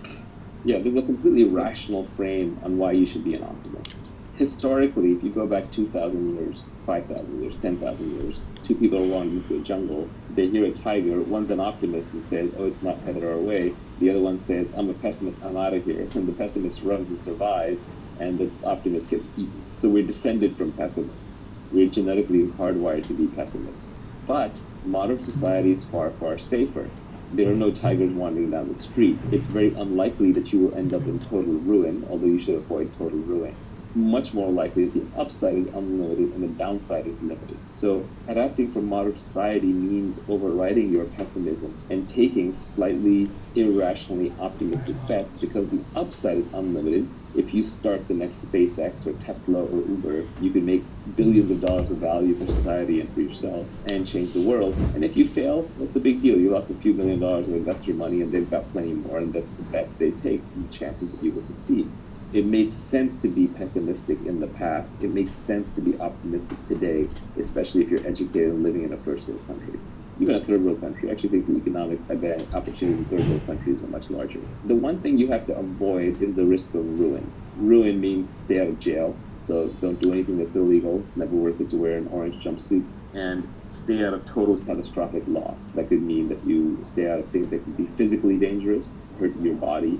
You have to watch your health. And stay out of things that can cause you to lose all of your capital, all of your savings. So don't gamble everything at one go. But you take rationally optimistic bets with big upside. I think there's people that will try and build up your ideas and build on your ideas, no matter how far-fetched they might seem. And then there are people who will list out all the obvious exceptions, no matter how obvious they are. And fortunately, in the startup world, I don't even really get exposed to the people that are giving you the obvious exceptions and all the reasons it's not going to work. I barely get exposed to that anymore. That's what Twitter is for.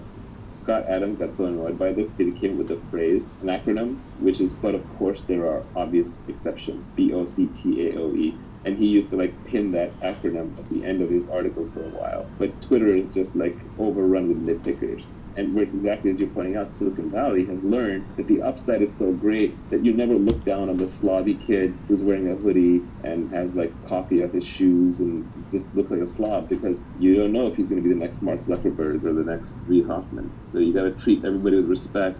You got to look up to every possibility and opportunity, because the upside is so unlimited, the downside is so limited in the modern world, especially with financial assets and instruments.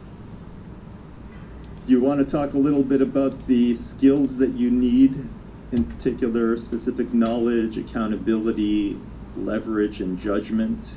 So the first tweet in this area is arm yourself with specific knowledge, accountability, and leverage. And I'll throw in judgment as well. I don't think you covered that in that particular tweet.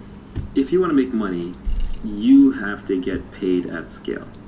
And why you, that's accountability.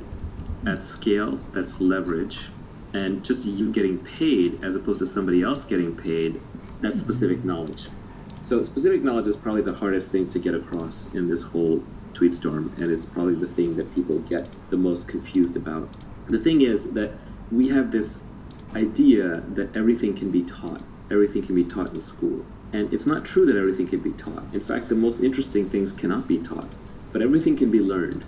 And very often that learning either comes from some innate characteristics in your DNA, or it could be through your childhood where you learn soft skills, which are very, very hard to teach later on in life, or it's something that is brand new, so nobody else knows how to do it either, or it's true on-the-job training because you're pattern matching into highly complex environments, basically building judgment in a specific domain. Classic example is investing, but it could be in anything. It could be in judgment in running a fleet of trucks.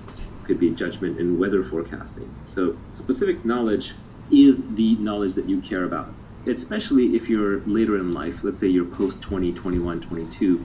You almost don't get to choose which specific knowledge you have. Rather, you get to look at what you have already built by that point in time, and then you can build on top of it. The first thing to notice about specific knowledge is that you can't be trained for it. If you can be trained for it, if you can go to a class and learn specific knowledge, then somebody else can be trained for it too. And then we can mass produce and mass train people. Heck, we can even program computers to do it, and eventually we can program robots to walk around doing it. So if that's the case, then you're extremely replaceable, and all we have to pay you is the minimum wage that we have to pay you to get you to do it, when there are lots of other takers who can be trained to do it. So really, your returns just devolve into your cost of training plus the return on investment on that training. So you really want to pick up specific knowledge. You need your schooling, you need your training to be able to capitalize on the best specific knowledge, but the part of it that you'll get paid for is the specific knowledge. For example, someone who goes and gets a degree in psychology and then becomes a salesperson. Well, if they were already a formidable salesperson and had great salesmanship to begin with, then the psychology degree is leverage. It arms them and they do much better at sales. But if they were always an introvert, never very good at sales, and they're trying to use psychology to learn sales, they're just not going to get that great at it. Specific knowledge is found much more by pursuing your innate talents, your genuine curiosity, and your passion. It's not by going to school for whatever is the hottest job. It's not for going into whatever field investors say is the hottest. Very often, specific knowledge is at the edge of knowledge. It's also stuff that's just being figured out or is really hard to figure out. So if you're not 100% into it, somebody else who is 100% into it will outperform you. And they won't just outperform you by a little bit, they'll outperform you by a lot. Because now we're operating the domain of ideas, compound interest really applies and leverage really applies. So if you're operating with 1,000 times leverage and somebody is right 80% of the time and somebody else is right 90% of the time, the person who's right 90% of the time will literally get paid hundreds of times more by the market because of the leverage and because of the compounding factors and things like that.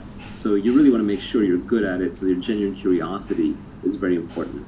So very often, it's not something you sit down and you reason about. It's more found by observation. You almost have to look back on your own life and see what you're actually good at. For example, I wanted to be a scientist, and that is where a lot of my moral hierarchy comes from. I view scientists sort of at the top of the production chain for humanity, and the group of scientists who have made real breakthroughs and contributions have probably added more to human society, I think, than any single other class of human beings. Not to take away anything from art or politics or engineering or business, but without the science, we'd still be scrabbling in the dirt, fighting with sticks and trying to start fires. My whole value system was built around scientists, and I wanted to be a great scientist. But when I actually look back at what I was uniquely good at and what I ended up spending my time doing, it was more around making money, tinkering with technology, and selling people on things, explaining things, talking to people. So I have some sales skills, which is a form of specific knowledge that I have. I have some analytical skills around how to make money, and I have this ability to absorb data, obsess about it, and break it down, and that is a specific skill that I have. I also just love tinkering with technology, and all of this stuff feels like play to me, but it looks like work to others. So there are other people to whom these things would be hard. They say like, well, how do I get good at being pithy and selling ideas? Well, if you're not already good at it, or if you're not really into it, maybe it's not your thing. Focus on the thing that you are really into. This is ironic, but the first person to actually point out my real specific knowledge was my mother.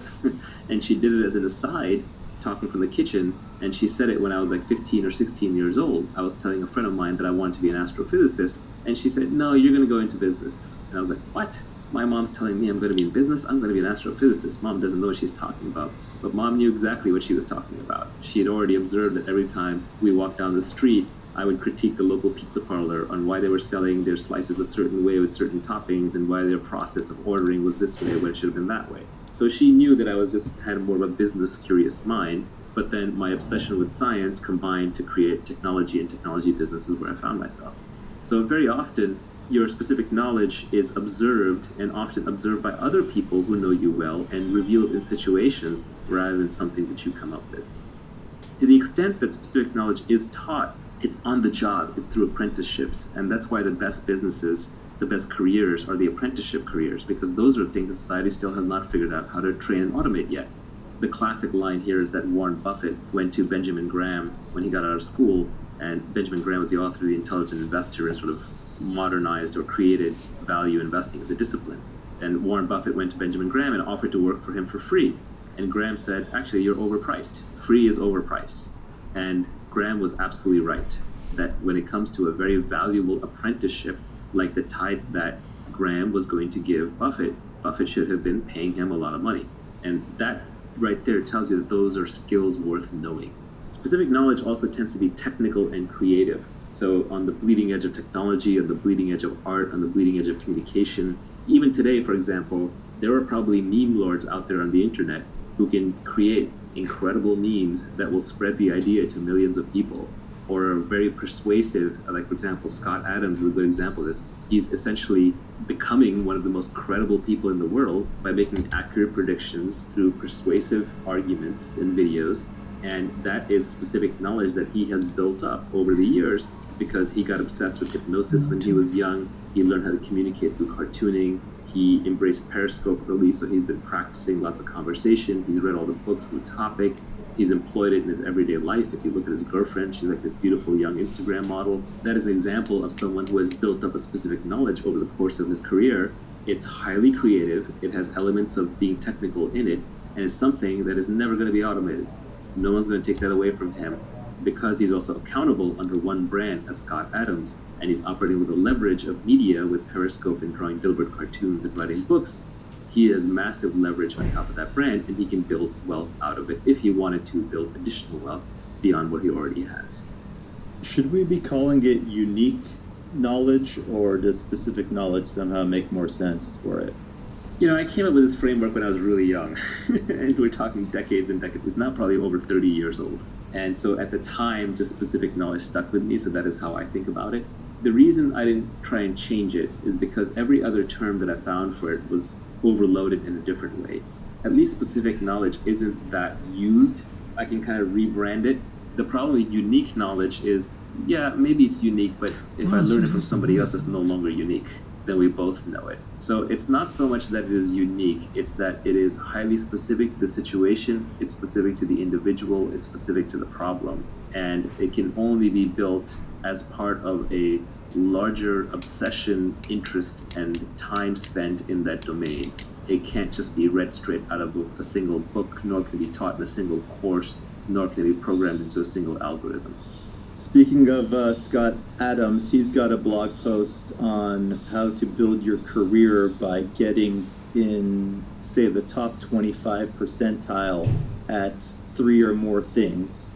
And by doing that, you become the only person in the world who can do those 3 things in the 25th percentile. So instead of trying to be the best at one thing, you just try to be very, very good at 3 or more things. Is that a way of building specific knowledge? I actually think the best way is just to follow your own obsession. And somewhere in the back of your mind, you can realize that, hey, actually, this obsession, like, I'll keep an eye out for the commercial aspects of it. But I think if you go around trying to build it a little too deliberately, if you become too goal-oriented on the money, then you won't pick the right thing. You won't actually pick the thing that you love to do, so you won't go deep enough into it.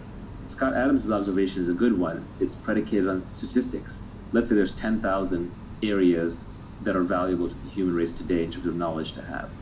And the number one in those 10,000 slots is taken, right? Someone else is likely to be the number one in each of those 10,000 unless you happen to be one of the 10,000 most obsessed people in the world at a given thing. But when you start going the combinatorics of combining, well, number 3,728 with top-notch sales skills and really good writing skills and someone who understands accounting and finance really well, when the need for that intersection arrives, you've expanded now from 10,000 through combinatorics to millions or tens of millions. So it just becomes much less competitive. Also, there's diminishing returns, so it's much easier to be top 75 percentile at 3 or 4 things than it is to be literally the number 1 at something. I think it's a very pragmatic approach, but I think it's important that one not start assembling things too deliberately, because you do want to pick things where you are a natural. Everyone is a natural at something. We're all familiar with that phrase, a natural. Oh, this person's a natural at meeting men or women. This person's a natural socialite. This person's a natural programmer. This person's a natural reader. So whatever you are a natural at, you want to double down on that.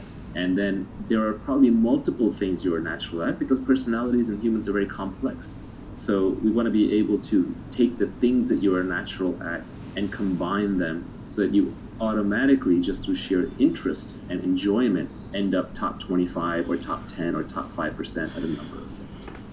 Talking about combining skills, you said that you should learn to sell, learn to build. If you can do both, you will be unstoppable.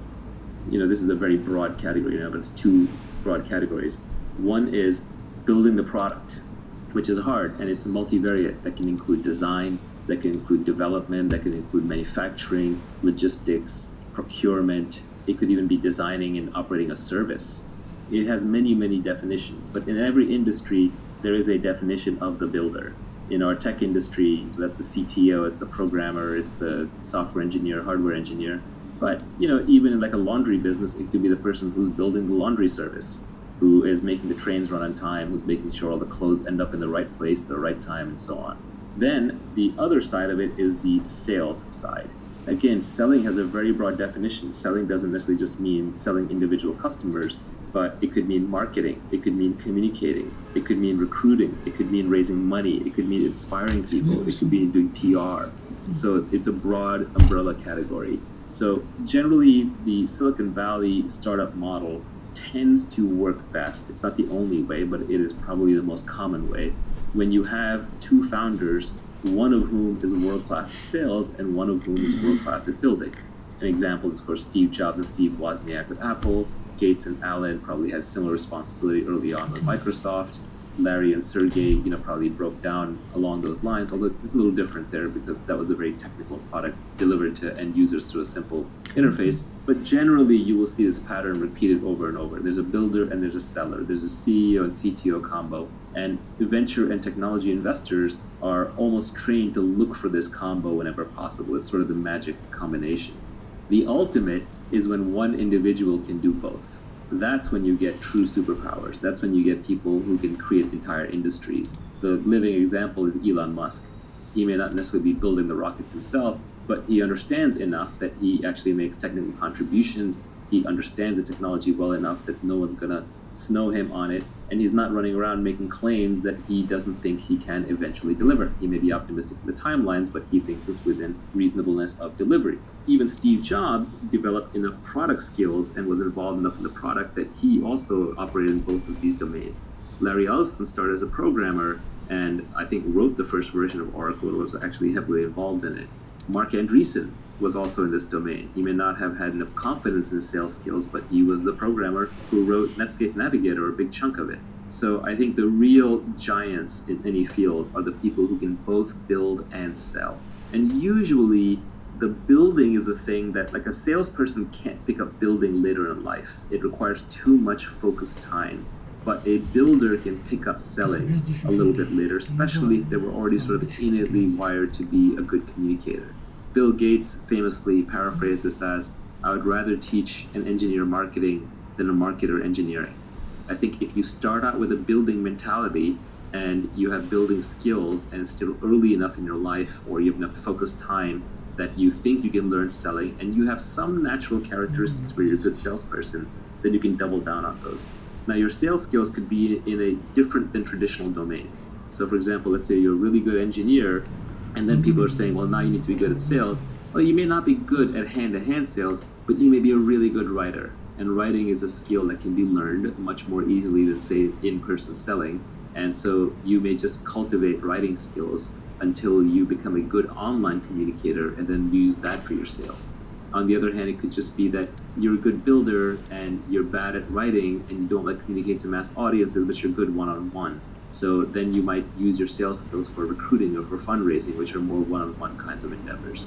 This is sort of pointing out that if you're at the intersection of these two, don't despair, because you're not going to be the best technologist and you're not going to be the best salesperson, but in a weird way, that combination, back to the Scott Adams skill stack, that combination of two is unstoppable. Long term, people who understand the underlying product and how to build it and can sell it, these are catnip to investors. These people can break down walls if they have enough energy, and they can get almost anything done.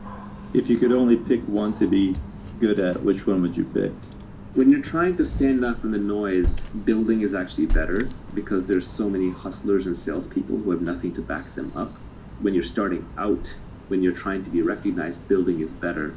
But much later down the line, building gets exhausting because it is a focused job and it's hard to stay current because there's always new people, new products coming up who have newer tools and frankly more time because it's very intense, it's a very focused task.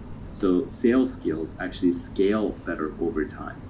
Like for example, if you have a reputation for building a great product, that's good. But when you ship your new product, I'm going to evaluate it based on the product. But if you have a reputation for being a good person to do business with, and you're persuasive and communicative, then that reputation almost becomes self-fulfilling. So I think if you only had to pick one, you kind of start with building and then transition to selling. This is a cop-out answer, but I think that is actually the right answer. Before we go and talk about accountability and leverage and judgment, you've got a few tweets further down the line that I would put in the category of continuous learning. They're essentially, there is no skill called business. Avoid business magazines and business class. Study microeconomics, game theory, psychology, persuasion, ethics, mathematics, and computers. There's one other comment that you made in a Periscope that was you should be able to pick up any book in the library and read it. And the last tweet in this category was reading is faster than listening, doing is faster than watching. Yeah, the most important tweet on this, I don't even have in here, unfortunately, which is the foundation of learning is reading. I don't know a smart person who doesn't read and read all the time. And the problem is, what do I read? How do I read? Because for most people, it's a struggle, it's a chore. So the most important thing is just to learn how to educate yourself. And the way to educate yourself is to develop a love for reading.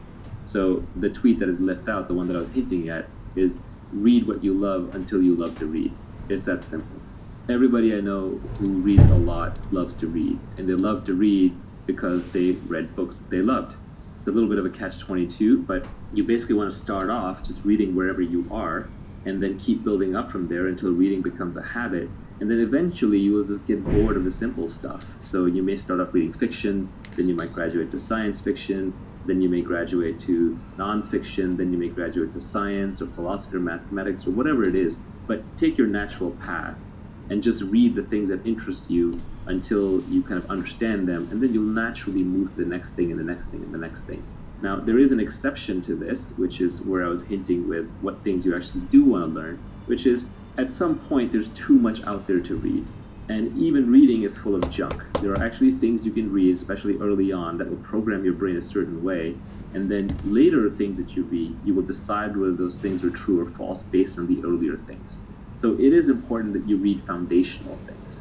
And foundational things, I would say, are the original books in a given field that are very scientific in their nature. So for example, instead of reading a business book, pick up Adam Smith's The Wealth of Nations. Instead of reading a book on biology or evolution that's written today, I would pick up Darwin's Origin of the Species.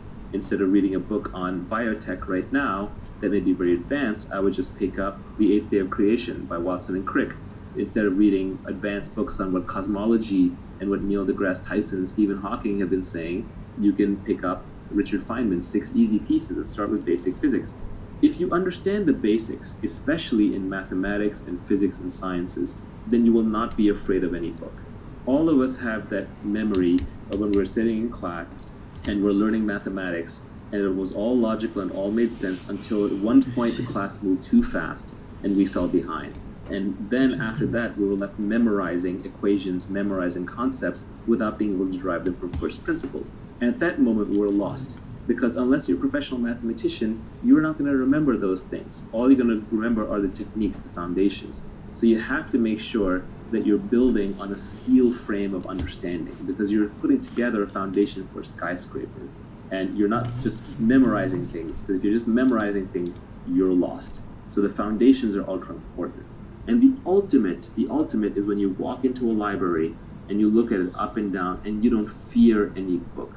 You know that you can take any book off the shelf, you can read it, you can understand it, you can absorb what is true, you can reject what is false, and you have a basis for even working that out that is logical and scientific and not purely just based on opinions. The beauty of the internet is the entire Library of Alexandria times 10 is at your fingertips at all times. It's not the means of education or the means of learning are scarce. The means of learning are abundant. It's the desire to learn that's scarce. So you really have to cultivate that desire. And it's not even cultivated, you have to not lose it. Children have a natural curiosity. If you go to a young child who's first learning language, they're pretty much always asking, what's this, what's that, why is this, who's that? They're always asking questions. But one of the problems is that schools and our educational system and even our way of raising children replaces curiosity with compliance. And once you replace the curiosity with the compliance, you get an obedient factory worker, but you no longer get a creative thinker. And you need creativity, you need that ability to feed your own brain to learn whatever you want. And to me, foundational things are principles, they're algorithms, they're deep-seated logical understanding where you can defend it or attack it from any angle.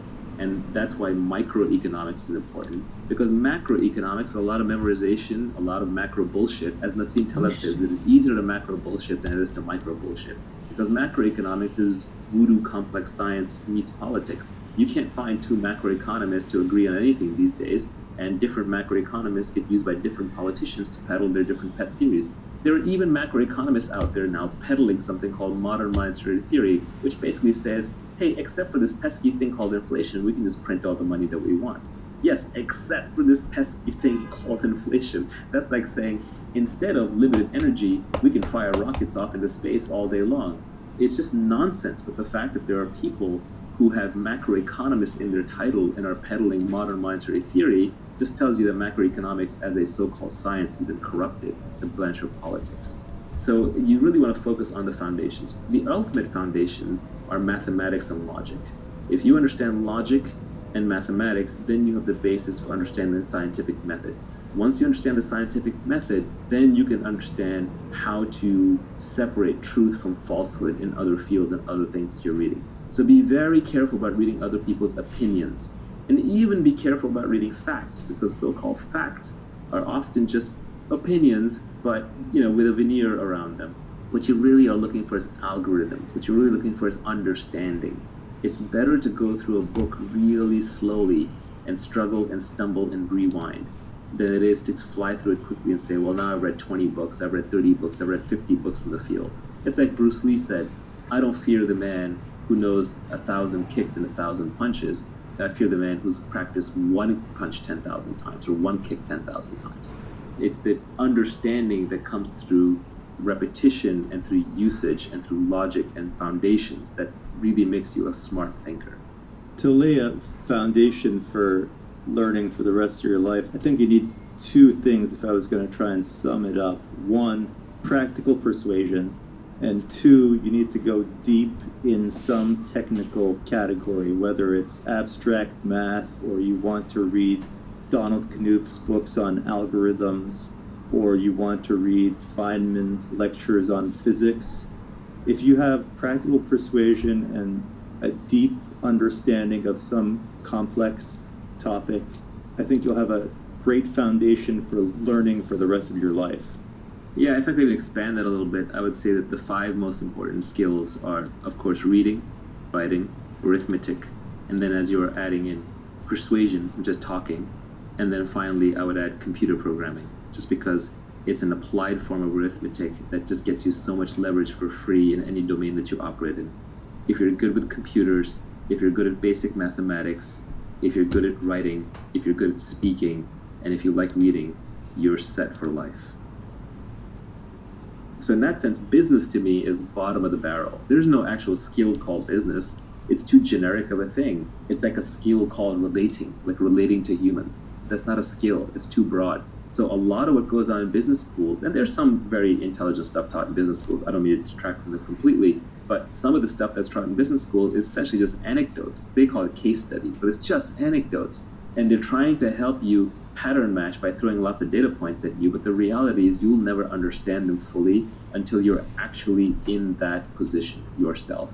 Even then, you will find that basic concepts from game theory and psychology and ethics and mathematics and computers and logic will serve you much, much better. So I would focus on the foundations. I would focus with a science bent. I would develop a love for reading, including by reading so-called junk food that you're not supposed to read. You don't have to read the classics. That is the foundation for your self-education. What did you mean when you said that doing is faster than watching? When it comes to your learning curve, if you want to optimize your learning curve, one of the reasons why I don't love podcasts, even though I'm a generator of podcasts, is that I like to consume my information very quickly. And now I'm a good reader, a fast reader, and I can read very fast, but I can only listen at a certain speed. I know people listen to 2x, 3x, but everyone sounds like a chipmunk. And it's hard to go back, it's hard to highlight, it's hard to pinpoint snippets and save them in your notebook and so on.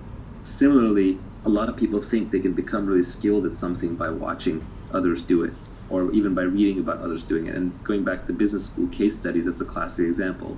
You know, they study other people's businesses, but in reality, you're going to learn a lot more about running a business by operating your own lemonade stand or equivalent, or even opening a little retail store down the street. That is how you're going to learn on the job, because a lot of the subtleties don't express themselves until you're actually running the business. For example, everyone's now into mental models these days, right? You go to Farnham Street, you go to Poor Charlie's Almanac, and you can learn all the different mental models. But which ones matter more? Which ones do you apply more often? Which ones matter in which circumstances? That's actually the hard part. For example, my personal learning has been that the principal agent problem drives so much in this world. It's an incentives problem. You know, I've learned that tit for tat, iterated prisoner's dilemma, is the piece of game theory that is worth knowing the most. You can literally almost put down the game theory book after that. By the way, the best way to learn game theory is to play lots of games. I never even read game theory books. I consider myself extremely good at game theory. I've never opened up a game theory book and found a result in there where I was like, oh yeah, that's common sense to me. Because the reason is I just grew up playing all kinds of games and I ran into all kinds of corner cases with all kinds of friends. And so it's just second nature to me. So you can always learn better by doing on the job. But the doing is a subtle thing. That word doing encapsulates a lot.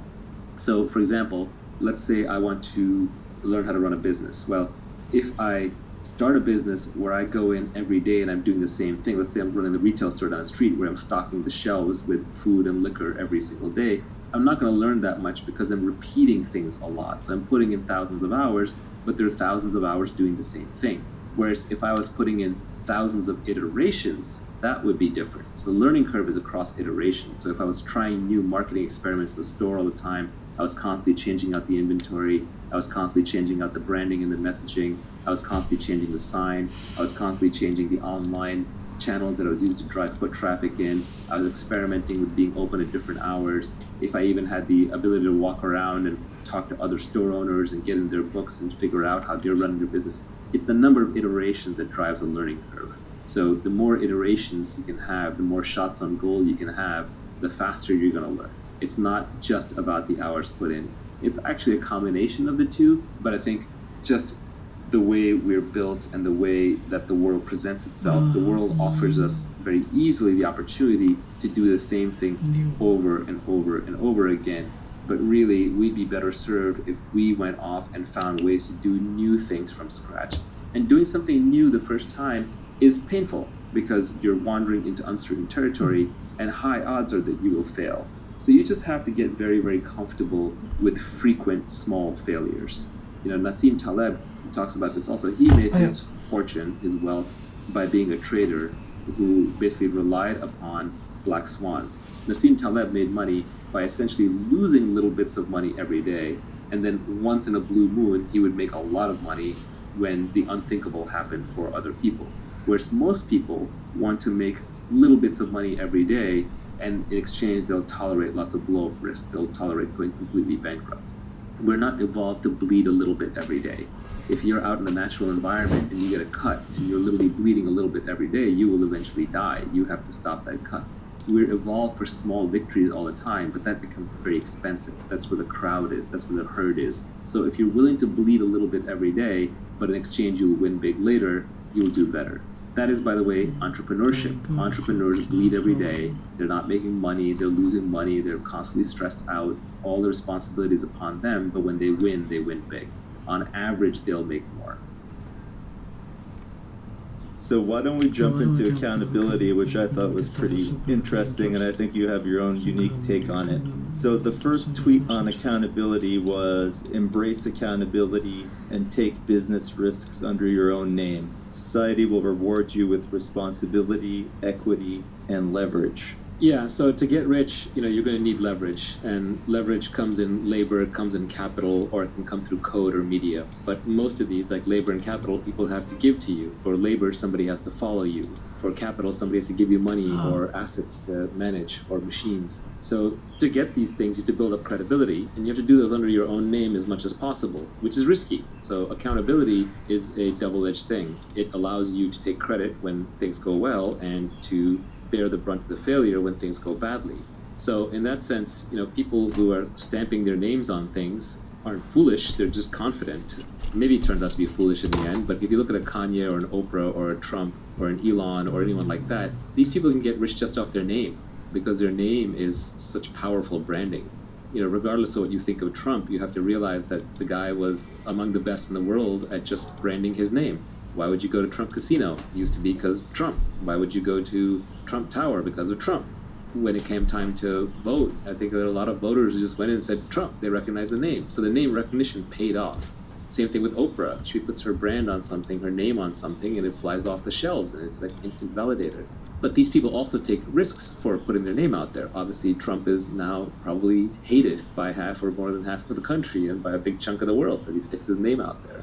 By putting your name out there, you become a celebrity, and fame has many, many downsides. It's better to be anonymous and rich than to be poor and famous, but even famous and rich has a lot of downsides associated with it. You're always in the public eye. So accountability is quite important. When you're working to build a product, or you're working in a team, or you're working in a business, we are constantly drummed into our heads how important it is to be part of a team, and absolutely agree with that. A lot of our training socially is telling us to not stick our necks out of the crowd. There's a saying that I hear from my Australian friends that the tall poppy gets cut, right? Don't stick your neck out.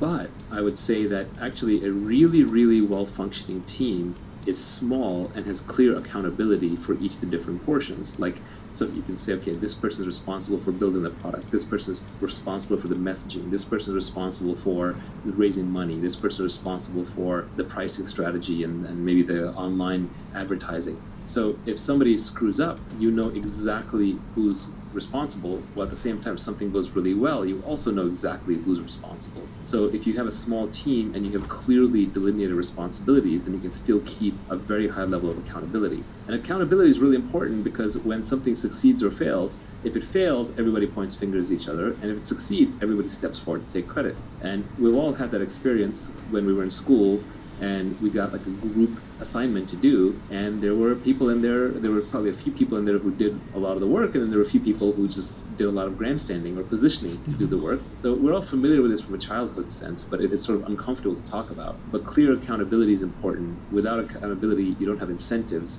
Without accountability, you can't build credibility. But you take risk. So you take risk of failure, you take risk of humiliation, you take risk of failure under your own name, which, luckily in modern society, there's no more debtor's prison and people don't go to jail or get executed for losing other people's money, but we're still socially hardwired to not fail in public under our own names. And the people who have the ability to fail in public under their own names actually gain a lot of power. For example, I'll give a personal anecdote. Up until about 2013, 2014, my public persona was entirely around startups and investing. And only around 2014, 2015 did I start talking about philosophy and psychological things and kind of broader things. And it made me a little nervous because I was doing it under my own name. And there were definitely people in the industry who sent me messages kind of through the back channel, like, what are you doing? You're ending your career. This is stupid. And I kind of just went with it. I took a risk. Same with crypto early on. I took a risk. But when you put your name out there, you take a risk with certain things, you also get to reap the rewards, you get the benefits. Accountability is important because that's how you're going to get leverage. That's how you're going to get credibility. It's also how you're going to get equity. You're going to get a piece of the business. When you're negotiating with other people, ultimately, if someone else is making a decision about how to compensate you, that decision will be based on how replaceable you are. And if you have high accountability, that makes you less replaceable, and then they have to give you equity, which is a piece of the upside. But equity itself is a good example because equity is also a risk-based instrument. Equity means you get paid everything after all the people who need guaranteed money are paid back. So if you look at the hierarchy of capital in a company, the employees get paid first. They get to pay the salary first. Like in the legal proceedings, the salaries are sacrosanct. If you are a board member and the company spends too much money and has back salaries to pay, the government will go after you personally to pay back the salaries. So the employees get the most security, but in exchange for that security, they don't have as much upside. Then next in line would be the debt holders, who are maybe the bankers who lent money to the company for operations, and they need to make their fixed coupon every month or every year, but they don't get much more upside beyond that. Now they might be making 5, 10, 15, 20, 25% a year, but that's where their upside is limited to. And then finally are the equity holders, and these people are actually going to get most of the upside. So once the debt holders are paid off and the salaries are paid off, whatever remains goes to them. But if there isn't enough money to pay off the salaries and the debt holders, or if there's just enough to pay off the salary and the debt holders, which is what happens with most businesses most of the times, the equity holders get nothing. So the equity holders take on greater risk, but then they take on, in exchange, they get nearly unlimited upside. And you can do the same with all of your work.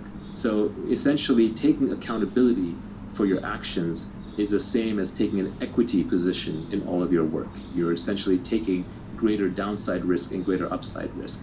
But realize that in modern society, the downside risk is not that large. Even personal bankruptcy can wipe the debts clean in good ecosystems. I'm most familiar with Silicon Valley, but generally people will forgive failures as long as you are honest and made a high integrity effort.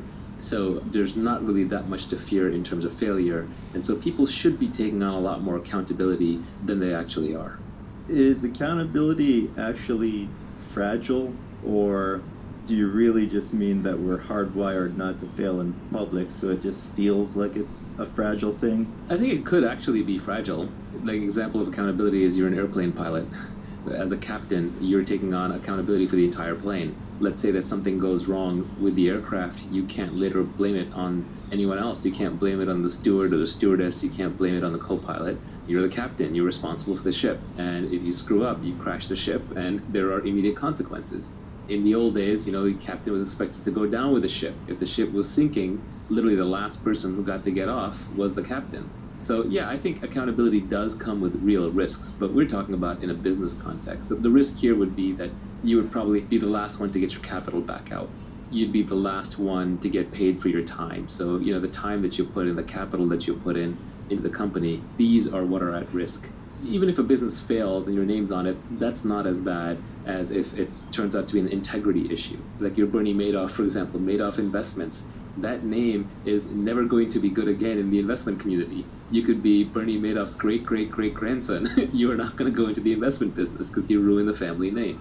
So I think these days, the accountability risk with the name happens more around integrity rather than it does around purely economic failure. The big takeaway for me on accountability is that you will be rewarded directly in proportion with your accountability. I also think this is why people like Taleb rail against CEOs who get rewards without accountability. Yeah, Taleb's Skin in the Game is required reading if you want to get anywhere in modern life and understand how modern systems work. Then Skin in the Game would be near top of my list to read. But yes, accountability, Skin in the Game, these concepts go very closely hand in hand. I think of accountability as reputational skin in the game. It's putting your personal reputation on the line as skin in the game. Accountability is a simple concept. The only part of accountability that may be a little counterintuitive is that we're currently socially brainwashed to not take on accountability, not in a visible way. But I think there are ways to take on accountability where every member of a team can take on accountability for their portion. And that is how you get a well-functioning team while still putting credits and losses in the correct columns. So why don't we talk a little bit about leverage? The first tweet in the storm was a famous quote from Archimedes, which was, "Give me a lever long enough and a place to stand, and I will move the earth." The next tweet was, "Fortunes require leverage. Business leverage comes from capital, people, and products with no marginal cost of replication." Leverage is critical. The reason I stuck an Archimedes quote in there is normally I don't like putting other people's quotes in my Twitter. Like, that doesn't add any value. You can go look up those people's quotes. But this quote I had to put in there because it's just so fundamental. I read it when I was very, very young, and it had a huge impression on me. And we all know what leverage is when we use a seesaw or a lever. We understand how that works physically. But I think what our brains aren't really well evolved to comprehend is how much leverage is possible in modern society and what the newest forms of leverage are. And so the oldest form of leverage is labor, which is people working for you. So instead of me lifting rocks, I can have 10 people lift rocks. Then just by my guidance on where the rocks should go, a lot more rocks get moved than I could do myself. Everybody understands this because we're evolved to understand the labor form of leverage. And so what happens is society overvalues labor as a form of leverage. This is why your parents are impressed when you get a promotion and you have lots of people working underneath you.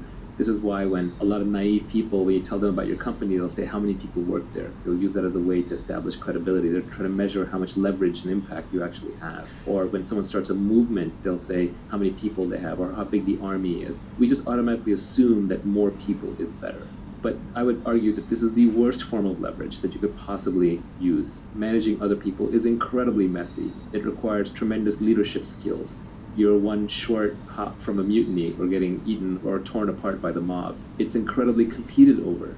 Entire civilizations have been destroyed over this fight. For example, communism, Marxism, is all about the battle between capital and labor, das Kapital and das Labor, right? So it's kind of a trap.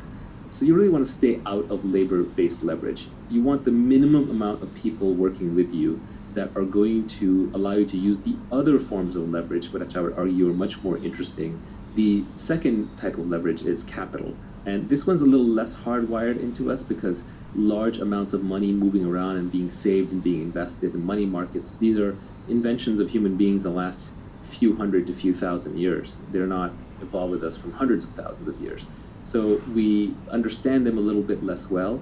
They probably require more intelligence to use correctly, and the ways in which we use them keep changing. Management skills from 100 years ago might still apply today, but investing in the stock market skills from 100 years ago probably don't apply to the same level today. So capital is a trickier form of leverage to use. It's more modern. It's the one that people have used to get fabulously wealthy in the last century. It's probably been the dominant form of leverage in the last century. And you can see this by who are the richest people. It's bankers, politicians in corrupt countries who print money, essentially people who move large amounts of money around. And if you look at the top of very large companies, outside of technology companies, in many, many large old companies, the CEO job is really a financial job. They're really financial asset managers. Now, sometimes an asset manager can put a pleasant face on it so you get a Warren Buffett type, but deep down, I think we all dislike capital as a form of leverage because it feels unfair, because it's this invisible thing that can be accumulated and passed across generations and suddenly seems to result in people having gargantuan amounts of money with nobody else kind of around them or necessarily sharing in it. That said, capital is a powerful form of leverage. It can be converted to labor. It can be converted to other things. It's very surgical, very analytical. If you are a brilliant investor and you have $1 billion and you can make a 30% return with it, whereas anybody else can only make a 20% return, you're going to get all the money and you're going to get paid very handsomely for it. It scales very, very well.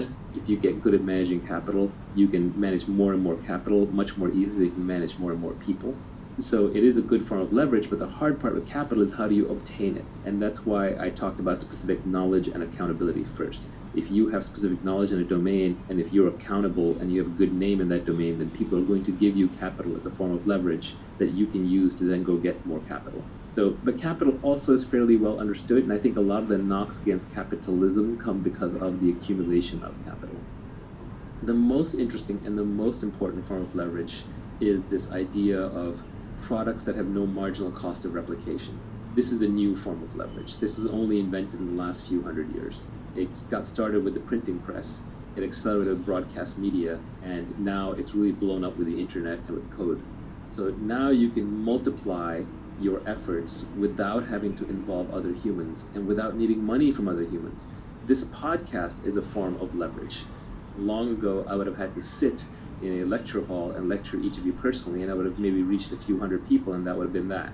30 years ago, I would have to be lucky to get on TV, which is somebody else's leverage. They would have distorted the message, they would have taken the economics out of it or charged me for it. They would have muddled the message, and I would have been lucky to get that form of leverage. But today, thanks to the internet, I can buy a cheap microphone, hook it up to a laptop or an iPad, and there you are, all listening.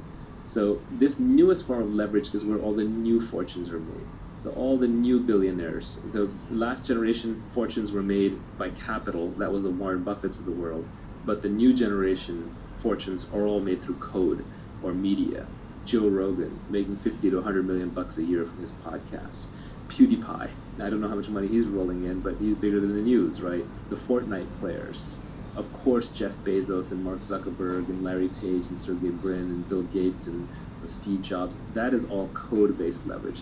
Now, the beauty is when you combine all of these three. That's where tech startups really excel, where you take just the minimum but highest output labor that you can get, which are engineers and designers, product developers, and then you add in capital. You use that for marketing, advertising, scaling, and you add in lots of code and media and podcasts and content to get it all out there.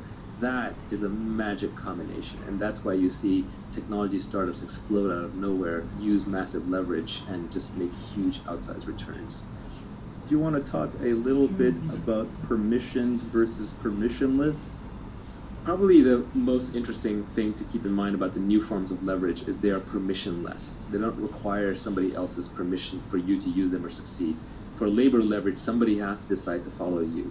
For capital leverage, somebody has to give you money to invest or to turn into a product.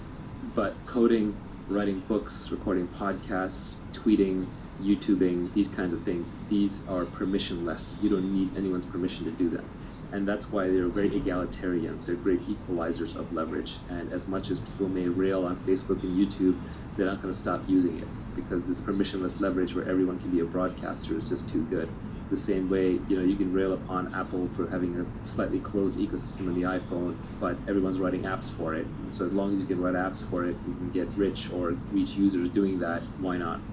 I think of all the forms of leverage, the best one in modern society, and people are gonna, this is glib, this is a little overused, and this is why I tell people learn to code, right? It's that we have this idea that in the future, there's gonna be these robots, and they're gonna be doing everything. And that may be true, but I would say the majority of the robot revolution has already happened. The robots are already here, and there are way more robots than there are humans. It's just that we pack them in data centers for heat and efficiency reasons. We put them in servers, they're inside the computers, all the circuits, the robot mind inside that's doing all the work. And so every great software developer, for example, now has an army of robots working for him at nighttime while he or she sleeps after they've written the code, and it's just cranking away. So the robots army is already here. The robot revolution has already happened. We're about halfway through it. We're just adding in much more of the hardware component these days. As we get more familiar, we get more comfortable with the idea of autonomous vehicles and autonomous airplanes and autonomous ships and maybe autonomous trucks and their delivery bots and Boston Dynamics robots and all that. But robots who are doing web searching for you, for example, are already here. The ones who are like cleaning up your video and audio and transmitting it around the world are already here. The ones who are answering many customer service queries, things that you would have had to call a human for, are already here.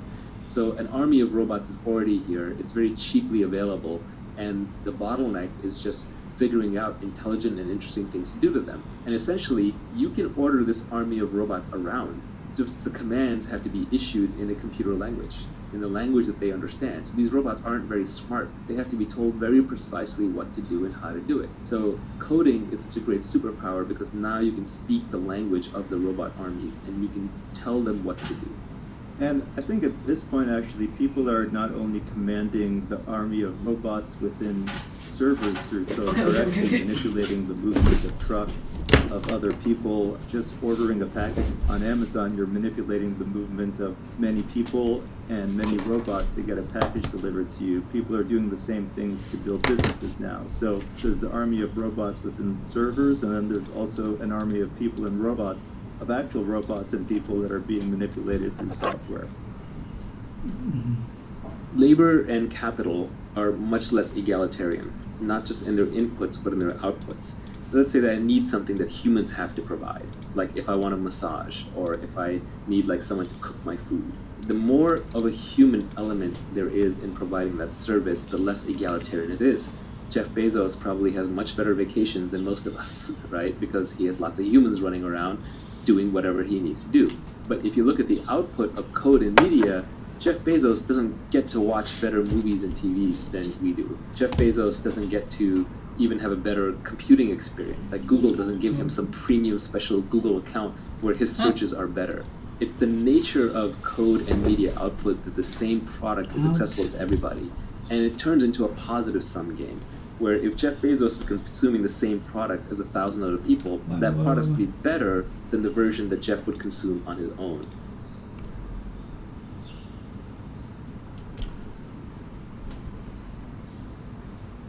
Nine. Tainer. Someone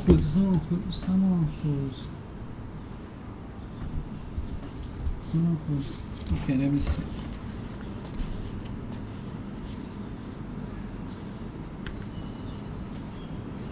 What's Tainer? Let's see the first posture.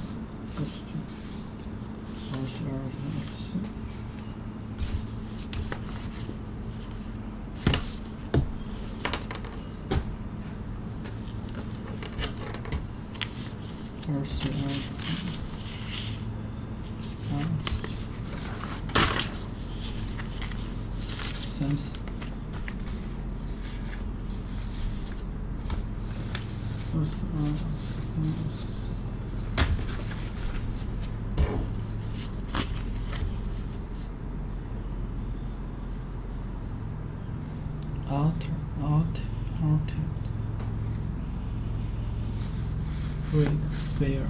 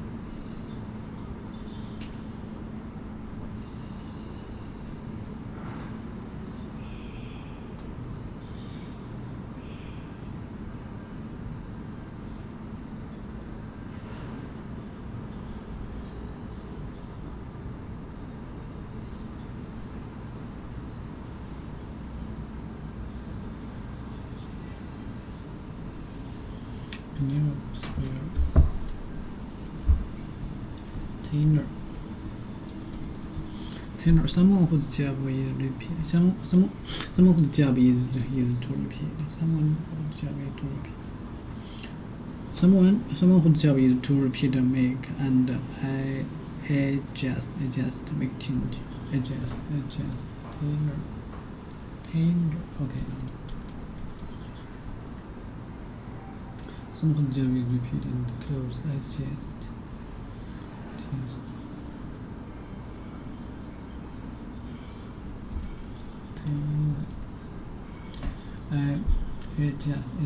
to change something slightly, especially to make it more correct, effective, or suitable.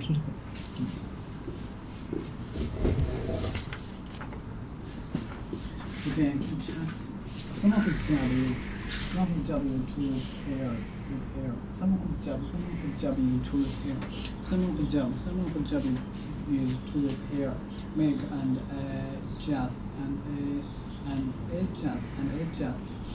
adjust make changes to just clothes. Especially someone who makes jackets, pants, coats for men to make a work prepare. Okay, some of the job is to repair, make and adjust clothes. Especially someone who makes jackets, pants, coats for men to make a work prepare, to make a work prepare something following particular instructions. To make a work prepare something following particular instructions. Retainer any of our products to your company's specific. Retainer any of our products to your company's specific needs. Retainer any of our products to your company's specific needs.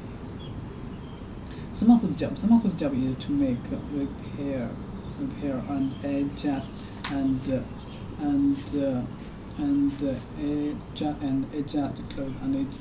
adjust clothes. Someone whose job is to make, repair and adjust clothes and adjust clothes. Someone whose job is to make, repair and adjust clothes, to adjust something to suit a particular, to adjust something to suit, to adjust make changes to adjust something to suit a particular need or situation. Their services are tailored. Their services are tailored to clients' needs. Their services are tailored to clients' needs.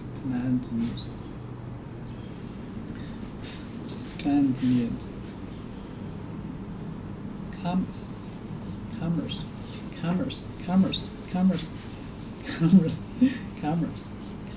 To make something special. So that it is right for a particular person.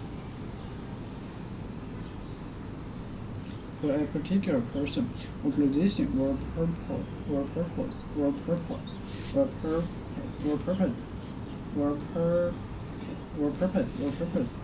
To make something special. To make something special so that it is right for a particular person. Organization or purpose. Tailor something for something. You have to tailor application later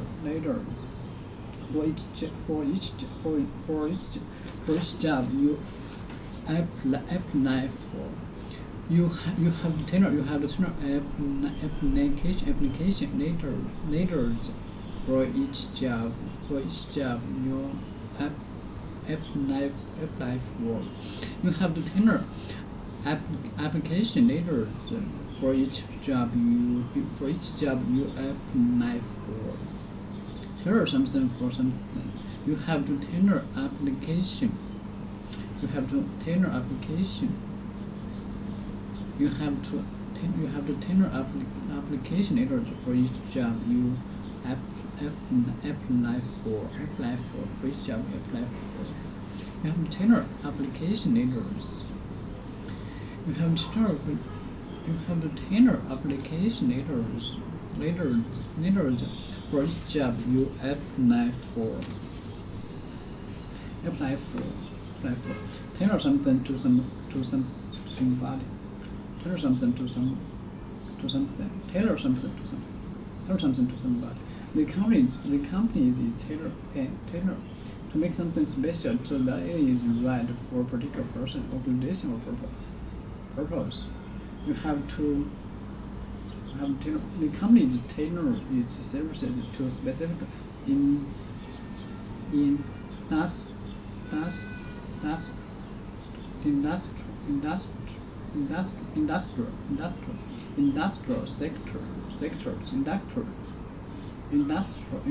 sectors.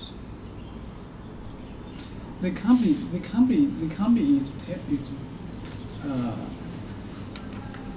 我实际上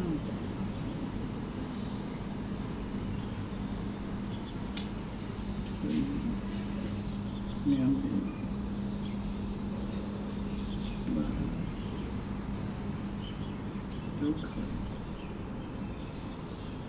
The company is 未来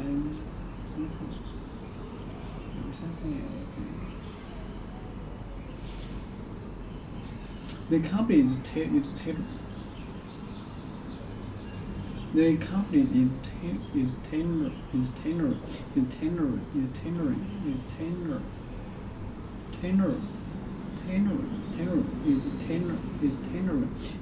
its services. Each company is tailoring its services to specific industrial sectors.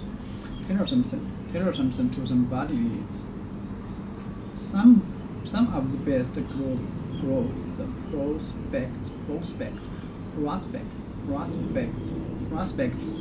prospects lie in tailoring products to customers' needs. A fancy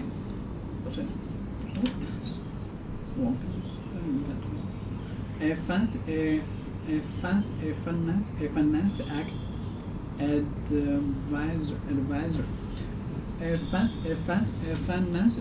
advisor. Yeah, sorry. A financial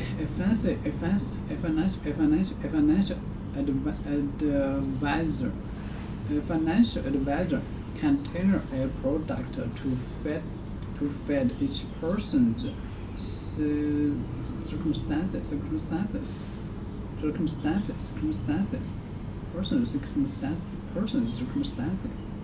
A financial advisor can tailor a product to fit each person's situation.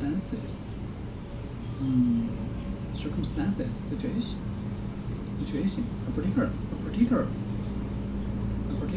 way. Financial. Repeat, adjust. Make change to change something slightly, especially to make it more correct. And is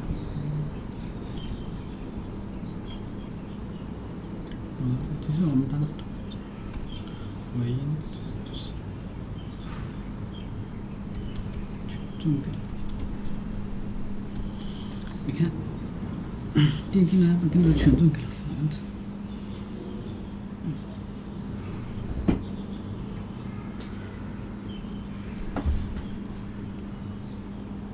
当然，给多少权重是一个认知，给多少权重是一个学习，对它原理好解。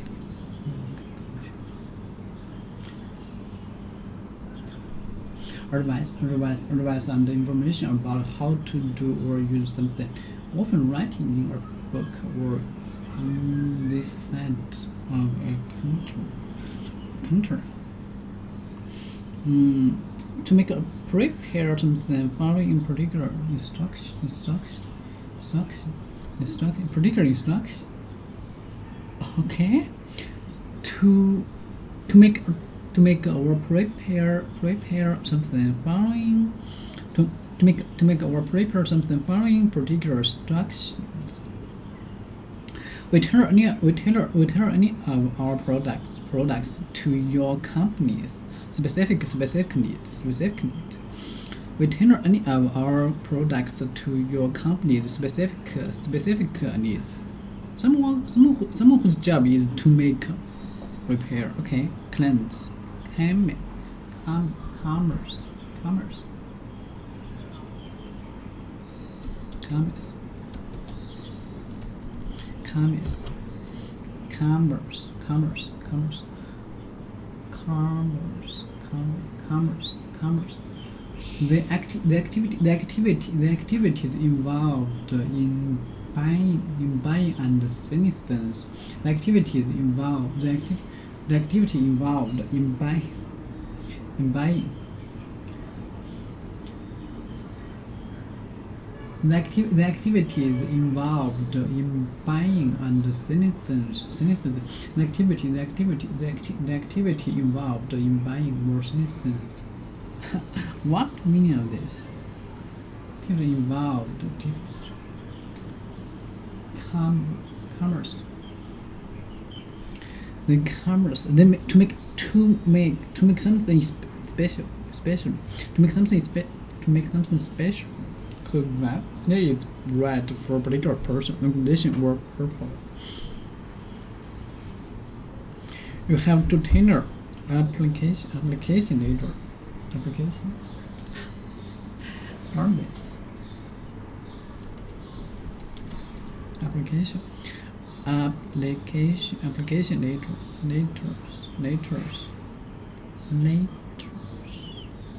for each job you apply for tailor. The company is tailor its services to specific industrial sectors.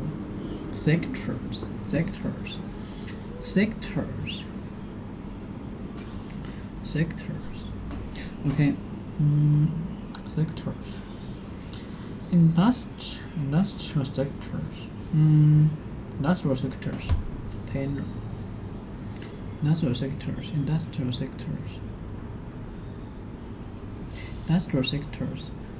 Tailor some of the best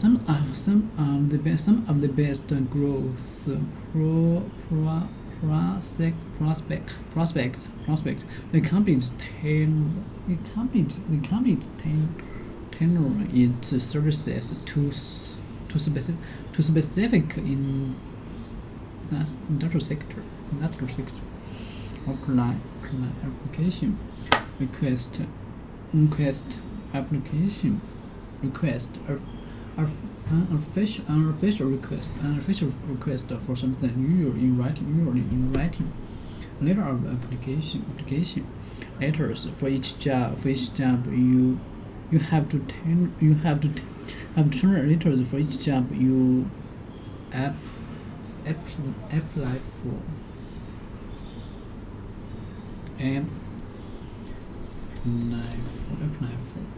Apply for request. You reply for a tailor for each job you apply for. To request something usually officially, especially in writing or by sending in a form. Apply for. We applied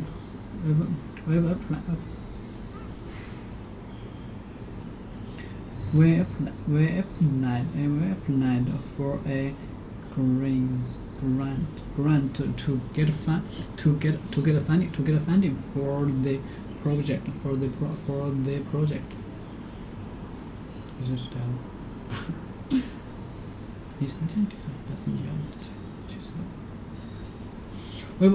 We applied for a grant to get funding for the product. We applied for apply for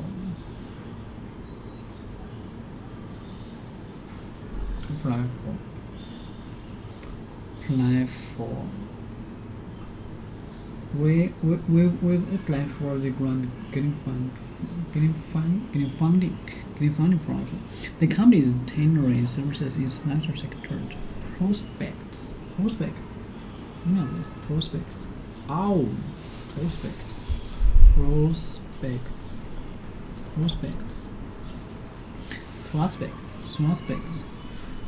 Some of the best growth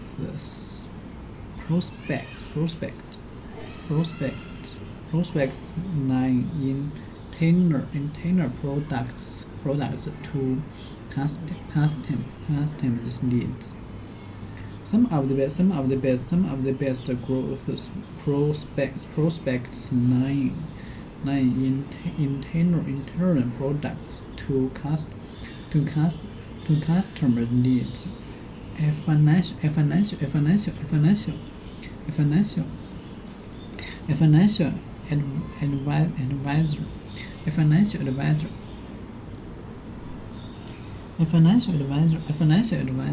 听不清楚。那知道是什么？financial advisor。差不多几亿分，100分1块钱。100分1块钱，100分1块钱，1块钱。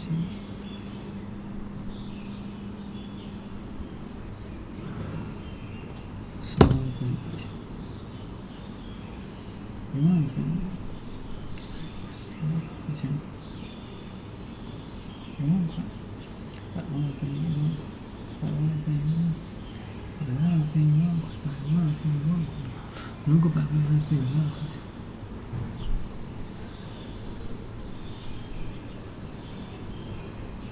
A financial advice.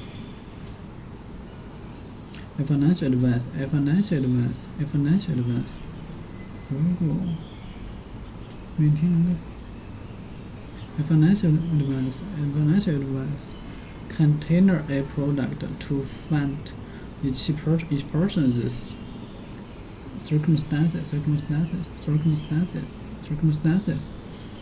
Financial advisor can tailor a product prospects. The possibility of being successful, especially at work, are prospects. She's hoping the cause will improve her prospects. The possibility of being successful, especially at work, prospects. Some of the best growth prospects. The possibility of being successful, especially at work. Some of the best growth prospects lie in tender products to customer needs. Some of the best growth prospects lie in tender products to customer needs. Tender something.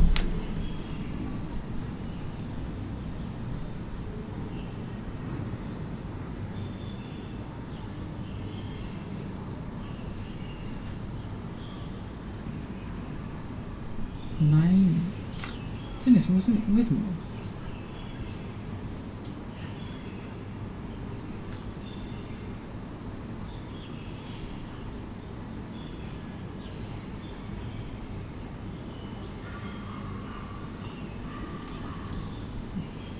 ？Okay, some of the nine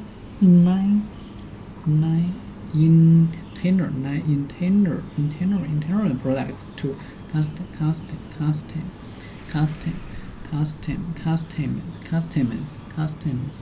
customers needs. Okay, to make it the possibility of being successful. The possibility of being successful, especially at work.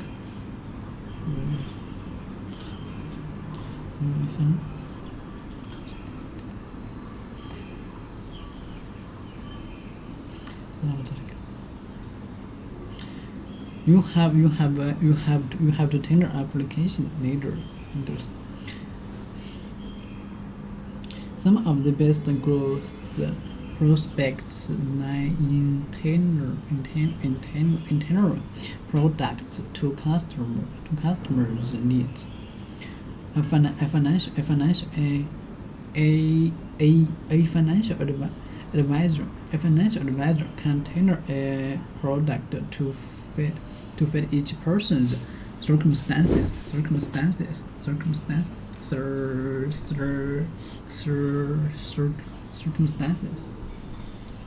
Financial advice.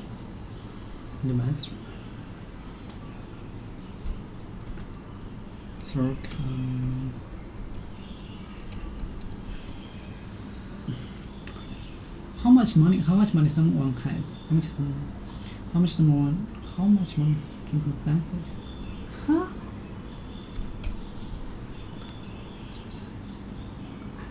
A fact, or event that makes the situation. A fact or event.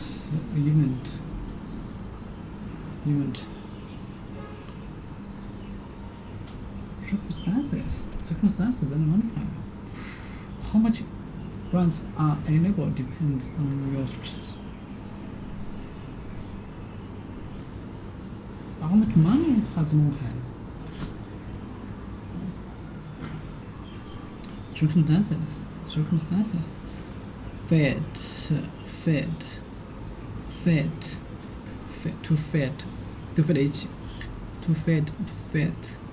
each person's circumstances. A financial advisor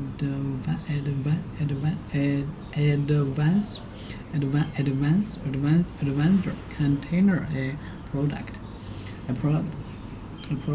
Can tailor a product. 但你呢？但会虽然这，但是你呢？这个为什么？你如果有这个心理问题，你头脑就有点天地。这是你觉得吗？没有。在沟通中说不的东西。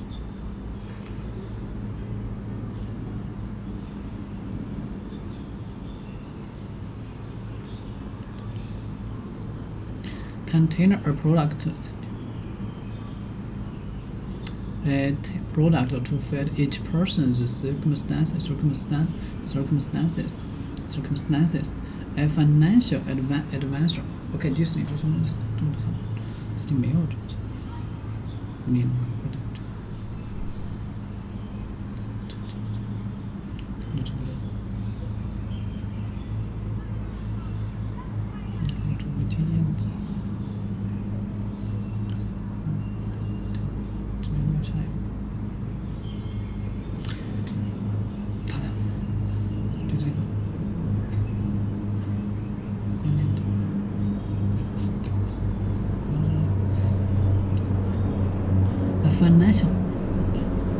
Financial advice.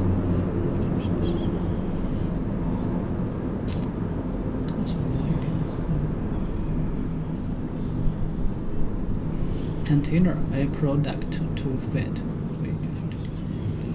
所以这些给人有这个地方。实际上，现在实际上中国要学很多种。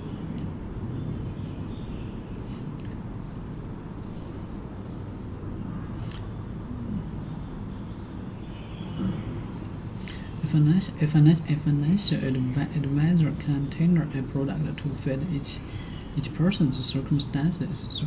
How much money? Okay, grants are relevant depends on how your circumstances.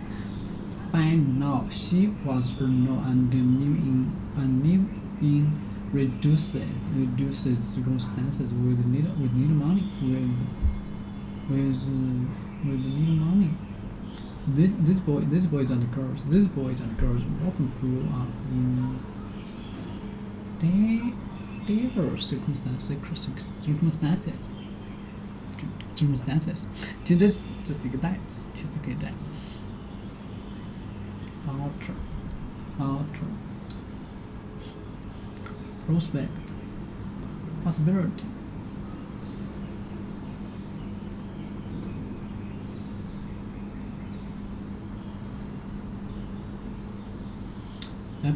request something usually official, especially in writing or by sending in a form from the possibility of being successful, especially at work.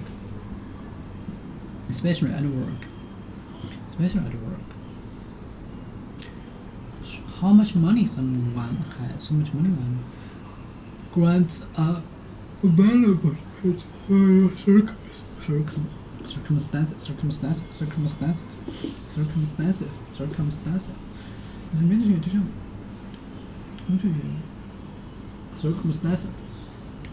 Grants are available depends on your circumstances.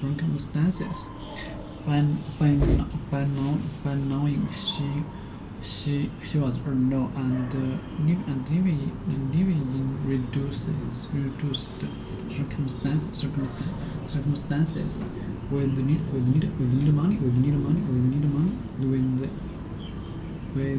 money. These boys and girls often grow up in their circumstances.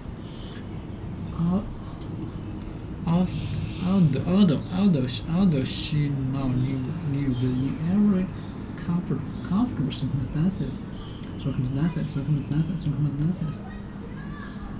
He never forgets his humble organs. How much money someone has. Grants are available. It depends on your circumstances. Alter.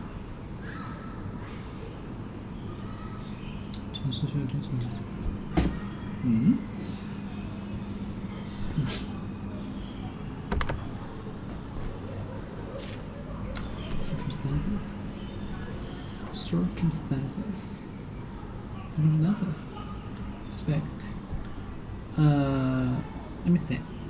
How much money someone needs. No.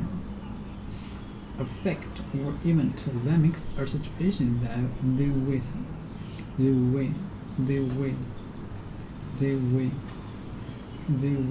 particular time. Instead of things that are happening and the conditions that exist at a particular time and place. The economic political situation. Her deals.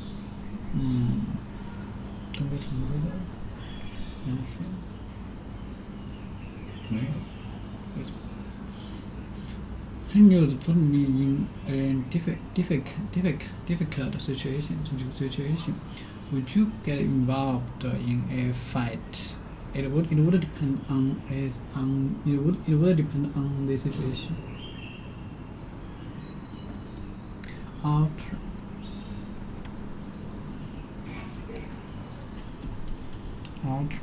Changed different. She said her life. She said her life was drastically. She said her life was drastically. Changed different. She said her life was altered. She said her life was drastically out. She said her life was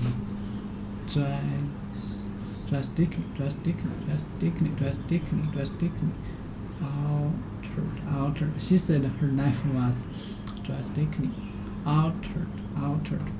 altered, changed different. She changed different.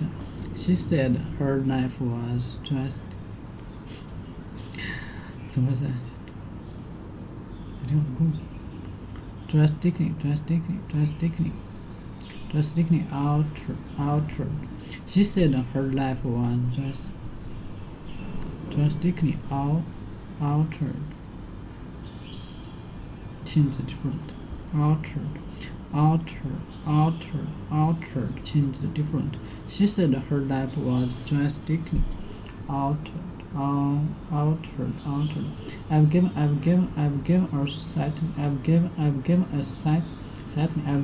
slightly altered bacon tie in this recipe.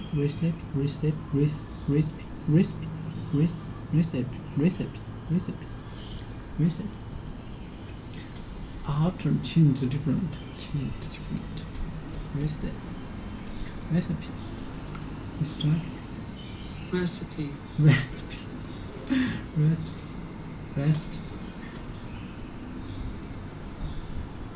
What's wrong? Drastically. Okay. Drastically.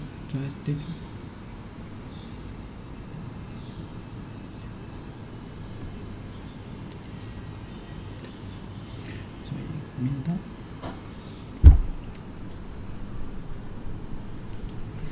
Drastically altered. Drastically. She said her life was drastically altered. She said her life was drastically altered. I've given her slightly altered bacon tie in this recipe.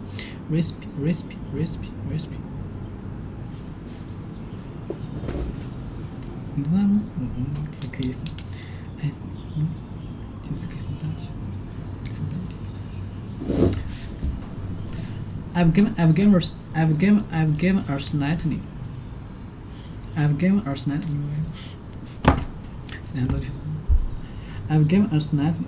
slightly altered bacon.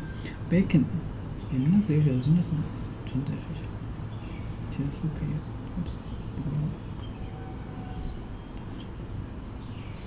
I've given a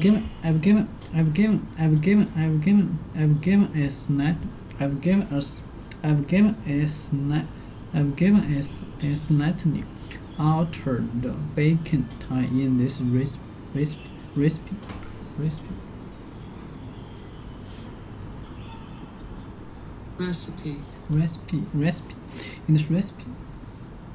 In this recipe. Okay. She said her life was okay. Drastically. In other words, that is a survey. In other words, that is a survey, and suddenly war has very noticeable effects. In other words, that is survey. And sudden war has very noticeable effects.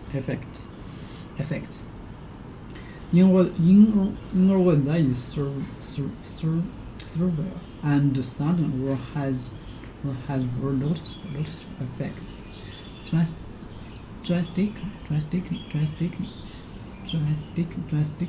In a way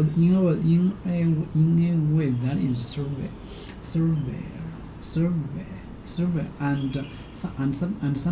and suddenly war has very noticeable effects. Their bucket has been drastically reduced. Drastically.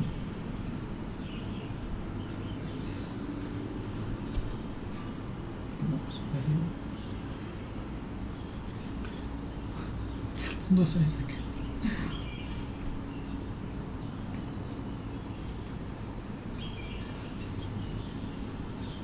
Drastically. In your way, that is survey, and sudden war has very noticeable effect. In your way, that is survey and sudden. You know what that is survey understanding and has very noticeable and has very noticeable and has very noticeable. Yesterday his life was drastically altered in a way that is survey. In a way that is survey and sudden war has very noticeable effects. In a way that is survey and sudden war has very noticeable effects. Their back has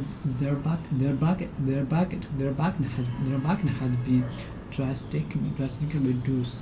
Our communication environment, our communication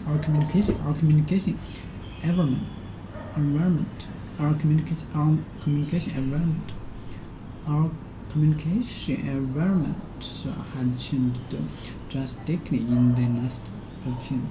Our communication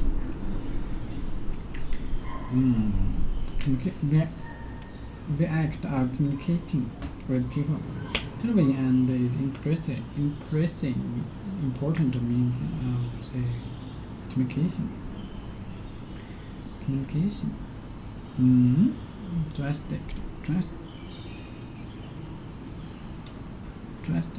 the act of communicating communicate to share information with others by speaking, writing, moving your body, or using other side. Share information.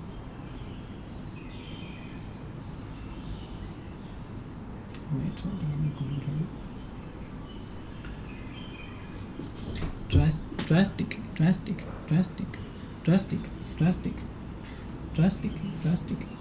In a way that is survey. In a way that is survey. In a way that is survey, and sudden war has very noticeable effects. Their bucket has been drastically reduced. Our communication environment.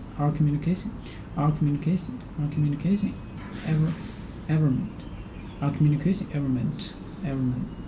Our communication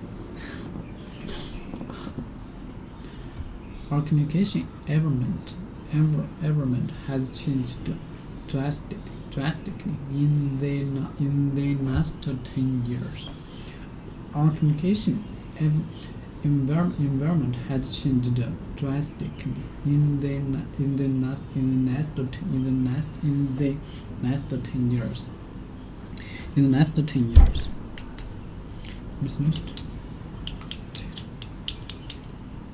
Changed different. She said her life was drastically natural. It's I've given her certainly altered bacon time in this recipe. She said her life was drastically altered. I've given her certainly altered bacon time. I've given her certainly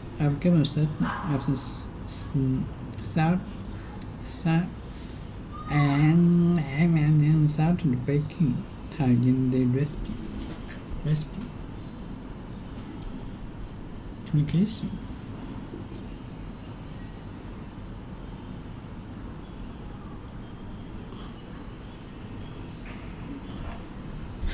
Recipe. Oh my God.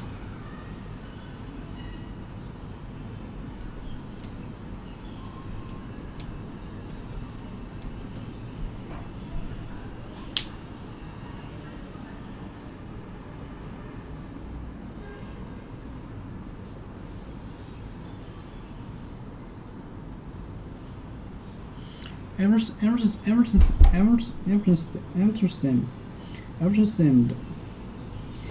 seemed altered when I returned.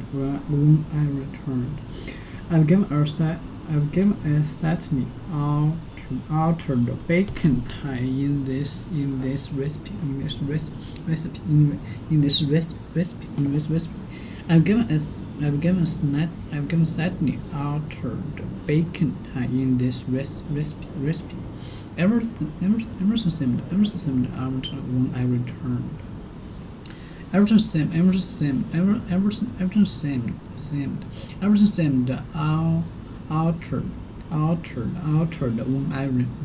returned. Everything seemed altered when I returned. I've given a slightly altered bacon tie in this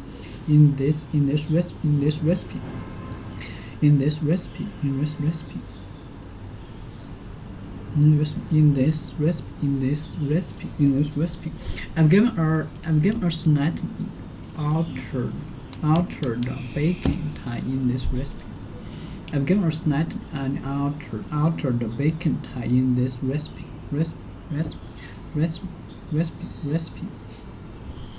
Okay, it's your choice. Telling you how to prepare and cook it. Coming back. Oh. Recipe. I've given slightly altered bacon tie in this recipe. I've given altered bacon tie in this recipe. I've given top in this recipe. She said that her life was drastic.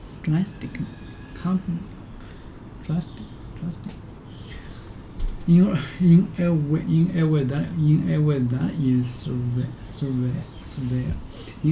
is severe and sudden work has very noticeable effects. You go down to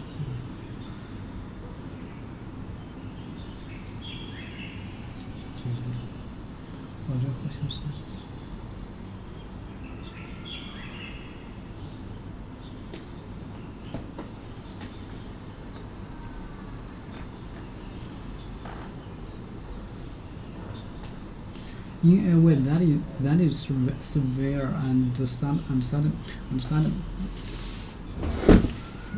In a way that is severe and sudden, war has. In a way that is severe and sudden, war has very noticeable effects. 听着想，in a way that is severe and sudden， 我是当时。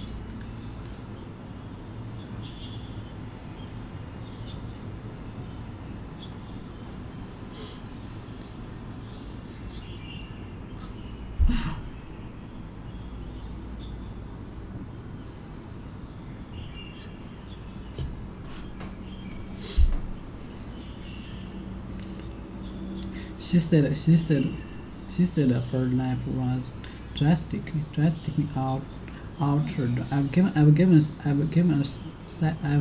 slightly altered baking time in this place. Everything seemed altered. Everything seemed altered when I returned. Having had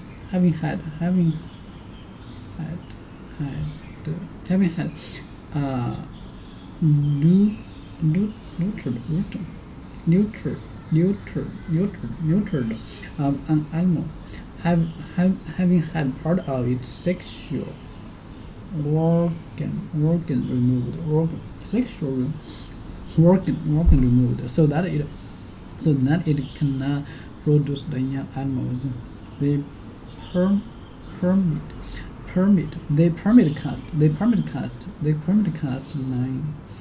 permit cast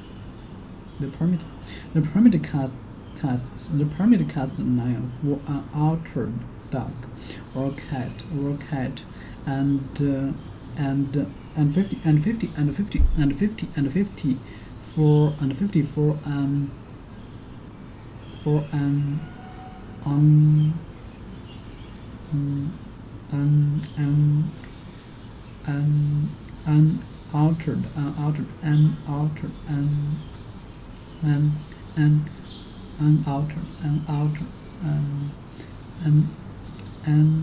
for an unaltered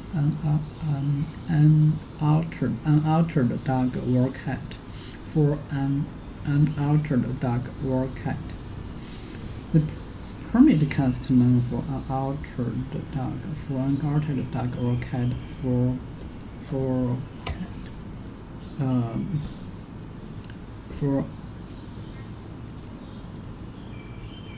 an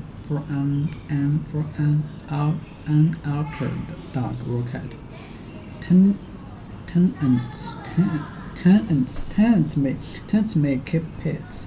Tenants may keep pets, but they must be altered and fully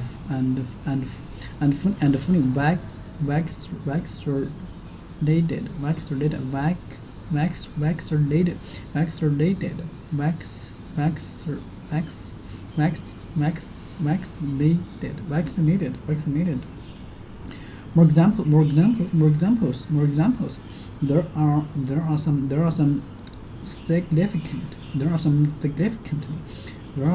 some significantly altered guidelines in the new report. He might be in a transit. He might be in a transit or state of altered consciousness,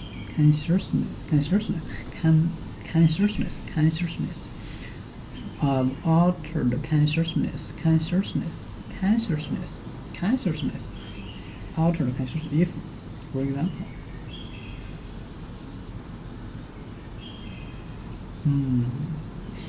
he might be in a transit or state of altered consciousness.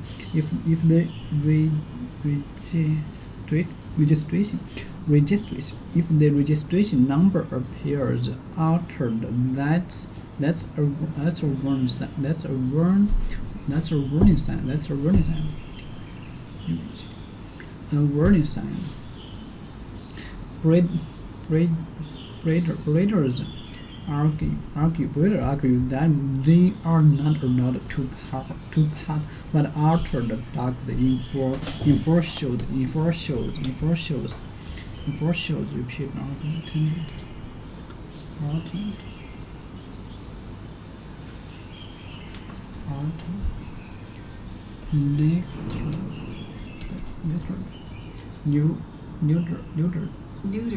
Neutered. Having had part of sexual organ removed.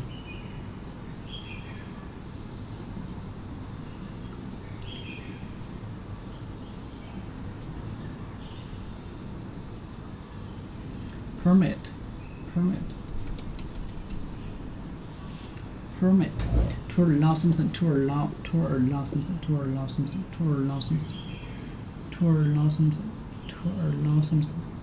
To allow something. The permit cast to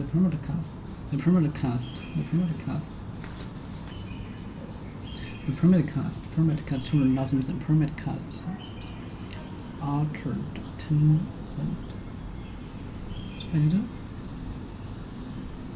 这没几个认识的 tenant。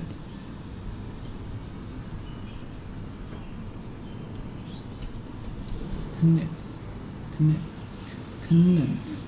A person who pays rent for the use of land or a building. A person who pays rent for the use of land or building.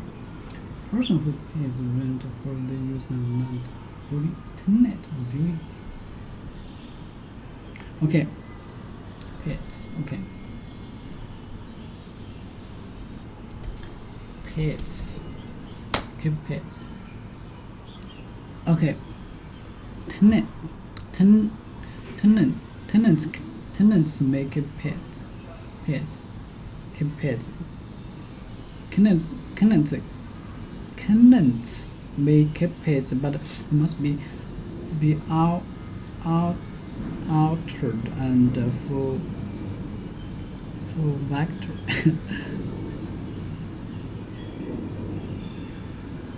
Altered. Okay, for funny vaccinated.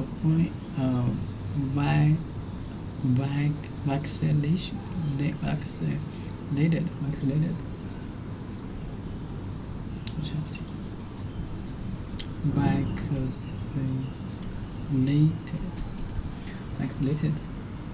If a person or animal is vaccinated, they have been given vaccine, a substance that is put into your body to prevent you from getting a disease or from being badly affected during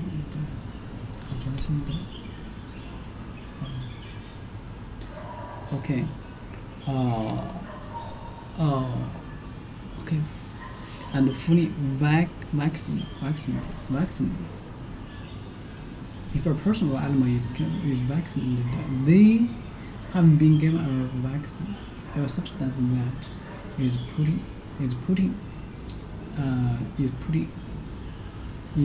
put into your body to prevent you from getting a disease or from being badly affected by it.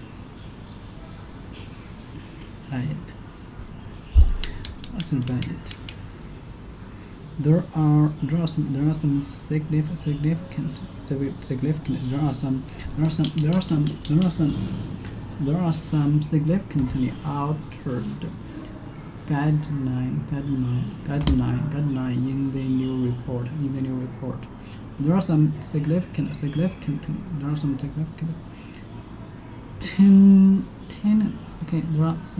significantly altered guidelines in the new report. There are some significantly altered guidelines. Why is that? Significant guidelines.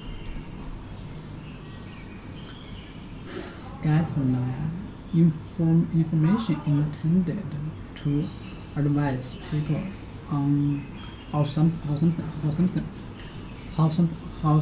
should be done or what something should be. There are some significant altered guidelines in the new report. Am I being a significant? What meaning of this?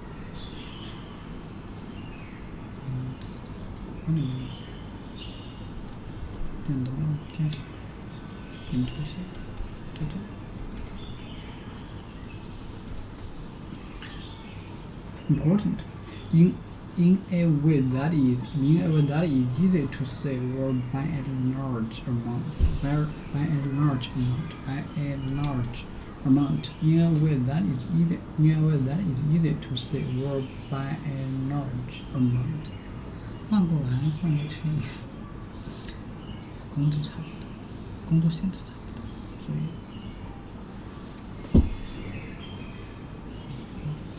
in a way that is easy to say. In a way that is easy to say or by a large.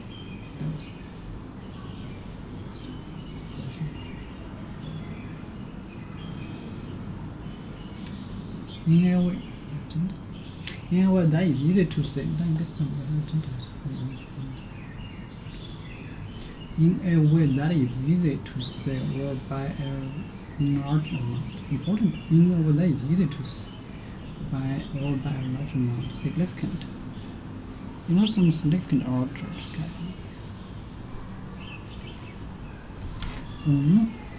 Easy to say. There are some significantly altered guidelines in the new report. In the new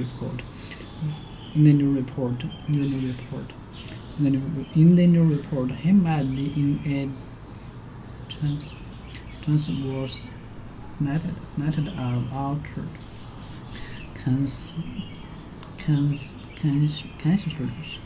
guideline. Cat9 in the new report.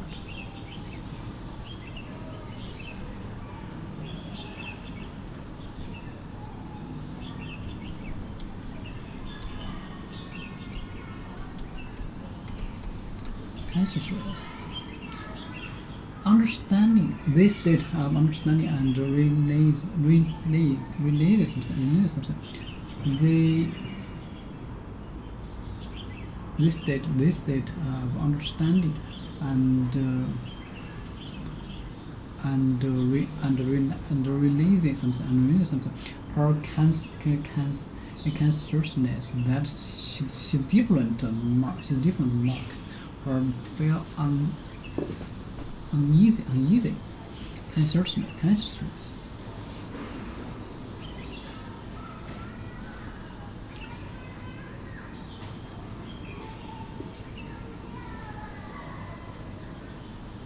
This state of understanding and release. This state of understanding and releasing something. Her consciousness that she's different makes understanding consciousness. It might be in a tracy or state of altered consciousness. Consciousness.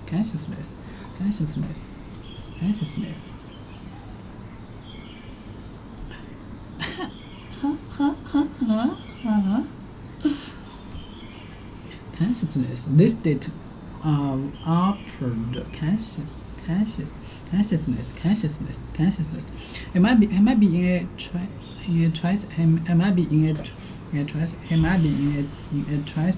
or state of altered consciousness.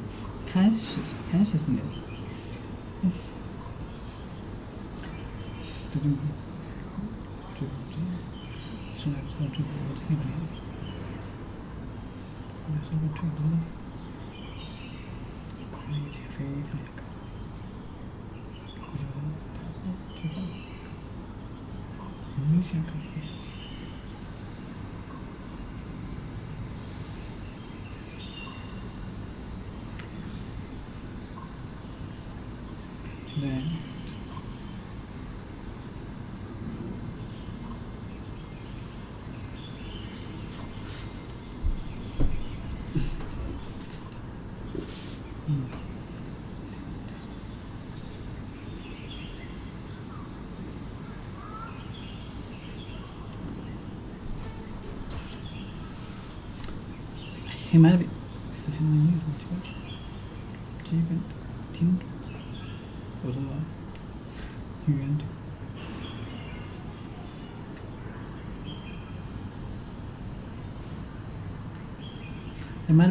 He might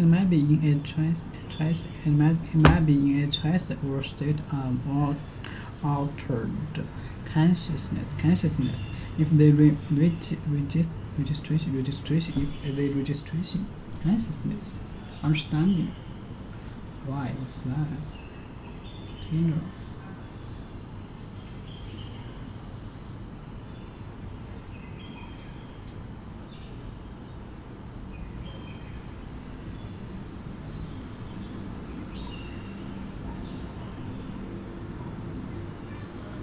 Altered.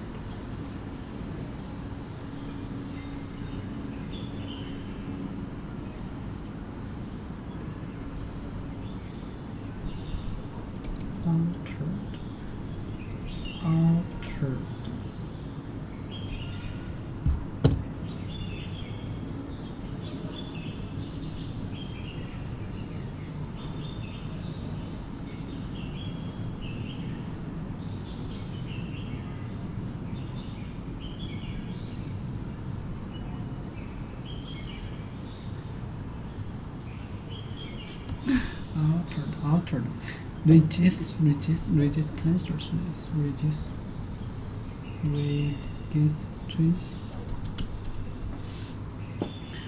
Next. If they resist then recording a name or information or officialist. If the registration number appears altered, that's a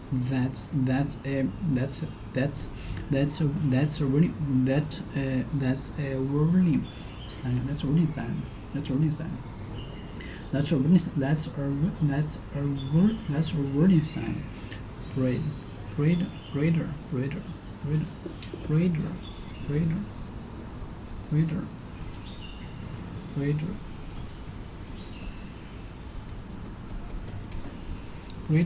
are good. Breeder. A person who breeds animals. Breeder. What meanings? Breeder.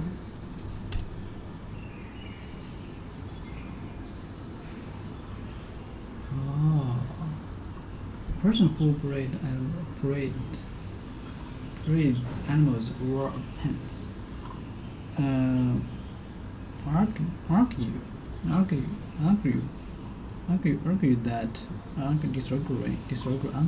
that they are not allowed to put out drugs in. Argue.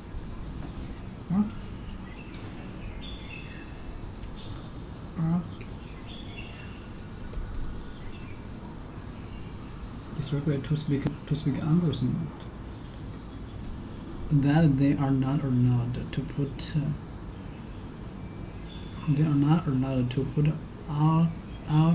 altered. They are not out to put in for shows. If the register number appear altered, that are warning sign.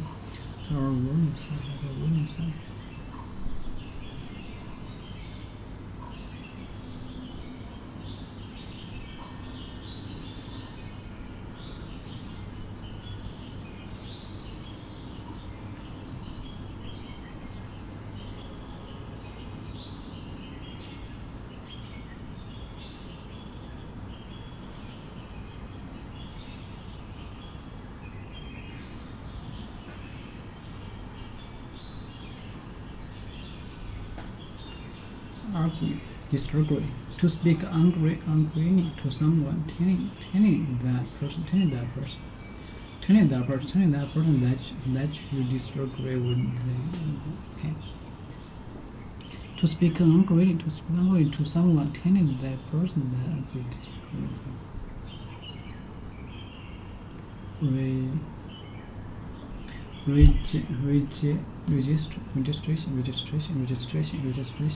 Registration.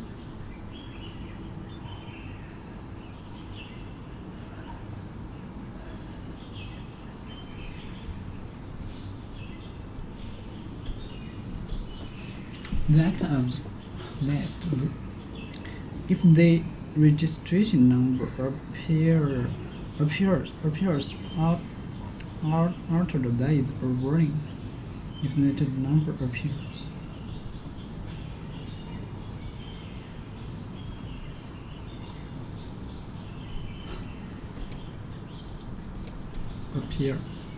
Appear. Be present. To start to be. To start to be seen or to be present.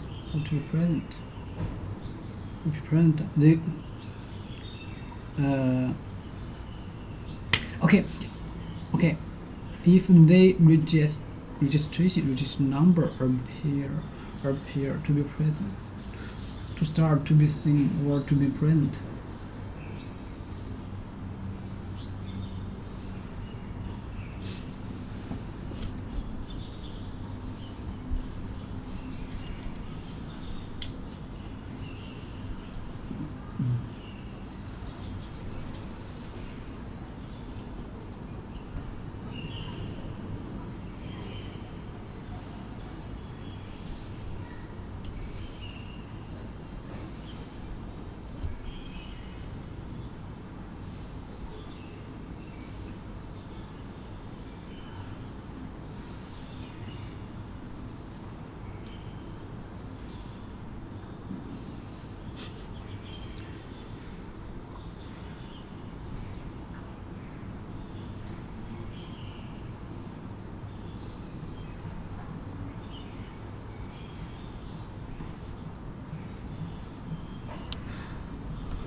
Repeat. Be present. Be present. Be present. To start, to be seen, or to be present. To be present. Present. Present. To start, to be seen.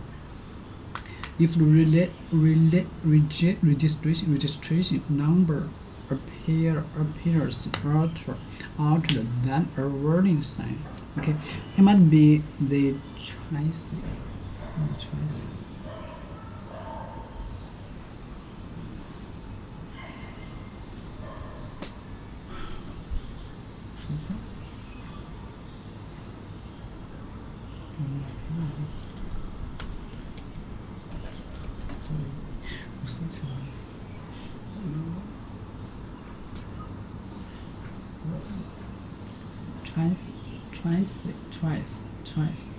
Twice. Mental condition. Twice. Yeah, it might be the twice mental condition. Or state.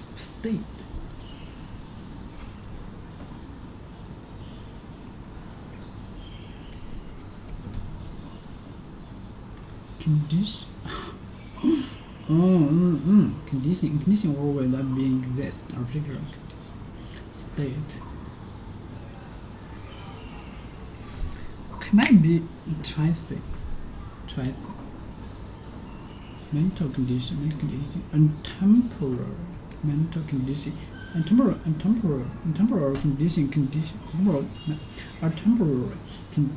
mental condition in which some is not completely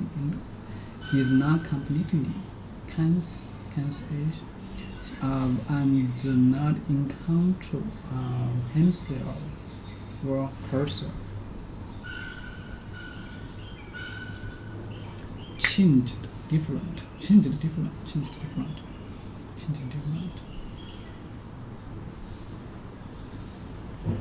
Talent. Can keep the case. More examples.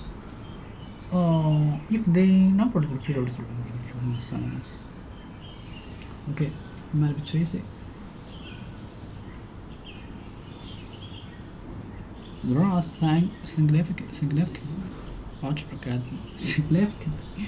Oh, Jesus, significant, important. In your way, that is easy to say or be large amount. There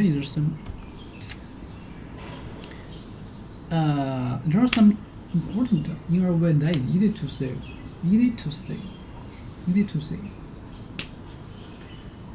Or be large amount.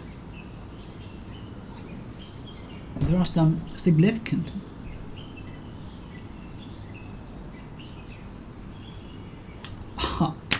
Significant, easy to say. Altered.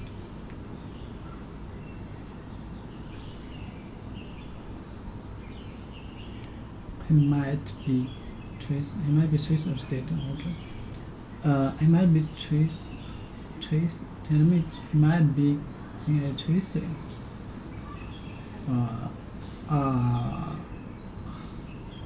State. I might be trace or stated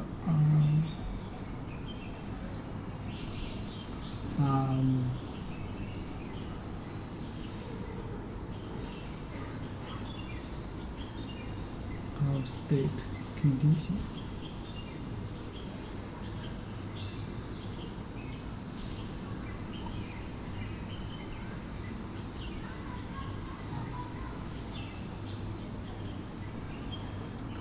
State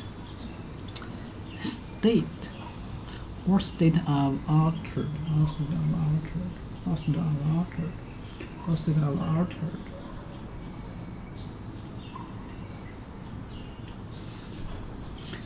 There are some. He might be in a choice or state of altered. Consciousness.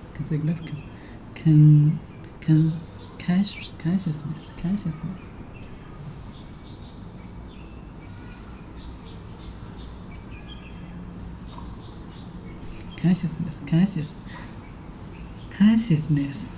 You might be in a choice or state of altered consciousness if the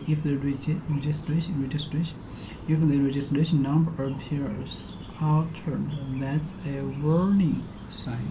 That's a warning sign. Reader argue angry and disagree that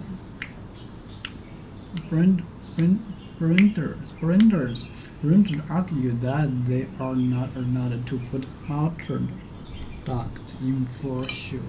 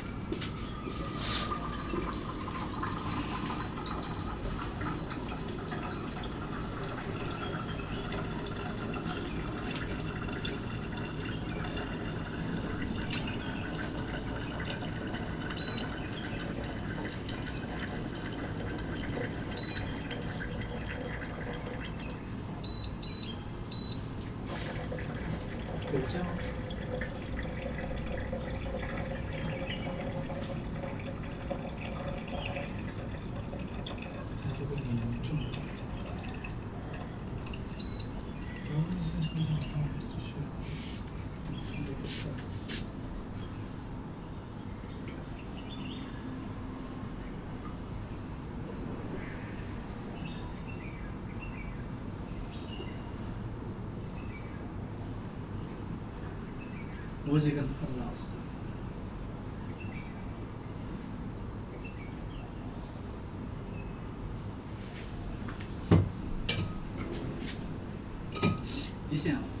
理想非常这部产品，理想。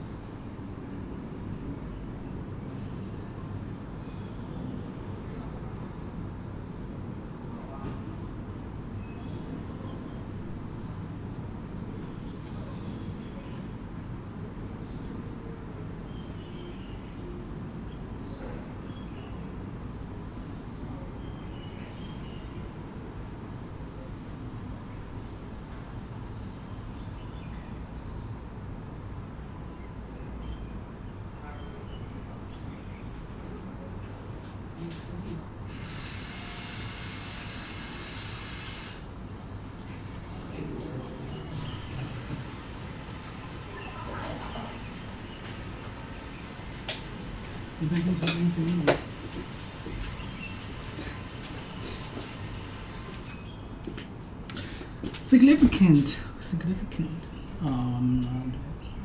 Whereas with other products, that's not true. If you look at something like buying a Rolex, which is no longer about telling time, it's a signaling good. It's all about showing off, I have a Rolex. That's a zero-sum game. If everybody in the world is wearing a Rolex, then people don't want to wear Rolexes anymore because they no longer signal. It's canceled out the effect. And so rich people do have an advantage in consuming that product. They'll just price it up till only they can have Rolexes, and then poor people can't have Rolexes, and Rolexes resume their signaling value. But something like watching Netflix or using Google or using Facebook or YouTube, or even, frankly, modern day cars. Like, rich people don't have better cars, they just have weirder cars.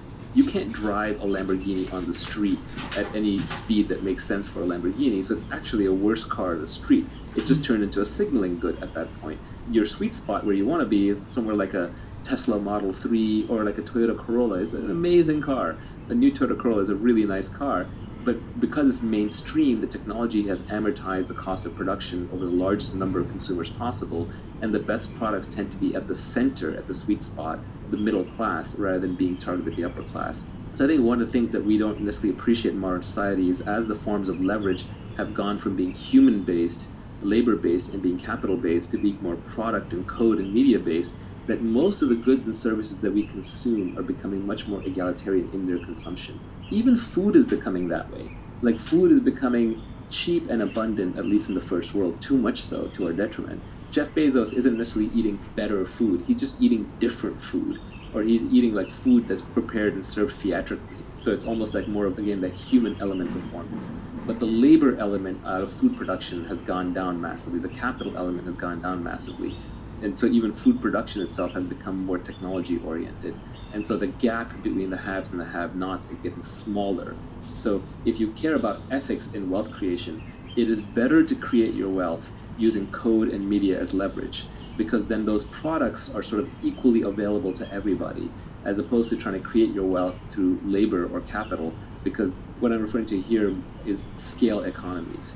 Technology products and media products have such amazing scale economies that you always want to use the product that is used by the most people. The one that's used by the most people ends up having the largest budget. There's no marginal cost of adding another user, and so with the largest budget, you get the highest quality. So the best TV shows are actually not going to be some obscure ones just made for a few rich people. They're going to be the big budget ones like Game of Thrones or Breaking Bad or Bird Box, where they have massive, massive budgets. They can just use those budgets to get to a certain quality level. And then the rich people, to be different, they have to fly to Sundance and watch a documentary, because you and I aren't going to fly to Sundance because, you know, that's something that bored rich people do to show off. And we're not going to watch a documentary because most of them just aren't actually even that good, right? Again, if you're wealthy today, for large classes of things, you spend your money on signaling goods to show other people that you're wealthy, and you try and convert them to status, as opposed to actually consuming the goods for their own sake. People and capital as a form of leverage have a negative externality, and code and product have a positive externality attached to them, if I was going to sum up your point.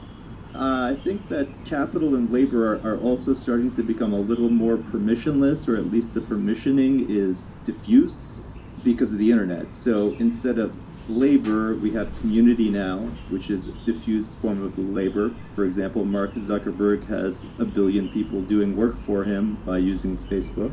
And instead of going to raise capital from someone who's rich, now we have crowdfunding. So you can raise millions and millions of dollars for a charity, for a health problem, or for a business. You can do it all online. So capital and labor are also becoming permissionless, and you don't need to necessarily do it the old-fashioned way, where you have to go around and ask people for permission to use their money or their time. One more question about leverage. Do you think a choice of business model or a choice of product can also bring a kind of leverage to it? For example, pursuing a business that has network effects, pursuing a business that has brand effects, or other choices of business model that people could manipulate that just give you free leverage? Yeah, there's some really good microeconomic concepts that are important to understand. One of those is scale economies, which is the more you produce of something, the cheaper it gets to make it. That's something that a lot of businesses have, basic economics 101, and you should try and get into a business where making widget number 12 is cheaper than making widget number 5, and making widget number 10,000 is a lot cheaper than the previous ones. And this builds up an automatic sort of barrier to entry against competition and getting commoditized. So that's an important one. Another one, this is along the same lines, but technology products especially and media products have this great quality where they have zero marginal cost of reproduction. So creating another copy of what you just created is free. So when somebody listens to this podcast or watches a YouTube video about this, it doesn't cost me anything for the next person who shows up. Those zero marginal cost things, they take a while to get going because you make very little money per user, but over time they can really, really add up. So Joe Rogan is working no harder on his current podcast than he was on podcast number 1. But on podcast number 1100, he's making $1 million for the podcast, whereas for the previous one, he probably lost for the first one. That's an example of zero marginal cost. And then the most subtle but the most important is this idea of network effects. And it comes from computer networking.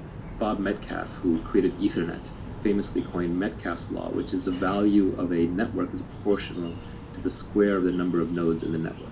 So if a network of size 10 would have a value of 100, network of a size 100 would have a value of 10,000. It's not just 10x more, it's 100x more because it's a square. So the difference is in the square. So you want to be in a network effects business, assuming you're not number 2. If you're number 1 in a network effect business, you win everything. So example, if you look at Facebook, right, your friends and family social networking protocol, who's their competitor? Nobody, because they won everything through network effects. Which is why when people say, well, I can just switch away from Facebook, they don't realize that network effects create natural monopolies. They're very, very powerful things. And one of the dirty secrets of Silicon Valley is that a lot of the winning businesses are natural monopolies. Even ride sharing tends towards one winner-take-all system. Like Uber will always have better economics than Lyft, as long as it's moving more drivers and more riders around. Something like Google, there's basically only one viable search engine. I do like DuckDuckGo, privacy reasons, but they're just always going to be behind because of network effects. Twitter, right? Where else would you go for microblogging? Even YouTube has weak network effects, but they're still powerful enough. There's really no number 2 site that you go to consume your video on a regular basis. It even turns out in e-tail, Amazon, Prime, and convenience, stored credit cards and information creates a powerful network effect. So what is a network effect? Let's just define it precisely. A network effect is when each additional user adds value to the existing user base. So your users themselves are creating some value for the existing users. The classic example that I think everybody can understand is language. Let's say that there's 100 people who live in the community and speak 10 different languages, and each person just speaks one of those 10. Well, you're having to translate all the time. It's incredibly painful. But if all 100 of you spoke the same language, it would add tremendous value. And so the way that community will play out is 10 people start out speaking 10 languages. So let's say that one extra person learns English. Well, now all of a sudden, 11 people know English. So the next person comes in to learn a new language, probably going to choose English. At some point, let's say English gets to 20 or 25 people, it's done. It's just going to own the entire language marketplace, and the rest of the languages will get competed out, which is why long term, the entire world is probably going to end up speaking English and Chinese. China is closed off on the internet, but the internet itself is a great leveler, and people who want to communicate on the internet are forced to speak English because the largest community of people on the internet speaks English. I always feel bad for my colleagues who grew up speaking foreign languages in foreign countries because you don't have access to so many books. So many books just haven't been translated into other languages. So if you only spoke French, or you only spoke German, or you only spoke Hindi, for example, you would be at a severe disadvantage in a technical education. Invariably, if you go and get a technical education, you have to learn English just because you have to read these books that have this data that has not been translated. So languages are probably the oldest example of network effect. Money is another example. We should all probably be using the same money, except for the fact that geographic and regulatory boundaries have created these artificial islands of money. But even then, the world tends to use a single currency as the reserve currency at most times, currently the US dollar. So network effects are a very powerful concept. When you're picking a business model, it's a really good idea to pick a model where you can benefit from network effects, low marginal costs, and scale economies. And these tend to go together. Like anything that has zero marginal cost of production obviously has scale economies, and things that have zero marginal cost of reproduction very often tend to have network effects because it doesn't cost you anything more to stamp out the thing, so then you can just create little hooks for users to add value to each other. So you should always be thinking about how your users, your customers, can add value to each other, because that is the ultimate form of leverage. You're on the beach in the Bahamas, or you're sleeping at night, and your customers are adding value to each other. The tweet storm is very abstract. It's deliberately meant to be broadly applicable to all kinds of different domains and disciplines and time periods and places. But sometimes it's hard to work without concrete example. So let's just go concrete for a minute. Look at the real estate business. You could start at the bottom. Let's say you're a day laborer. You come in, you fix people's houses. You know, someone orders you around, tells you break that piece of rock, sand that piece of wood, put that thing over there. There's just all these menial jobs that go on the construction site. If you're working one of those jobs, unless you're a skilled trade, like say a carpenter or electrician, you don't really have specific knowledge. And even carpenter or electrician is not that specific because other people can be trained how to do it, so you can be replaced. So you get paid your 15, 20, 25, 50, if you're really lucky, $75 an hour, but that's about it. You don't have any leverage other than from the tools that you're using. So if you're driving a bulldozer, that's better than doing it with your hands. So day labor in India makes a lot less because they have no tool leverage. You don't have much accountability. You're a faceless cog in the construction crew and the owner of the house or the buyer. Check. A type of software rock. A type of software rock. A stick of this. A stick. Check. A type of software rock. Okay. A stick of this rock or a similar substance used for writing or drawing. Similar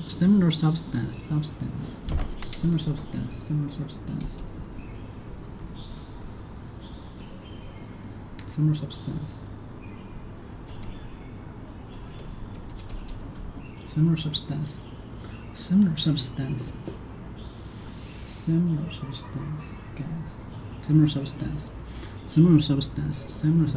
A stick of this rock or a similar substance used for writing or drawing.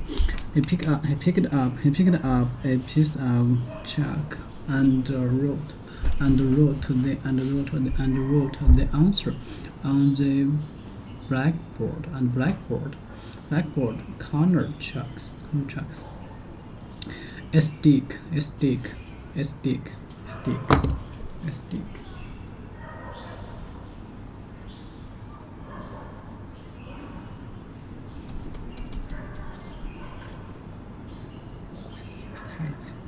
I think this is inappropriate.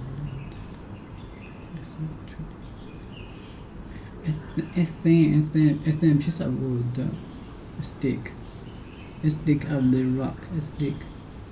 Thin piece. A thin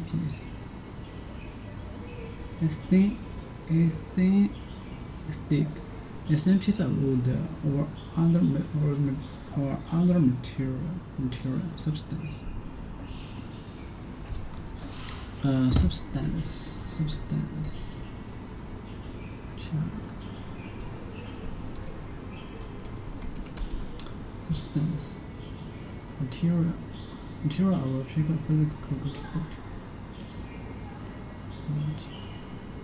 stick.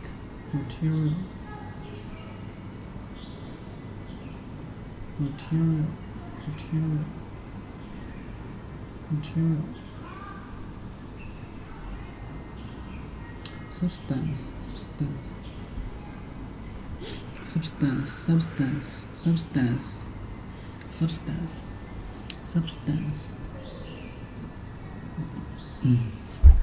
A stick of this rock or similar substance used for writing or drawing.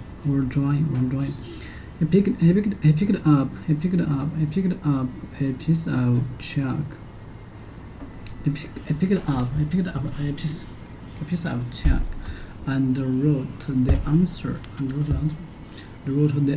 on the blackboard. Okay, 等一下，现金。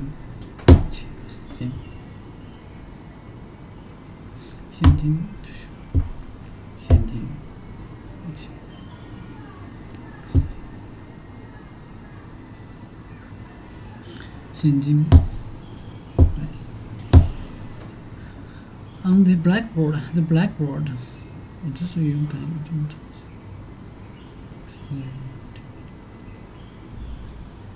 I picked up. I picked up. I picked up. I picked up. 以至于总结下来。I picked up. I picked up. I picked up a piece of chalk and wrote the answer on the blackboard. Colored. 所以。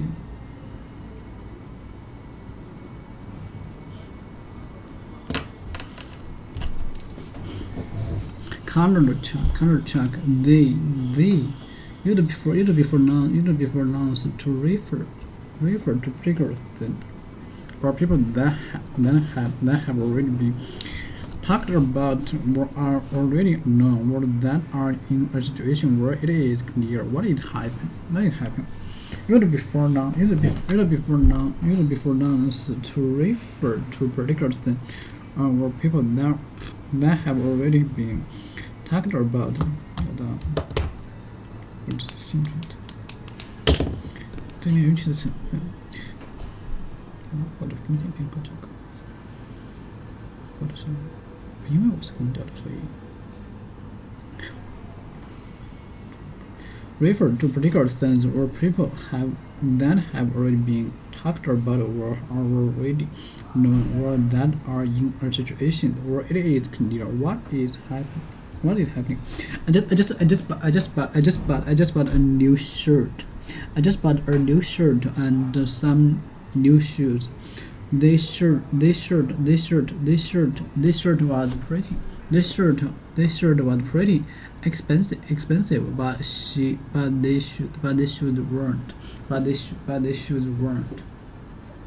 I just bought a new shirt and some new shoes. This shirt was pretty expensive, but these shoes weren't. I just bought the new shirt and some new shoes. This shirt was pretty expensive, but these shoes weren't. Please pass this out. Please pass. 你知道我是多少？这是想再看一下我。这里面一个例子老师，通常会有些东西。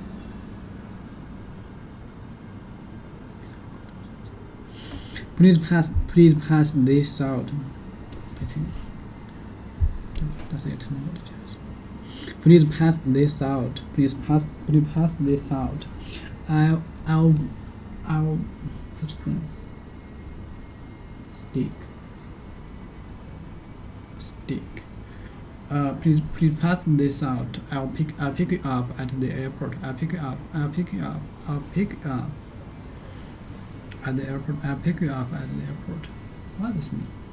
Substance. Material with the particular physical characteristics. Specific type. Stick. They.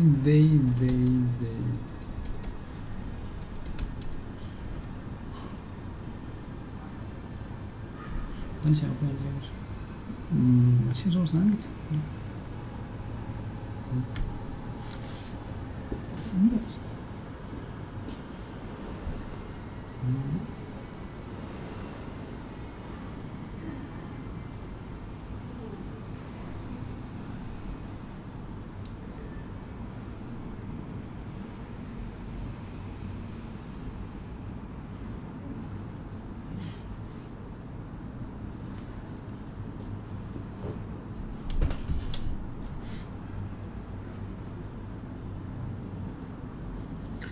，Used before nouns that refer to replace. Please pass the. 所以我关注的是2个东西，非对称效应和指数性。所以我关注2个路径中的非对称曲线以及指数性。我最钟爱的是这条曲线。因为这种是思维是可以持续循环的话，可以产生长期的负面。这种是一次，非这种往往是一次性的。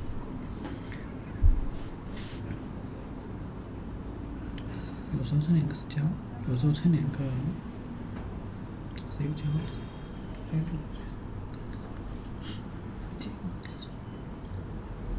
Past, please pass this out. Please pass this out. I'll pick you.当然有时候这两个这两条曲线也有这种问题。I'll pick you up. OK， 我举个例子。I'll pick you up at the airport. You'd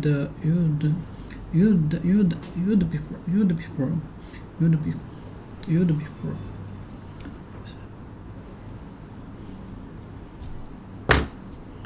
这个样子，就是带你飞到了。Please pass this. 不是我真的没买，就是去接盘接的，不好意思。Please pass this out. I'll pick you up at the airport. I'll pick you up at the airport. You'd prefer nouns that refer to place when you want to mention that type of place without showing exactly which example of the place you mean. We spent out at the beach. We spent out at the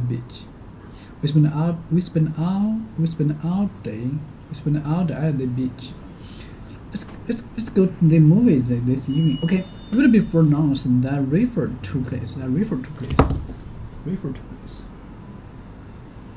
Nouns refer.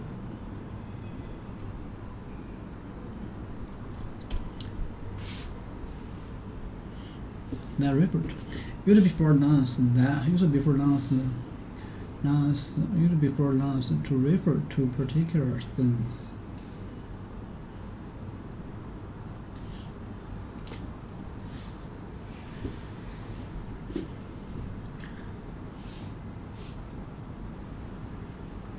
Usually before nouns to refer to particular things. Particular things were people that have already been talked about or are already known or that are in a situation.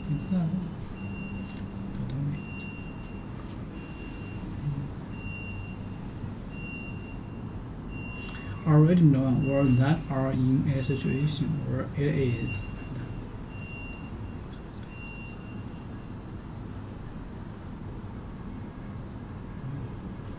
Okay, Francis. Where it is.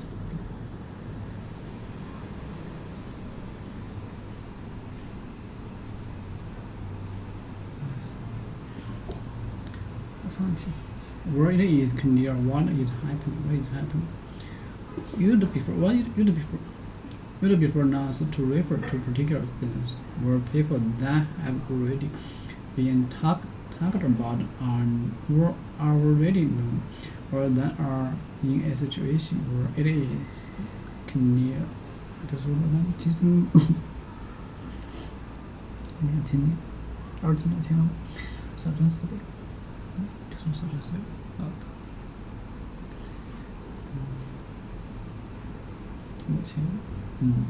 咋的 ？Where it is clear what is happening. You'd prefer nouns to refer to particular things or people that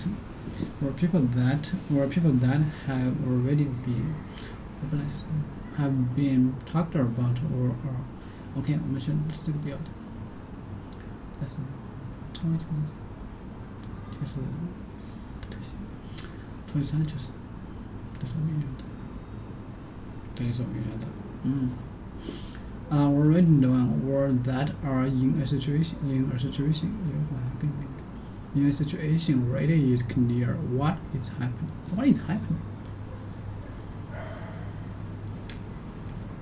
Refer.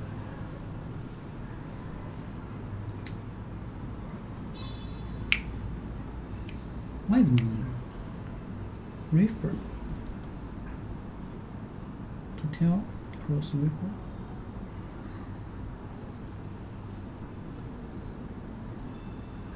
refer before to refer particular before nouns to refer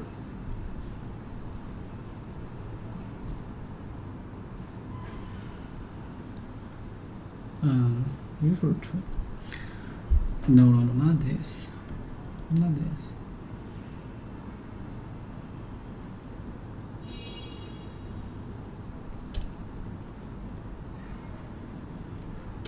okay. Word 3-person single present tense refers. Verb. If you refer to a particular person, subject, person. If you refer to a particular subject or person. If you refer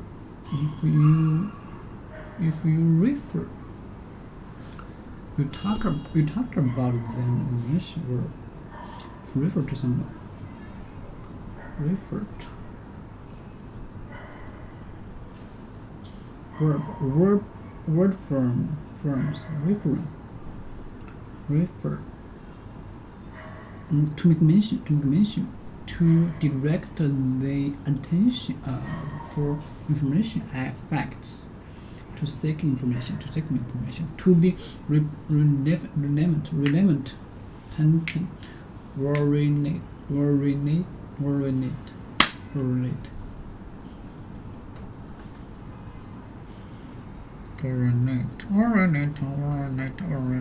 okay.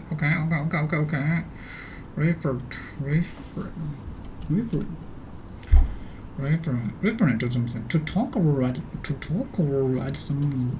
To talk or write about someone or something, especially in only a few words.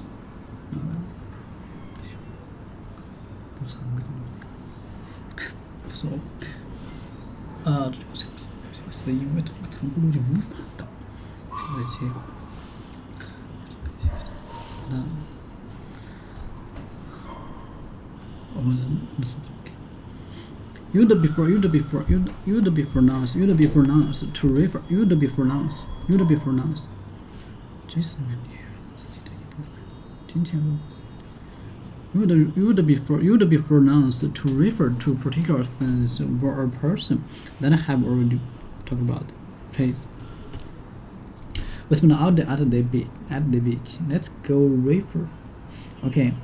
Use the before nouns that refer to place. Refer to place. Let's go to the movies this evening. I have to go to the bank and get some euro. I have to go to the bank and get some euro or euros.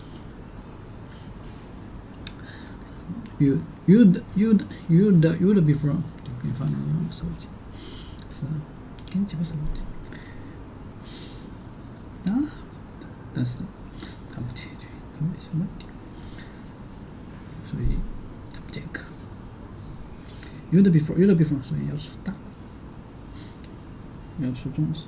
有的 before nouns phrases， 当然六成性其实降低了，但你那没水平公的，好像所以要出重视。A before nouns phrase in which 的上一阶段情，下一阶段的情，下一阶段情，面条就的，会，对面去创造，喂，而我想创造这个，你看法是这样的，是不是？可以从一个单词去，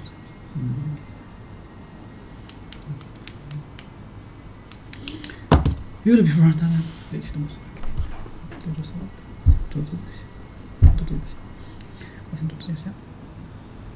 有的 before nouns phrases in which the range of meaning of the nouns is limited.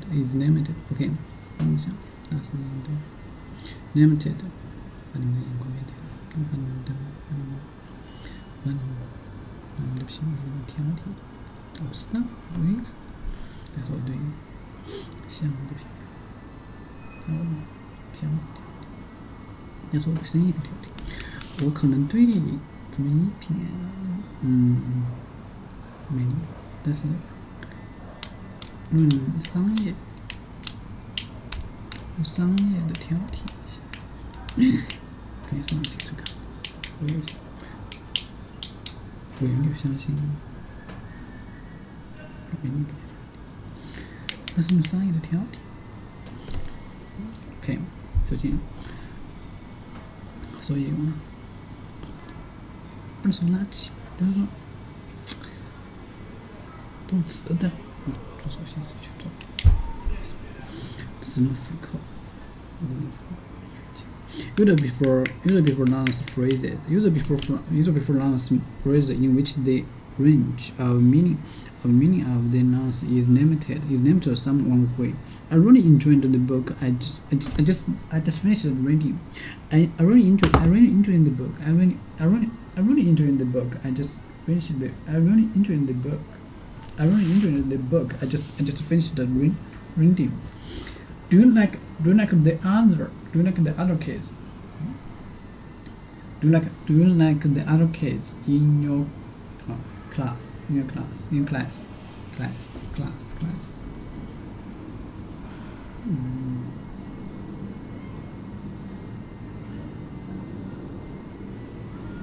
怎么了？To talk over writing. 怎么解决？这个能够这个。You'd before Bonica's. That's not it. You'd before noun phrases. You'd before nouns phrases in which they 如果把生成，比如说学后取代力，比如说后取生出来。You'd before nouns phrases in which the range of meaning of the nouns 我这边有两个很好的。叫做 everywhere， 一个是叫 Google， 另一个是个英语 ，never replicant， 它叫做 live， 我不知道中文，英文名叫做 live replicant，live replicant。It's my teacher. He's my teacher. He's my great teacher. 你们知道我的一本英文书，看的是什么？How to get knowledge？ 这是在过，其实这本书在过，它的这个地方在，现在推出是非，是被英国会的。OK， 我举条例子给你们讲，告诉我3位。财富的获取，你靠，比如说 never replicant， don't check it. Would before, okay, or what is would before nouns phrases in which， 所以我把这些内容都相近化了，我所以把这相近化了，原来说中文更好记，英文书我读过好久。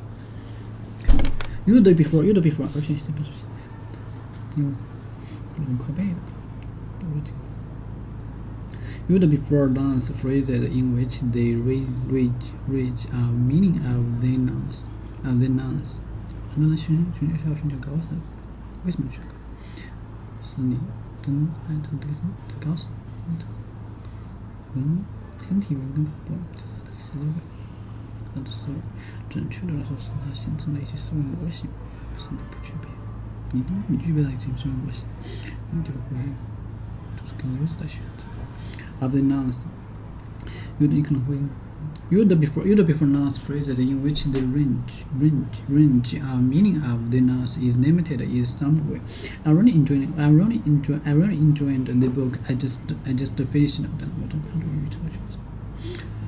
Do you like the other kids in your class?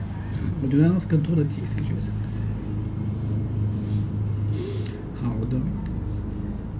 Use to refer. Use to refer. Use to refer.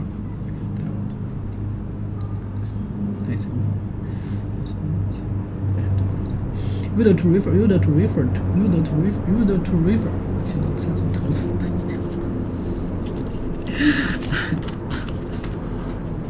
我全军覆没了，自己都是没经常想到。现在头死了。哎。Use to refer to things or people when only one exists at any one time. What will happen in the future? 我的话，你要想，但是你的问题，What will happen in the future? What will 那就这样不清楚。那数字的来，What will happen in the future? They live in the north of Spain. After I get out of college, I wanted to travel.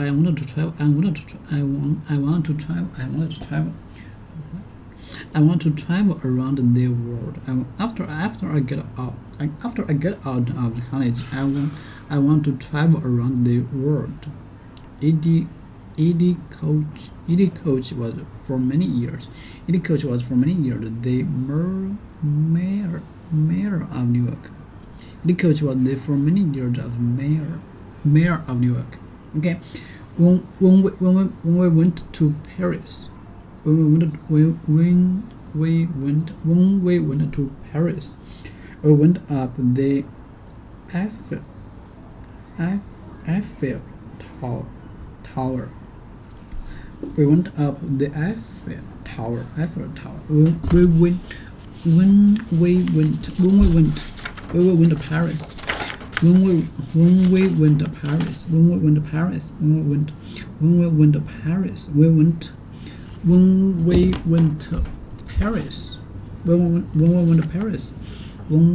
to Paris, we went up the Eiffel Tower.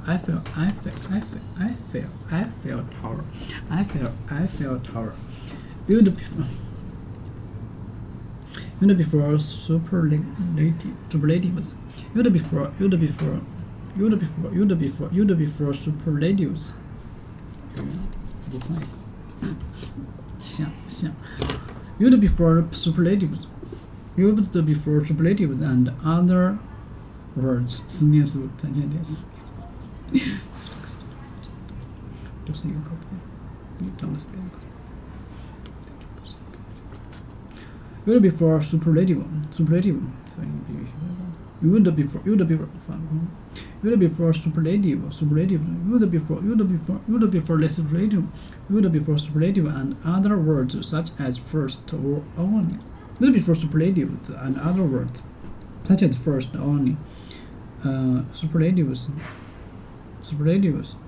or only, or numbers show something potential in and last. To refer to only once. To refer to only one thing or person. To refer to only one thing or person. Let me see. To refer to one thing or only thing. To refer to only one thing or person. To refer to only one thing or person. To refer to only one thing or person. To refer to only one thing or person. To refer to only one thing or person. To refer to only one thing or person. It is superlatives. Coverage. Referred, bit, mention, sound. And those.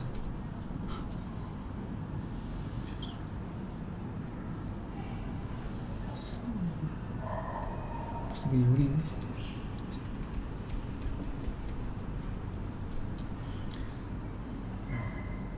我可能不是应该有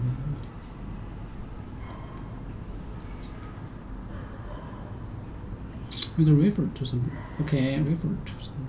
Use to refer to something. Side. Side significant. Maintain. What this? Sound. Sound.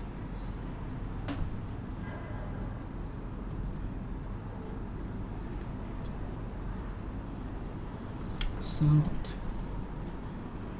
Outside is done with one maintain. But we'll back on the foot. Shit. Jesus.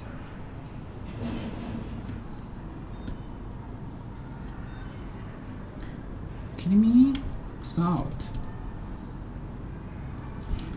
Food. Okay. Please pass the salt. Or substance found is in sea. Okay, please pass the salt. Please pass the salt.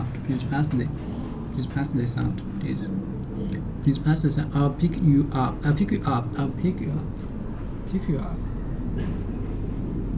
Referred.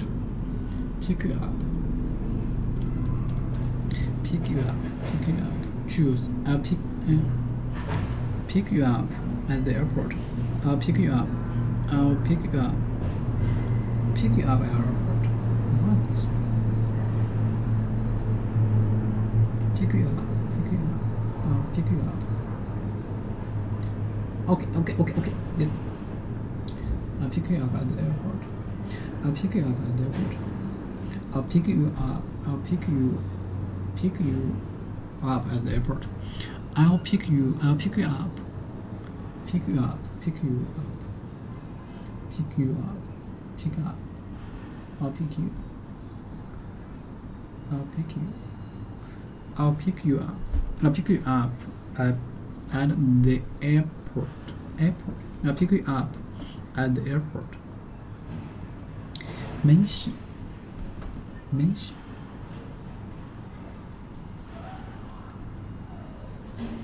Something to say.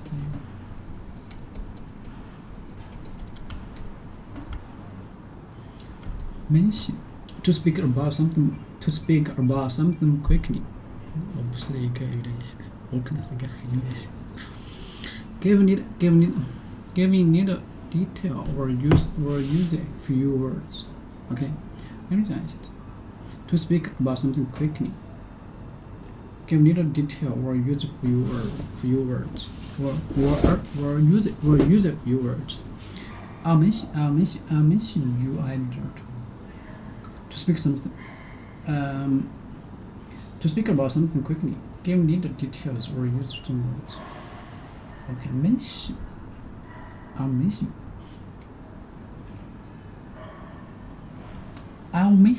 you either to.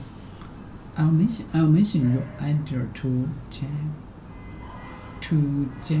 say desolate. Would before nouns that refer to place when you want to mention that type of place without showing exactly which example of the place you mean. Whisper, pitch, every phrases, range. A mention. We spent all day at the beach. We spent all day at the beach. Let's go to the movies this evening. I have to go to the bank and I have to go to the bank and get some euros. I have to go to the bank. I have to go to the bank and get some euros. Let's go to the movies this evening. You'll be four dance phrases. In which the range. Okay.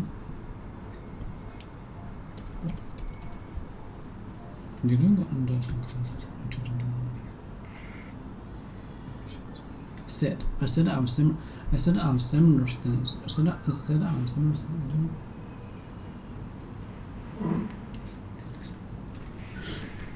我们针对主题的产品，成功的产品，而公司什么？而 I offered her a range of options. I offered her a range of options. A set of similar things. A set of similar things. Set. Used before nouns. Used before nouns phrase. Used before nouns phrase. Used before nouns phrase. Used before nouns phrase in which they range. They used before nouns phrases in which the range meaning of the noun is limited is some way. I really enjoy the book. I just finished the reading. Do you like the other kids in your class? Do you like the other kids in your class? Used to refer.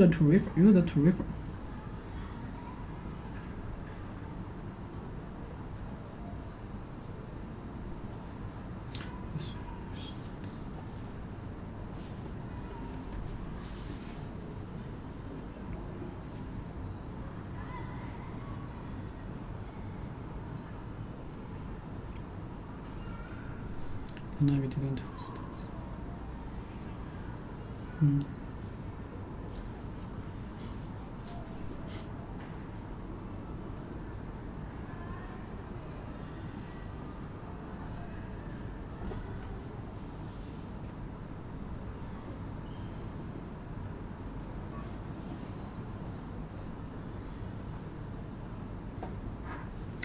Used to refer to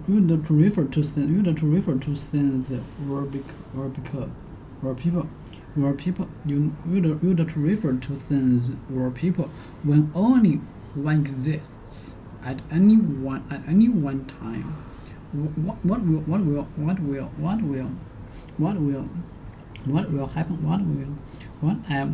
happen in the future? They live.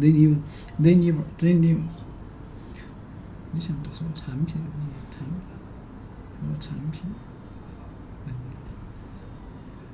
你想的是叫做 They live in the north of Spain.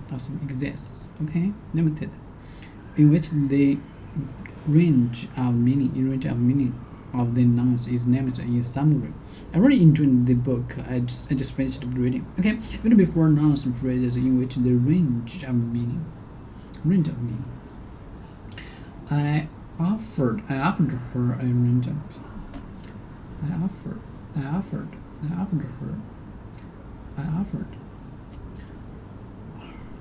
Okay. Range.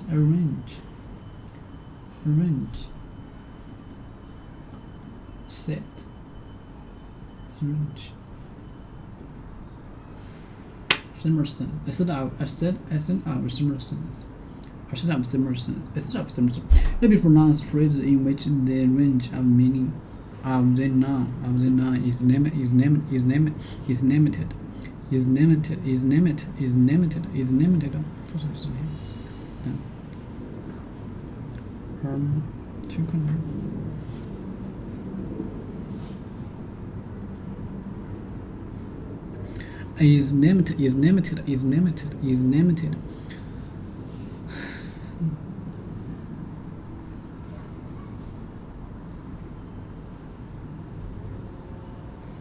A range of meaning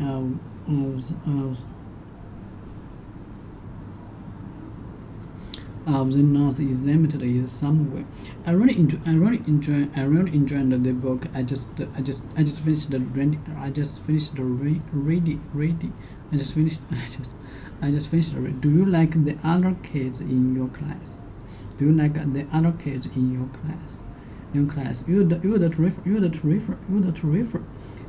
refer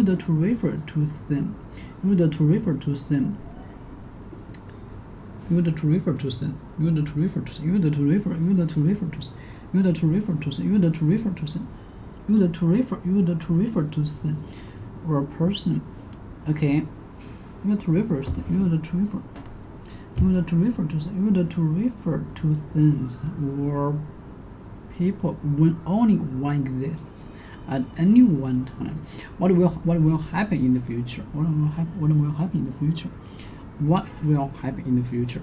What will happen?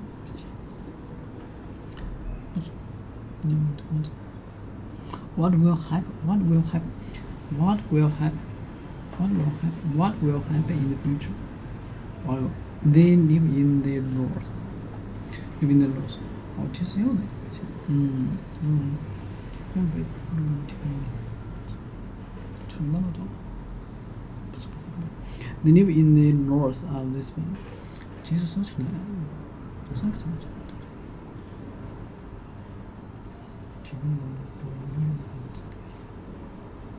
？They live in the north of this Spain. OK， 但是这边其实这种空的，我也不会再放。为下一步做铺垫，为自己的下一步棋做铺垫。They live in the north of Spain. OK， Mayor, superlative. 这个方向。我的情况是。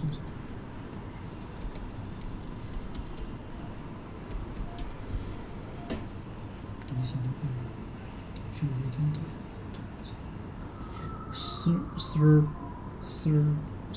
Superlative.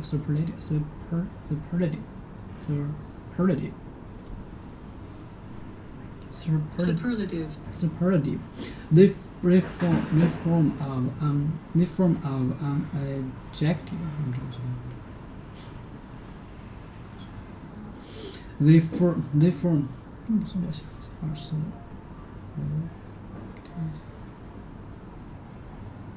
They form of adjective. OK， 那个，那长不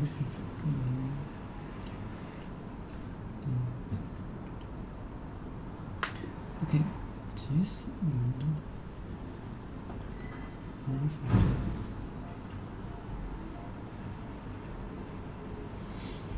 They form of an adjective or adverb that exists that expresses 因为这样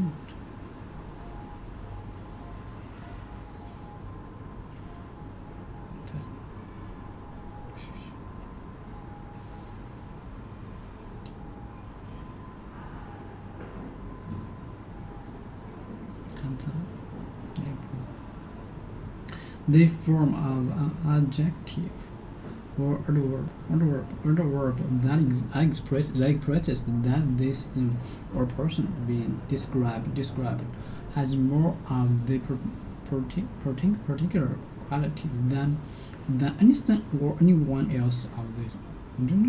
OK， 所以真正靠谱的是真正的东西。OK， or anyone else on the 是哪些东西？是用可能是用来创造和经济，是只是手机。那些东西可以。Or anyone else of the same type, separating or form. They form of the adjective or verb like this. Like this.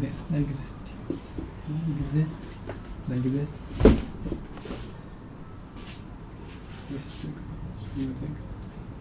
你看到图的它其实像个空气的。老是这样做。OK。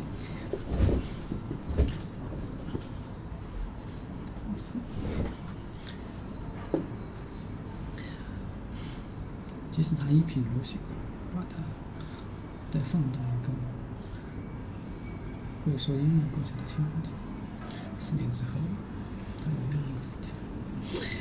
前我半信半疑，现在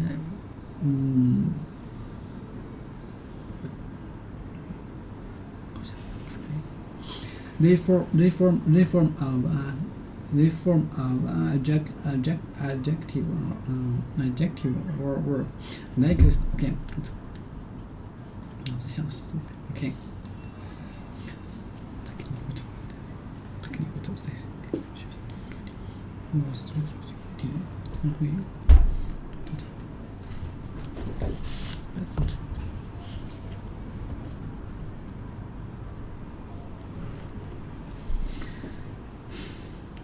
所以这是 OK， 他给。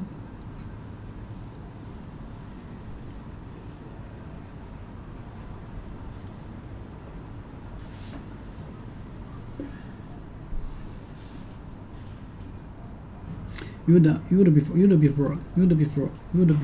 Okay. You'd before nouns phrases in which the range of meaning of the nouns is limited in some way. Some irony into the book I just finished reading.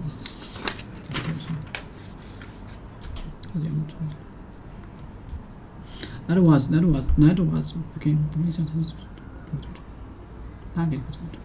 That was one of the best. That was one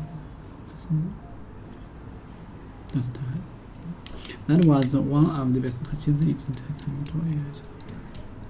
That was one of the best movies I've ever seen. 所以我学会这样子看。Why is 我会两条路这样一个事情，那个。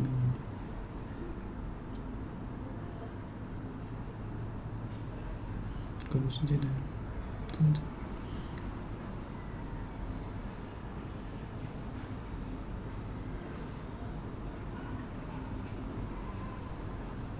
What's the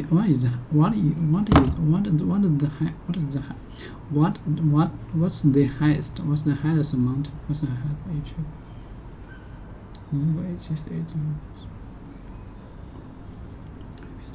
一条不行，再选个。What the highest mountain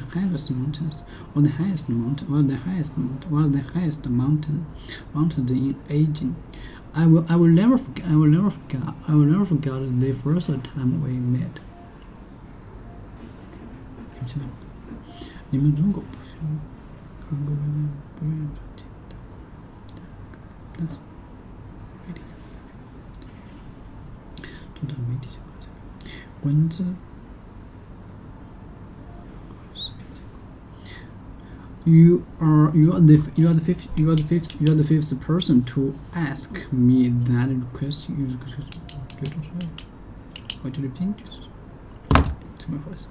You are the fifth person to ask me that question. You to say that particular person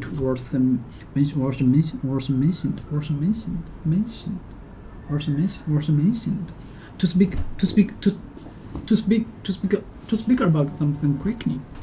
Person being mentioned is the best, most famous. In this use. Okay, scale. In this use, it usually gives strong pronunciation. Here is bar. Okay, here is bar is the place to go. Here is bar is the place to go. 所以我现在这样。You don't mean. Okay. 有没有想过有一天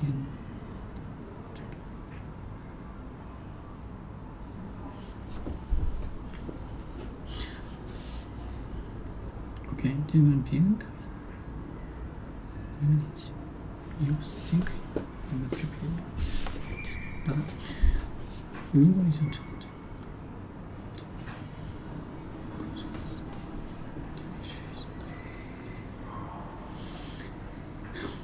去勾桥这个。Yes. 这都得到。需要学习。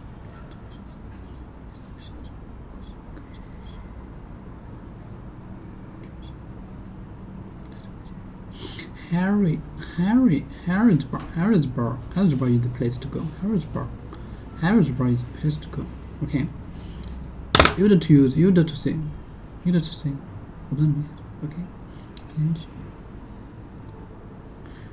如果在朋友圈。You to say. 你们可以打个小手给那些。You to say that. 只能是争取朋友的。You to say that are you to say that are that the particular person worth than being mentioned. Okay, 这我说是，因为他不但对你对其他人，这是我的第一个词。Worth than being mentioned is the best, most famous. 去形容那些。In this use, they is usually given strong pronunciation. 我们不知道看过这里，第四台 pronunciation 去理解 pronunciation given strong pronunciation 就是说构建式的成为。Harrisburg is the place to go. You don't mean. 可能现在搞点故事。去，这故事是女生的。You don't mean you met the Will Smith, the movie star, do you? You don't mean you met the Will Smith, do you? Harrisburg is the place to go. You'd prefer some adjective to turn the adjectives into nouns that refer to one particular person, worth than described, to say or write something, by the particular described.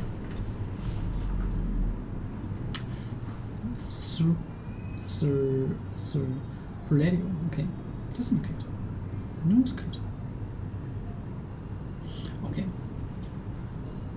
Then we can go.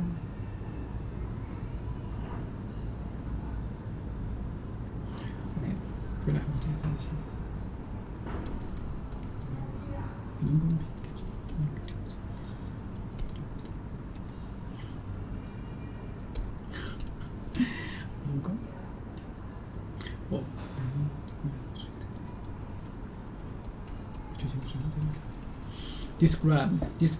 Describe.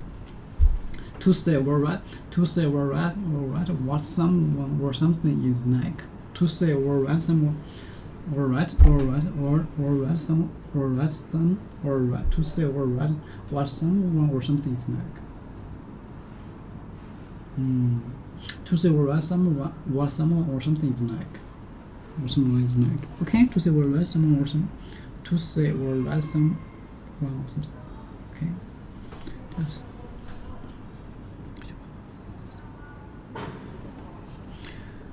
规模销售这个事情，必须想办法规模销售这个事情。这种就是，你们可能开始 You'd prefer some adjective to turn the adjectives into nouns that refer to. 当然，第四个我觉得，第四很狗血的剧本，也可能会。Into nouns that refer to one particular person, worse than. 你们会比较，所以它一些实际的故事理解，所以重点说这个。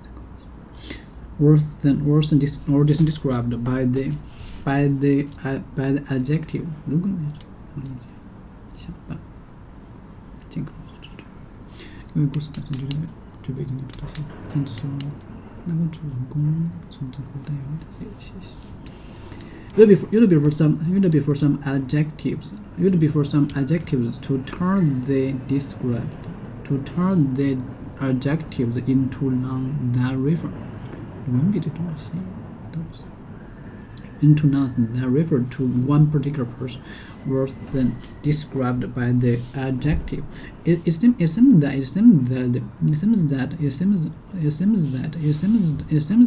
they describe then goes the same is that they describe this that's这个就是可以学，但是没想学，但是这个就是你想学是没得学，这是没有的。It seems that they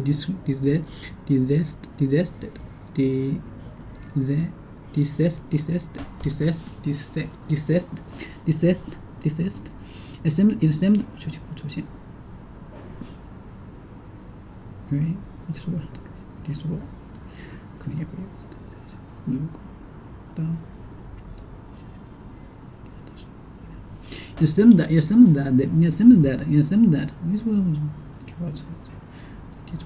you seem that they desist and no living relative. You seem that they desist the particular dead person. You seem that they desist had no living relative. Okay, you look for some adjective to turn the adjectives. Okay, you look for some adjectives to turn the adjectives into nouns that refer to one particular person or thing described by the described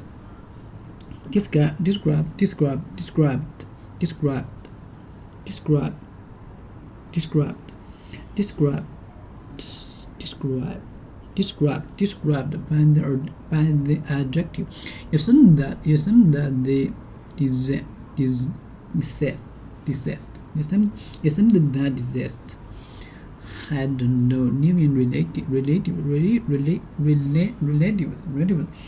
Let's propose. Okay. What else?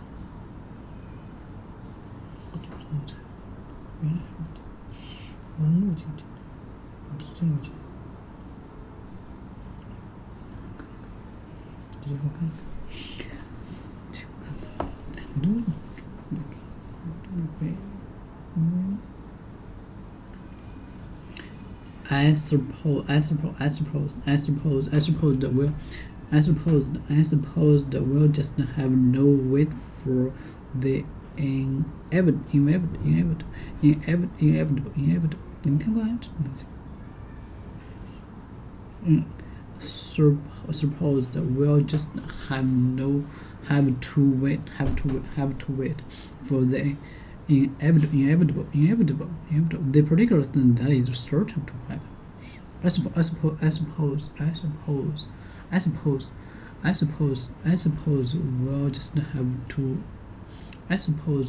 just have to wait for the inevitable.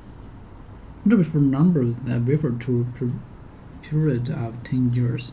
This would be for a number that refer to periods of 10 years. They 60s. This would be for each of two comparative. It would be for each of two comparative adjective or adverbs. When we want to show how one amount gets bigger or smaller in relation to the other. The sooner I get this piece of work done, the sooner I can go home. Use for emphasis when you are expressing. Use for emphasis when you are expressing a strong opinion about someone or something. Andrew has a new job. The Andrew has has a new job. A new job. The lucky devil. Used instead of a possessive. Used instead of a possessive adjective such as your, her, or my. He held his daughter by the arm. Used instead of a possessive. Used instead of a possessive adjective such as your, her, or my. 现在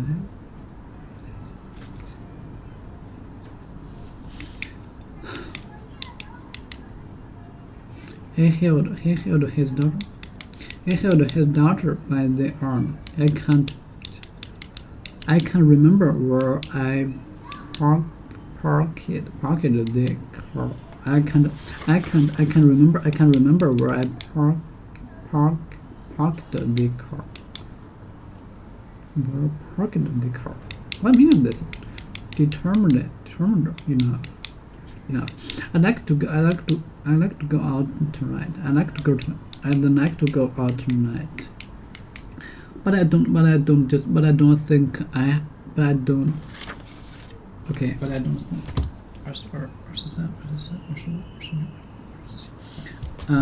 like to go out tonight, but I don't think I have the energy. Infinitive. I don't have the time to talk to you. No. Each every determined. It gets 50 miles to the Guinan. Adjective. Pause. Describe. Desire. Sentiments.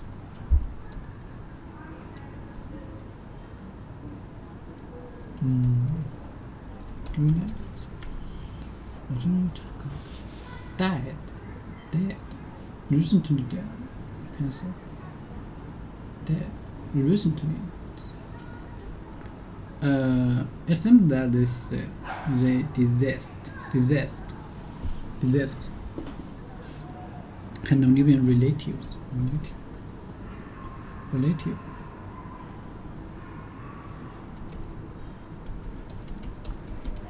Relatives.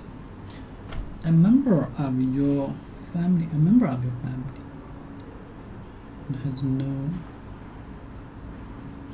It seems that dead had no living relatives. Okay, I'm gonna use that. 你们几个这样可以通过。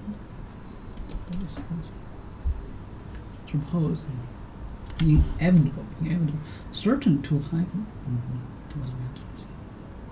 Certain to happen and unable to be avoided.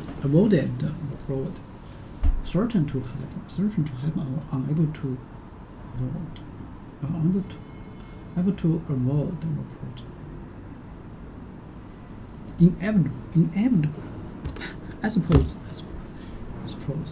Inevitable. Can't be avoided. Unable to be avoided.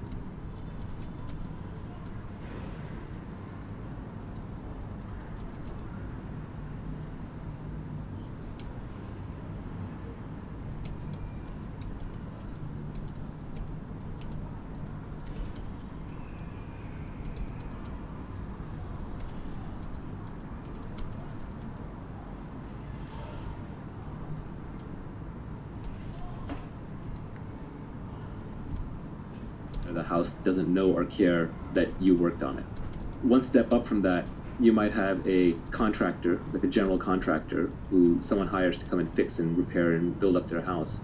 That general contractor is taking accountability, they're taking responsibility. So now, if let's say they got paid $250,000 for the job, sorry, I'm using Bay Area prices, so maybe I'll go rest of the world prices, $100,000 for the job to fix up a house, and it actually costs the general contractor, all said and done, $70,000. Well, that contractor is going to pocket that remaining 30. So they got the upside, they got the equity, but they're also taking accountability and risk. So if the project runs over and there's losses, then they eat the losses.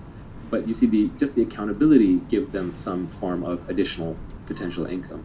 And then they also have labor leverage because they have a bunch of people working for them. But it probably tops out right there. You can go one level above that and you can look at a property developer. This might be someone who is a contractor who did a bunch of houses, did a really good job, then decided to go into business for themselves, and they go around looking for beaten down properties that have potential. They buy them, they either raise money from investors, they're fronted themselves, they fix the place up, and then they sell it for twice what they bought it for. Maybe they only put in 20% more, so it's a healthy profit. So now a developer like that takes on more accountability, has more risk, they have more specific knowledge, because now you have to know which neighborhoods are worth buying in, which lots are actually good or which lots are bad, what makes or breaks a specific property. You have to imagine the finished house that's going to be there, even when the property itself might look really bad right now. So there's more specific knowledge, there's more accountability and risk, and now you also have capital leverage because you're also putting money into the project. But conceivably, you could buy, a piece of land or a broken down house for $200,000 and turn it into $1 million mansion and pocket all the difference. One level beyond that might be a famous architect or a developer, where just having your name on a property because you've done so many great properties increases its value. One level up from that, you might be a person who decides, well, I understand real estate and I now know enough of the dynamics of real estate that rather than just build and flip my own properties or improve my own properties, I'm going to be a massive developer. I'm going to build entire communities. Another person might say, I like that leverage, but I don't want to manage all these people. I want to do it more through capital, so I'm going to start a real estate investment trust. And that requires specific knowledge, not just about investing in real estate and building real estate, but also requires specific knowledge about the financial markets, the capital markets, and how real estate trusts operate. One level beyond that might be somebody who says, actually, I want to bring the maximum leverage to bear in this market and the maximum specific knowledge. And so that person would say, well, I understand real estate and I understand everything from basic housing construction to building properties and selling them to how real estate markets move and thrive.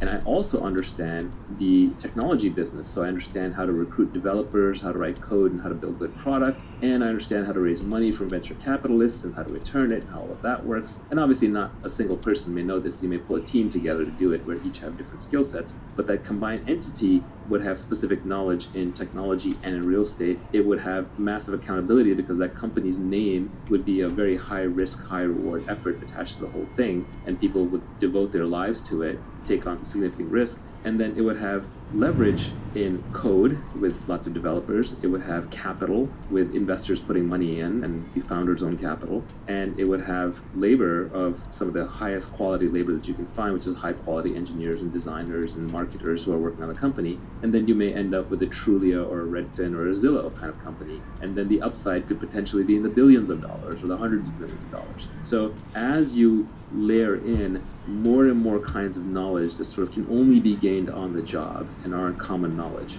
and you layer in more and more accountability and risk taking, and you layer in more and more great people working on it and more capital on it and more code and media on it, you keep expanding the scope of the opportunity all the way from the day laborer who might just literally be scrapping on the ground with their hands all the way up to somebody who started a real estate tech company and then took it public.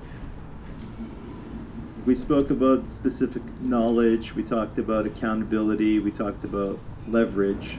The last skill that Naval talks about in his tweet storm is judgment, where he says that leverage is a force multiplier for your judgment. We are now living in an age of nearly infinite leverage, and all the great fortunes are created through leverage. So your first job is to go and obtain leverage, and you can obtain leverage through permission by taking risks and getting people to work for you, or by raising capital, or you can get leverage permissionlessly by learning how to code or becoming a good communicator in podcasting, broadcasting, creating videos, writing, etc. So that's how you get leverage. But once you have leverage, what do you do with it? Well, the first part of your career is spent hustling to get leverage. Once you have the leverage, then you want to slow down a bit because your judgment really matters. It's like you've gone from steering your sailboat around to now you're steering an ocean liner or a tanker. You have a lot more at risk, but you have a lot more to gain as well. You're carrying a much higher payload. So in an age of infinite leverage, judgment becomes the most important skill. Warren Buffett is so wealthy now because of his judgment. Even if you were to take away all of Warren's money, tomorrow investors would come out of the woodwork and hand him $100 billion because they know his judgment is so good, and they would give him a big chunk of that $100 billion to invest. So ultimately, everything else that you do is actually setting you up to apply your judgment. One of the big things that people rail on is CEO pay, and for sure there's crony capitalism that goes on where these CEOs control their boards and the boards give them too much money. But there are certain CEOs who definitely earn their keep because their judgment is better. If you're steering a big ship, if you're steering Google or Apple, and your judgment is 10 or 20% better than the next person's, society will literally pay you hundreds of millions of dollars more because you're steering a $100 billion ship. If you're on course 10 or 20% of the time more often than the other person, the compounding results on that hundreds of billions of dollars you're managing will be so large that your CEO pay will be dwarfed in comparison. So demonstrated judgment, credibility around the judgment is so critical. Warren Buffett wins here because he has massive credibility. He's been highly accountable. He's been right over and over in the public domain. He's built a reputation for very high integrity, so you can trust him. So a person like that, people will throw infinite leverage behind him because of his judgment. Nobody asks him how hard he works. Nobody asks him when he wakes up or when he goes to sleep. They're like, Warren, just do your thing. So especially demonstrated judgment with high accountability, clear track record is critical. Let's define judgment. I would define it as knowing the long-term effects of your decisions, or being able to predict the long-term effects of your decisions. It's funny, my definition of wisdom is knowing the long-term consequences of your actions. So they're not all that different. Wisdom is just judgment on a personal domain. Wisdom applied to external problems, I think, is judgment. So they're highly linked. But yes, it's knowing the long-term consequences of your actions and then making kind of the right decision to capitalize on that. Judgment is very hard to build up. This is where both intellect and experience come in play. There are many problems with the so-called intellectuals in the ivory tower, but one of the reasons why Nassim Taleb rails against them is because they have no skin in the game. They have no real-world experience, right? So they just apply purely intellect. And intellect without any experience is often worse than useless, because you get the confidence that the intellect gives you, and you get some of the credibility, but because you had no skin in the game and you had no real experience and no real accountability, you're just throwing darts. The real world is always far, far more complex than we can intellectualize. And especially all the interesting, fast-moving edge domains and problems, you can't get there without experience.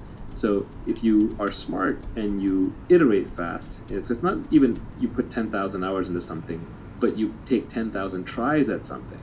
If you are smart and you have a lot of quick iterations and you try to keep your emotions out of it, the people with the best judgment are actually among the least emotional. A lot of the best investors are considered almost robotic in that regard, but I wouldn't be surprised if even the best entrepreneurs often come across as unemotional. There is sort of this archetype of the passionate entrepreneur, and yeah, they have to care about what they're doing, but they also have to see very clearly what's actually happening. And the thing that prevents you from seeing what's actually happening are your emotions. Our emotions are constantly clouding our judgment. And in investing, or in running companies, or in building products, or being an entrepreneur, emotions really get in the way. Emotions are what prevent you from seeing what's actually happening until you can no longer resist the truth of what's happening, until it becomes too sudden and then you're forced into suffering, which is sort of a breaking of this emotional fantasy that you would put together. To try and connect some of these concepts, I would say that first, you're accountable for your judgment. Judgment is the exercise of wisdom. Wisdom comes from experience, and that experience can be accelerated through short iterations. And the reason why a lot of the top investors, a lot of the value investors, if you read Jeremy Grantham or you read Warren Buffett, you read up on Michael Burry, these people sound like philosophers, or they are philosophers, or they're reading a lot of history books or science books. Like, what are they doing? Shouldn't they be reading investment books? No, investment Really books are the did. worst place to learn about Really did, investment, because investment is a real world activity that is highly multivariate. Really All the did, advantages are always being competed away. It's always on the cutting edge. So what you actually just need is very, very broad-based judgment and thinking. And the best way to do that is to study everything, including a lot of philosophy. And philosophy also makes you more stoic, makes you less emotional, and so you make better decisions, you have better judgment. One simple thing is I go out on Twitter, and it seems like half of Twitter is outrageous something at all times. You can go within someone's Twitter feed and get at least some semblance of what it must be like to be in their head all the time. And the more outraged somebody is, I guarantee you, the worse their judgment is. If someone's constantly tweeting political outrage and seems like an angry person getting into fights, you don't want to hand this person the keys to your car, let alone the keys to your company. So we covered the skills that you need to get rich. So that was specific knowledge, accountability, leverage, judgment, and lifelong learning. Let's talk a little bit about the importance of working hard and valuing your time. So no one is going to value you more than you value yourself. So you just have to set a very high personal hourly rate, and you have to stick to it. So even since when I was young, I just decided that I was worth a lot more than the market thought I was worth, but I started treating myself that way. So always factor your time into every decision. How much time does it take? Oh, it's going to take me an hour to get across town to get this thing. Well, I value myself at $100 an hour. That's basically throwing $100 out of my pocket. Am I going to do that? You buy something from Amazon, they screwed it up, you have to return it. Is it worth your time to return it? Is it worth the mental hassle? Keep in mind that you have less work hours, you have less mentally high output hours. Do you want to use them to run errands and solve little problems, or do you want to save them for the big stuff? All the great scientists were terrible at managing their household life. None of them had a clean, organized room, or made all their social events on time or sent their thank you cards. You can spend your life however you want, but if you want to get rich, it has to be your number one overwhelming desire, which means that it has to come before anything else, which means you can't be penny pinching. This is what people don't understand. You can penny pinch your way to a basic sustenance. You can keep your expenses low, maybe retire early and not spend too much, and that's perfectly valid. But we're here to talk about wealth creation. And if you're going to do that, then that has to be your number one overwhelming priority. So fast forward to your wealthy self and pick some intermediate hourly rate. For me, believe it or not, back when you could have hired me, which now obviously you can't, but back when you could have hired me, and this was true a decade ago or even 2 decades ago before I had any real money, my hourly rate, I used to say to myself over and over, is $5,000 an hour. Today, when I look back, really it was about $1,000 an hour. And of course, I still ended up doing stupid things like arguing with the electrician or returning the broken speaker, but I shouldn't have. And I did it a lot less than any of my friends would. And I would make a theatrical show out of throwing something in the trash pile or giving it to Salvation Army rather than trying to return it, or handing something to people rather than trying to fix it. I would argue with my girlfriends, and even today to my wife, like, I don't do that. That's not a problem that I solve. I still argue that with my mother when she hands me like little to-dos. I just don't do that. I would rather hire you an assistant. And this was true even when I didn't have money. Another way of thinking about something is that if you can outsource something or not do something for less than your hourly rate, outsource it or don't do it. So if you can hire someone to do it for less than your hourly rate, hire them. That even includes things like cooking. Now, you may want to eat your healthy home-cooked meals, but if you can outsource it, do that instead. And I know some people will say, well, what about the joy of life and what about getting it right just your way? Sure, you can do that, but you're not going to be wealthy because now you've made something else a priority. Paul Graham basically said it pretty well for Y Combinator startups. He said you should be working on your product and getting product market fit, and you should be exercising and eating healthy. Like, that's about it. That's kind of all you have time for while you're on this mission. So set a very high hourly aspirational rate for yourself and stick. Just think that something is likely to be true. Just think likely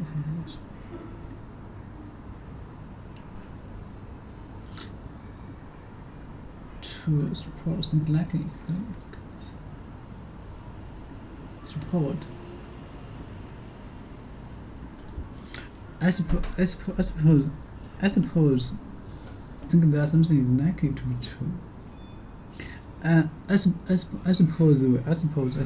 something likely is true. I suppose that we'll just have to wait for the inevitable. Because not happened on unable to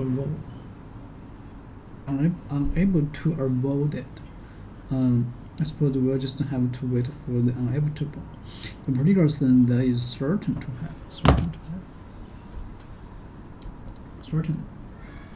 Certain. Without doubt. Have no doubt. Or knowing exactly that something is true, or learn to be true, or learn to be true.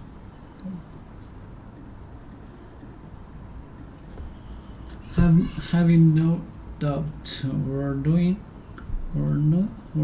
exactly that something is true, or learn to be true. Correct,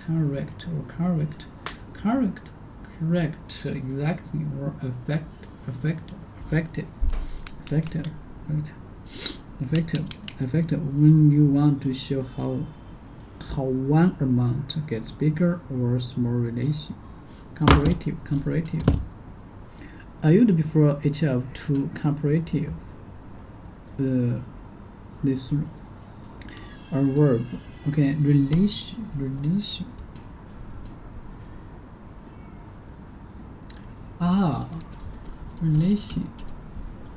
Relation to the other. Relation.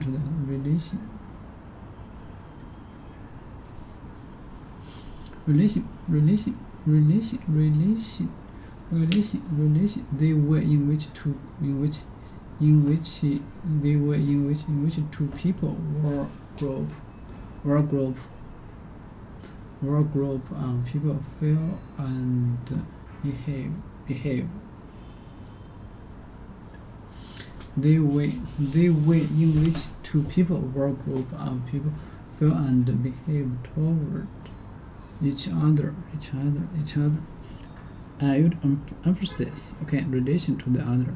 The sooner I get this piece of work done, the sooner I can go home.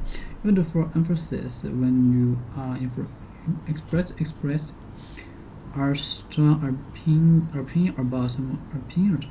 It is for emphasis when you express emphasis. What does this mean?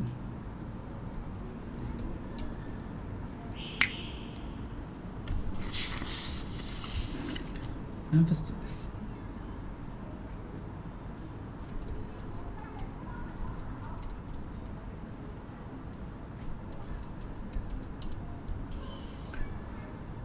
The particular importance or attention. Okay. You emphasis when you are expressing a strong opinion about someone or something. Andrew has a new job. They like it. Table. Okay. Instead of possessive adjective such as your, her, or mine. He held his daughter by the arm. I can remember when I parked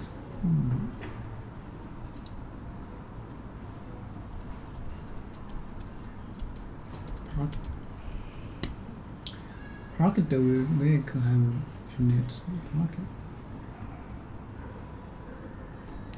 Okay, I can remember where I parked the vehicle. Tender.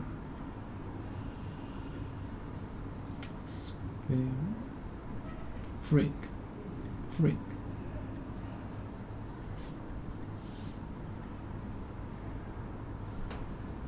They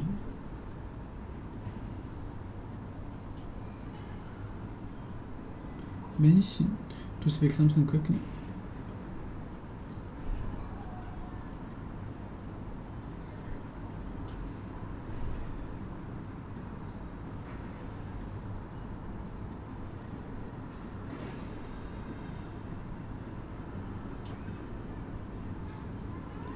It's quickly.